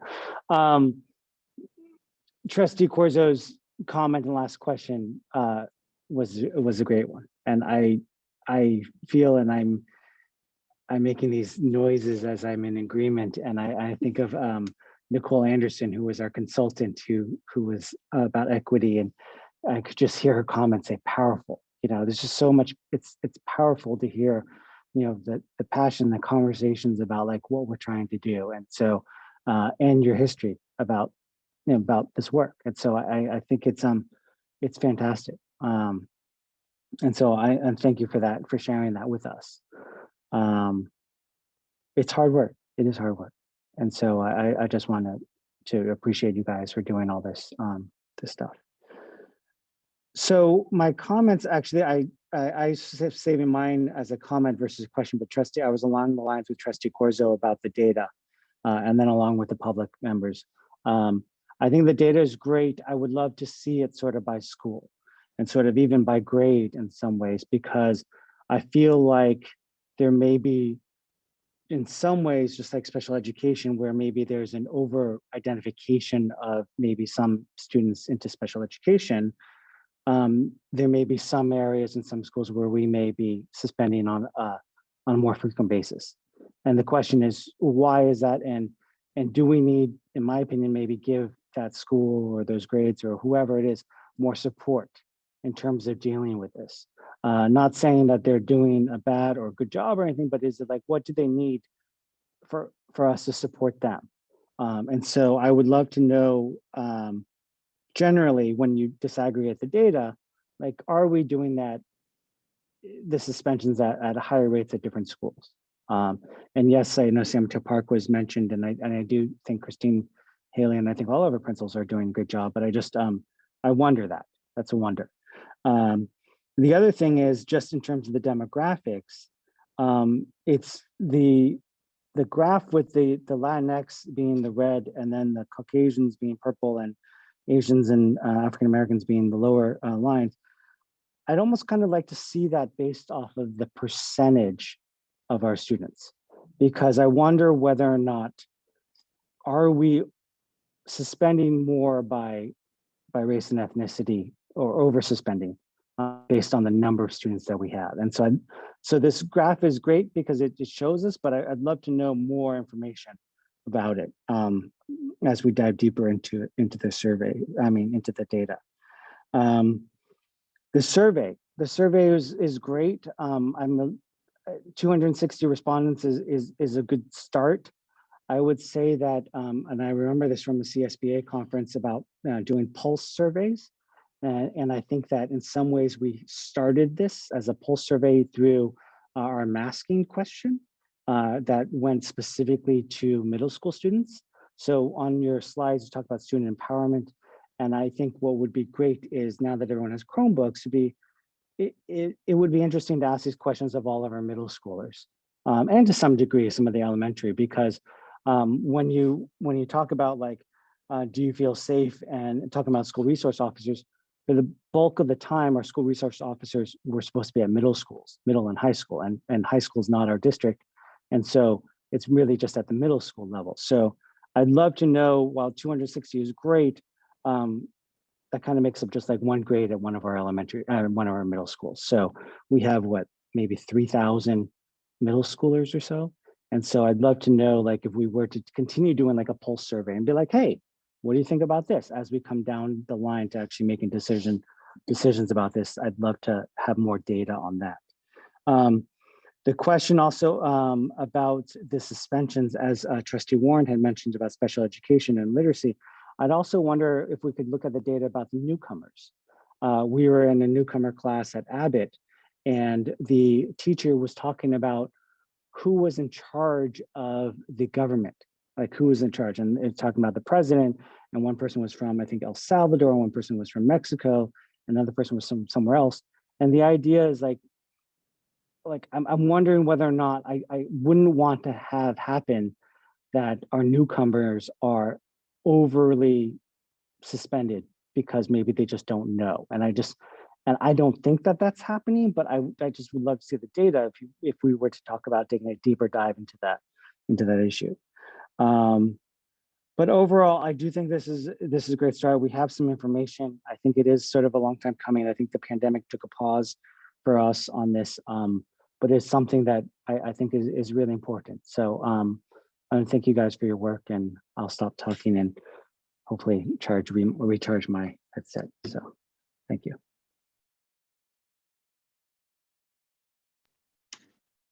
I was gonna just say a couple of things.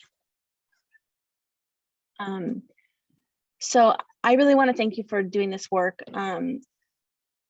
I personally feel that children are not bad people. They maybe bad things happen to them, or they made a mistake, and I feel like they shouldn't. I mean, we need to treat them with respect just as much as they need to treat adults with respect. And so I appreciate what you're doing here. I would also be curious to see, I guess, discipline by gender, boys and girls. I think my guess is it's mostly boys, but I don't know. And also, Dennis, thanks for mentioning PE. I want us to kind of question everything that we've done. I mean, when a child makes a mistake, is it okay to have them sit in front of the class for the rest of the period? And I don't know, I get emotional about this, but like, do they need to continue to feel shame and feel humiliated? And so I don't think it's right. I'm gonna stop there, but thank you for doing this. And I think, and I'm looking forward to hearing more about this.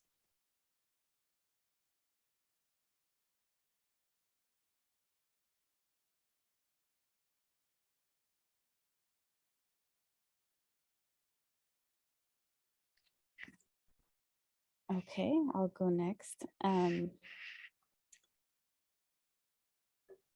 think like a similar sentiment to like the North Central School topic. I'm like both happy this work is happening and also sad because of the history there. And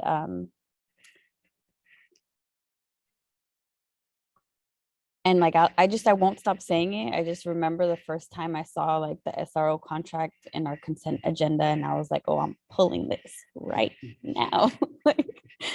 like and yeah, I'm grateful we're doing this work. Wanna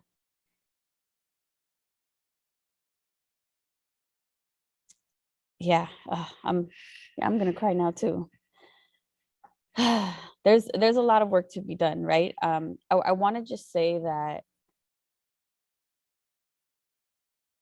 the topic of safety is really important, and it's another really sensitive topic, right? Because everyone deserves to feel safe, and also part of that is that our society has taught us that this is how you deal with these kinds of issues, right? Because we're a school district, but we are in the, you know, in the greater context of like our country, our state, our county, our cities, right? Like, so the topic of safety and how it's addressed at a larger scale is part of this. And that's why, like, the resolution, right, the title of it, like the school to prison pipeline. And I'll say this again because it just needs to be said. Like the first time that I remember like talking with our teachers and bringing this issue up, and I got pushback, right? Like it was like I was scolded by someone in an email afterwards for even saying like the school to prison pipeline, right? And I was told, like, you know, a lot of teachers are married to police officers, like you can't say that, you know. And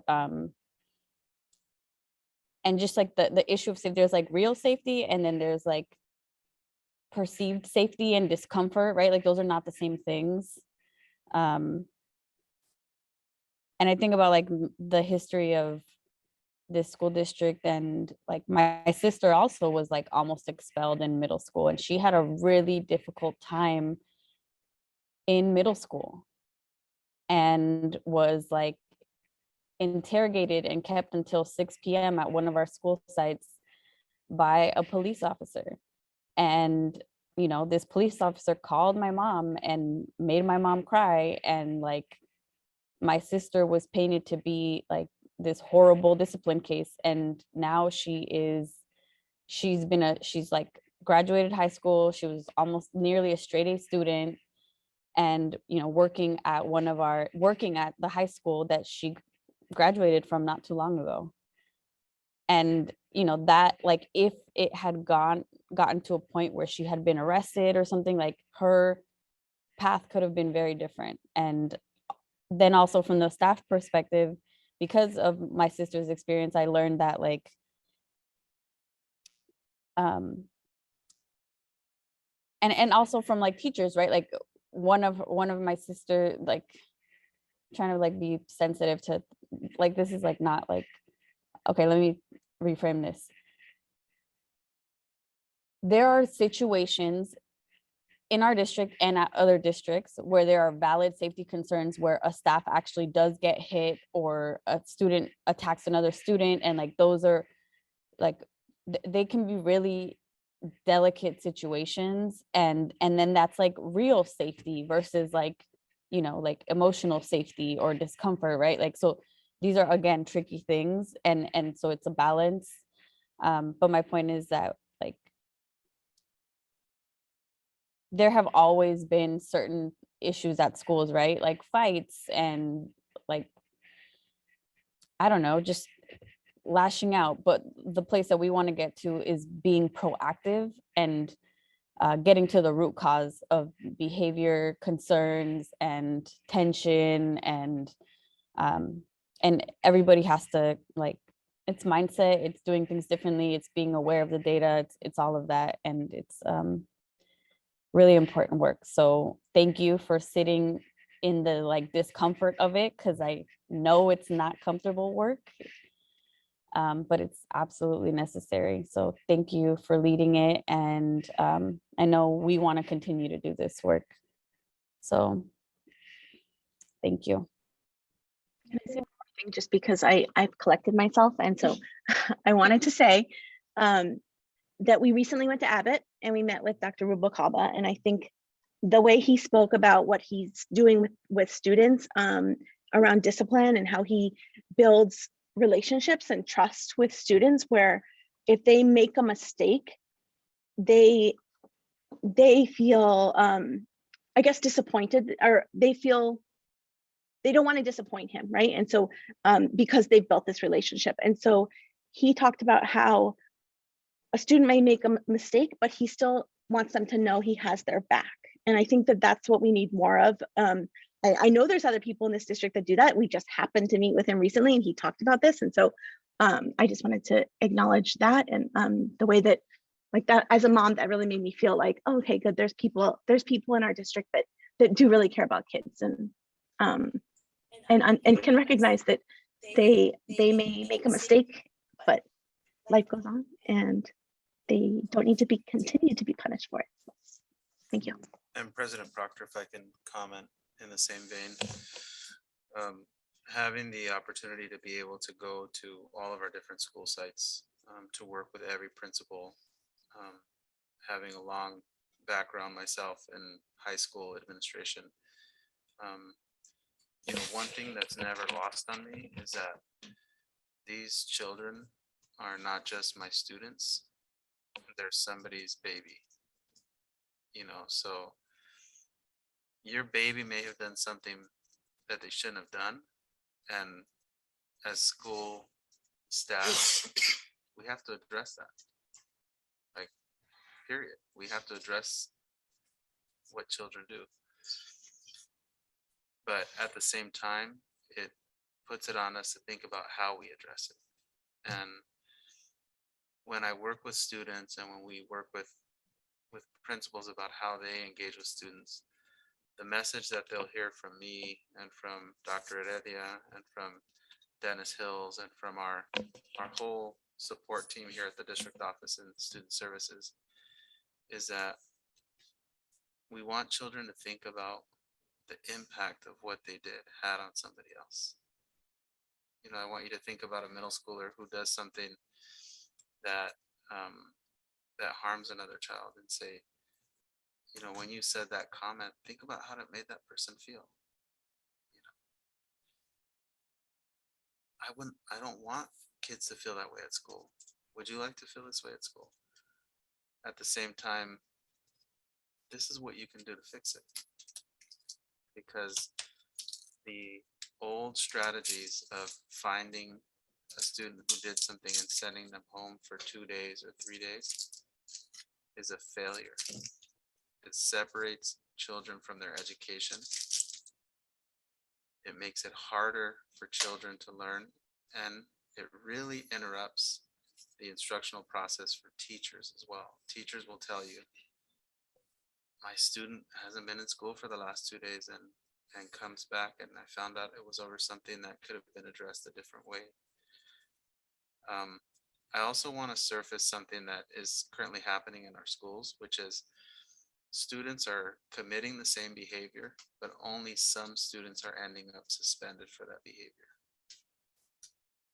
Students are committing the same infraction, but only some students are having that infraction end up in the school district's discipline system. There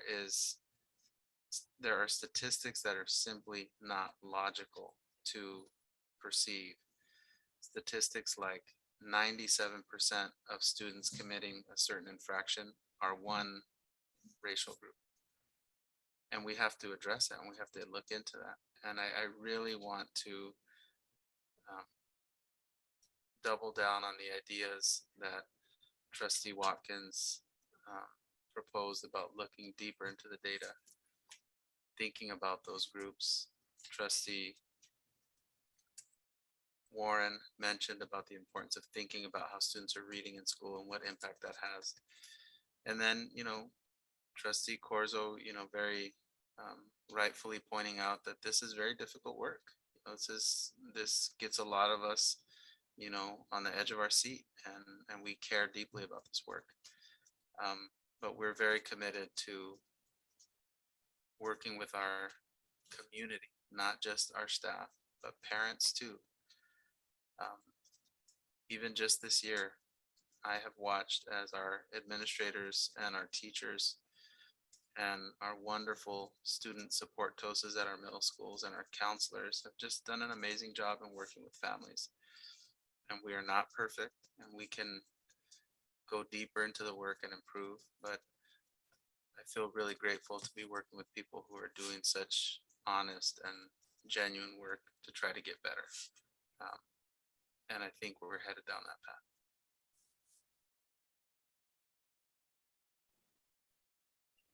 Okay, so as I said before, there is such a huge correlation to students entering the school to prison pipeline that cannot read.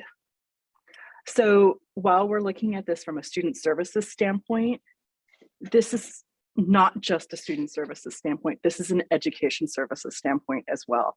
And this needs to be something that both divisions work on together. And I'm hopeful, and I'm sure you guys are working on it together, and I think that's great. And I'm hopeful that that continues, because as I was preparing for this meeting, there's so much literature that like just brings up this correlation. There's a researcher out of Australia, Pamela Snow, who has a whole article on oral language competence in incarcerated young offenders out of Victoria, Australia. And showing that the severity of the offense actually is directly correlated with the severity of the language disorder. So if we have students that we're finding are dyslexic, for example, because they're not doing well and they're CASP scoring, or we're finding it, at that 4th grade level where, the shift goes from learning to read to reading to learn, and they can't do it. That's a problem, because we've missed how many years of their education, and unwittingly, we've set them on this path. When we have, as a district, and I'm not saying anybody's doing this, to do it, it just happens. But we're in such a privileged position to affect the change. We have preschools, we have elementary schools. This is fundamentally an elementary school problem, and not just an elementary school problem, but an early elementary school problem that can be fixed and remedied and really impacted strongly by teaching our kids how to read effectively. So, there's so much data that shows basic literacy. This is something out of HuffPost. Basic literacy, a crucial tool to stem school to prison pipeline. It states a fully 43% of adults in the United States read at an 8th grade level or lower. 29% can only read at an 8th grade level, and 14% can only grasp material at a 5th grade level or lower. That's why all the medical information is written at a 5th grade level. I mean, nurses are taught to write their patient education at a 5th grade level because of that. So, there's also shows. We have an alarm going off for this. I just wanted to know what noise canceling headphones. Patrick will take care of it. Research shows that children who struggle to read in the 1st grade are 88% more likely to struggle to read at grade 4. And those who struggle to read at 4th grade are 4 times more likely to drop out of school. This is us, people. This is where we can fix this problem. This is where we can really add to this. So it's not just a student services problem or issue. I hate using the word problem because that sounds so negative, but it's something that we can so radically address, but it needs to come from ed services as well as student services. And I'm hopeful that that's where the direction will go. And I get the sense that it is. I also appreciate the fact that we've got social workers, we've got psychologists, we've got counselors, we've got behavior specialists. That's what we need. And I'm so glad that each school now has a counselor at least to help address these problems and situations that kids are coming to school with that impede the learning. So keep it going, folks, keep it going, but let's keep keep the reading. Let's get our kids reading, because where things are right now is not acceptable. But it can be, you know, I'm hopeful, and I don't want to sound negative, but I am hopeful that it can be fixed, and I know it will.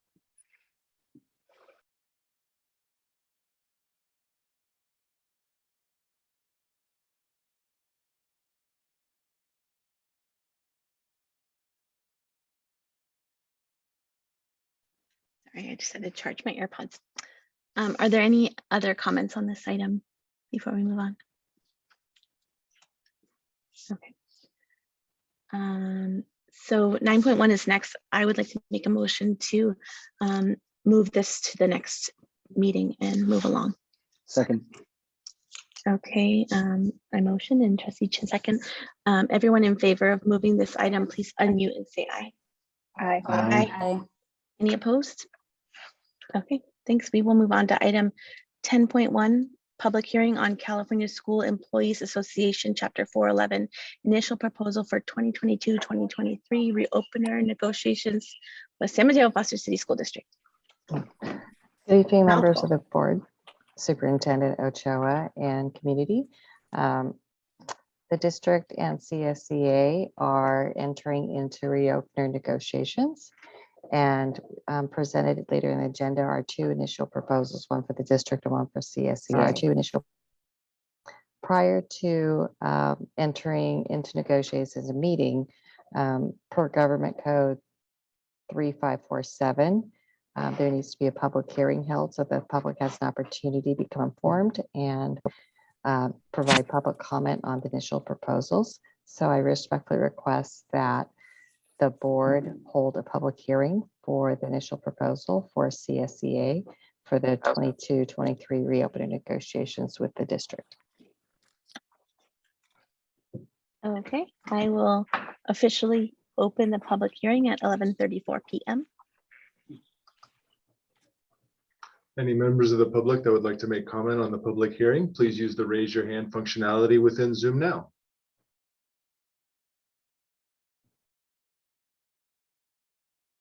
Okay. President Proctor, we have no hands for the public hearing. Okay, thank you.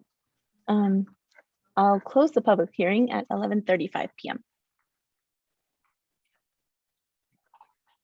Okay. Moving on to item 10.2, California School Employee Association, Chapter 411, initial proposal for 2022-2023 reopener negotiations. Thank you. Presented to the board for information is the initial proposal from CSCA with two items, one for salary and one for health and welfare benefits. And each of the initial proposals need to be presented at a board meeting. So I respectfully request that the board accept the CSCA's initial proposal for information. Thank you. Are there any clarifying questions? Peter, can we check for public comment? Any members of the public that would like to make comment on this item, please use the raise your hand functionality within Zoom now.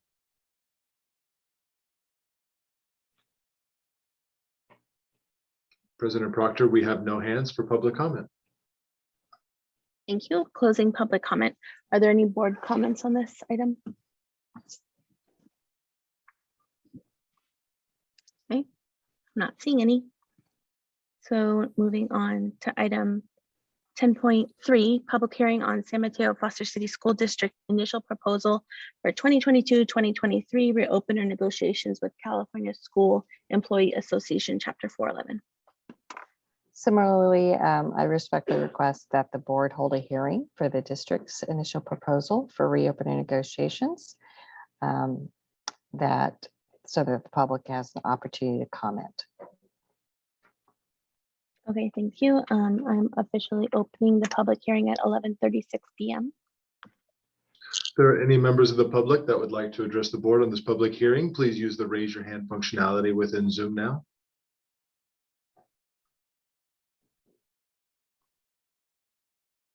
Okay, President Proctor, we have no hands to participate in the public hearing.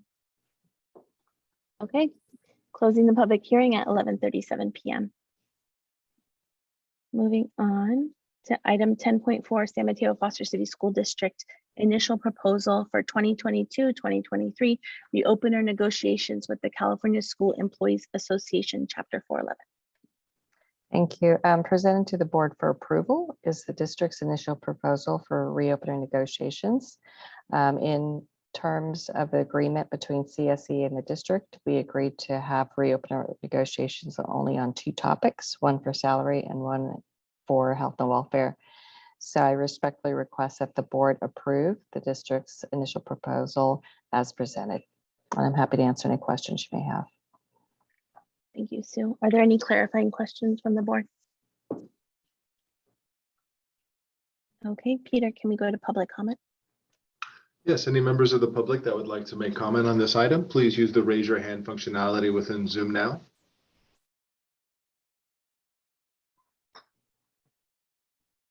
Okay, President Proctor, we have no hands for public comment. Are there any board comments on this item? If not, someone can make a motion. I'll make a motion to approve. I'll second. Thanks, Trustee Chin, for the motion, and I second. All in favor, please unmute and say aye. Aye. Aye. Aye. Aye. Any opposed? Okay, this item passes with 5 votes. Yes. Thank you. Thank you. Moving right along to item 11, board member statements and requests for future agenda items. I'll make mine quick.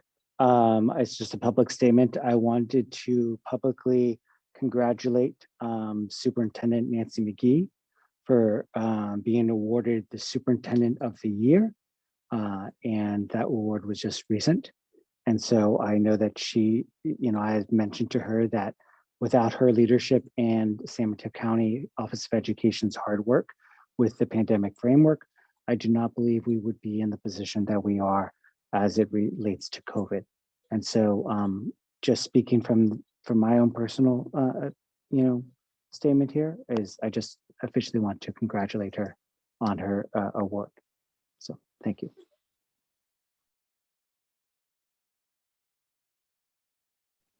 I just want to wish everybody a great spring break for the next 2 weeks, and can't wait to see everyone when we get back.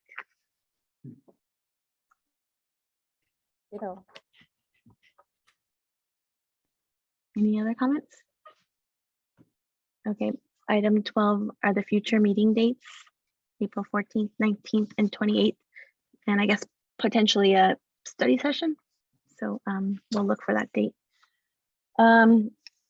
The next item is 13. Actually, I would like to go back to closed session for a few minutes, if you all don't mind, so we can adjourn when we get in there. Is that okay with everyone? Okay.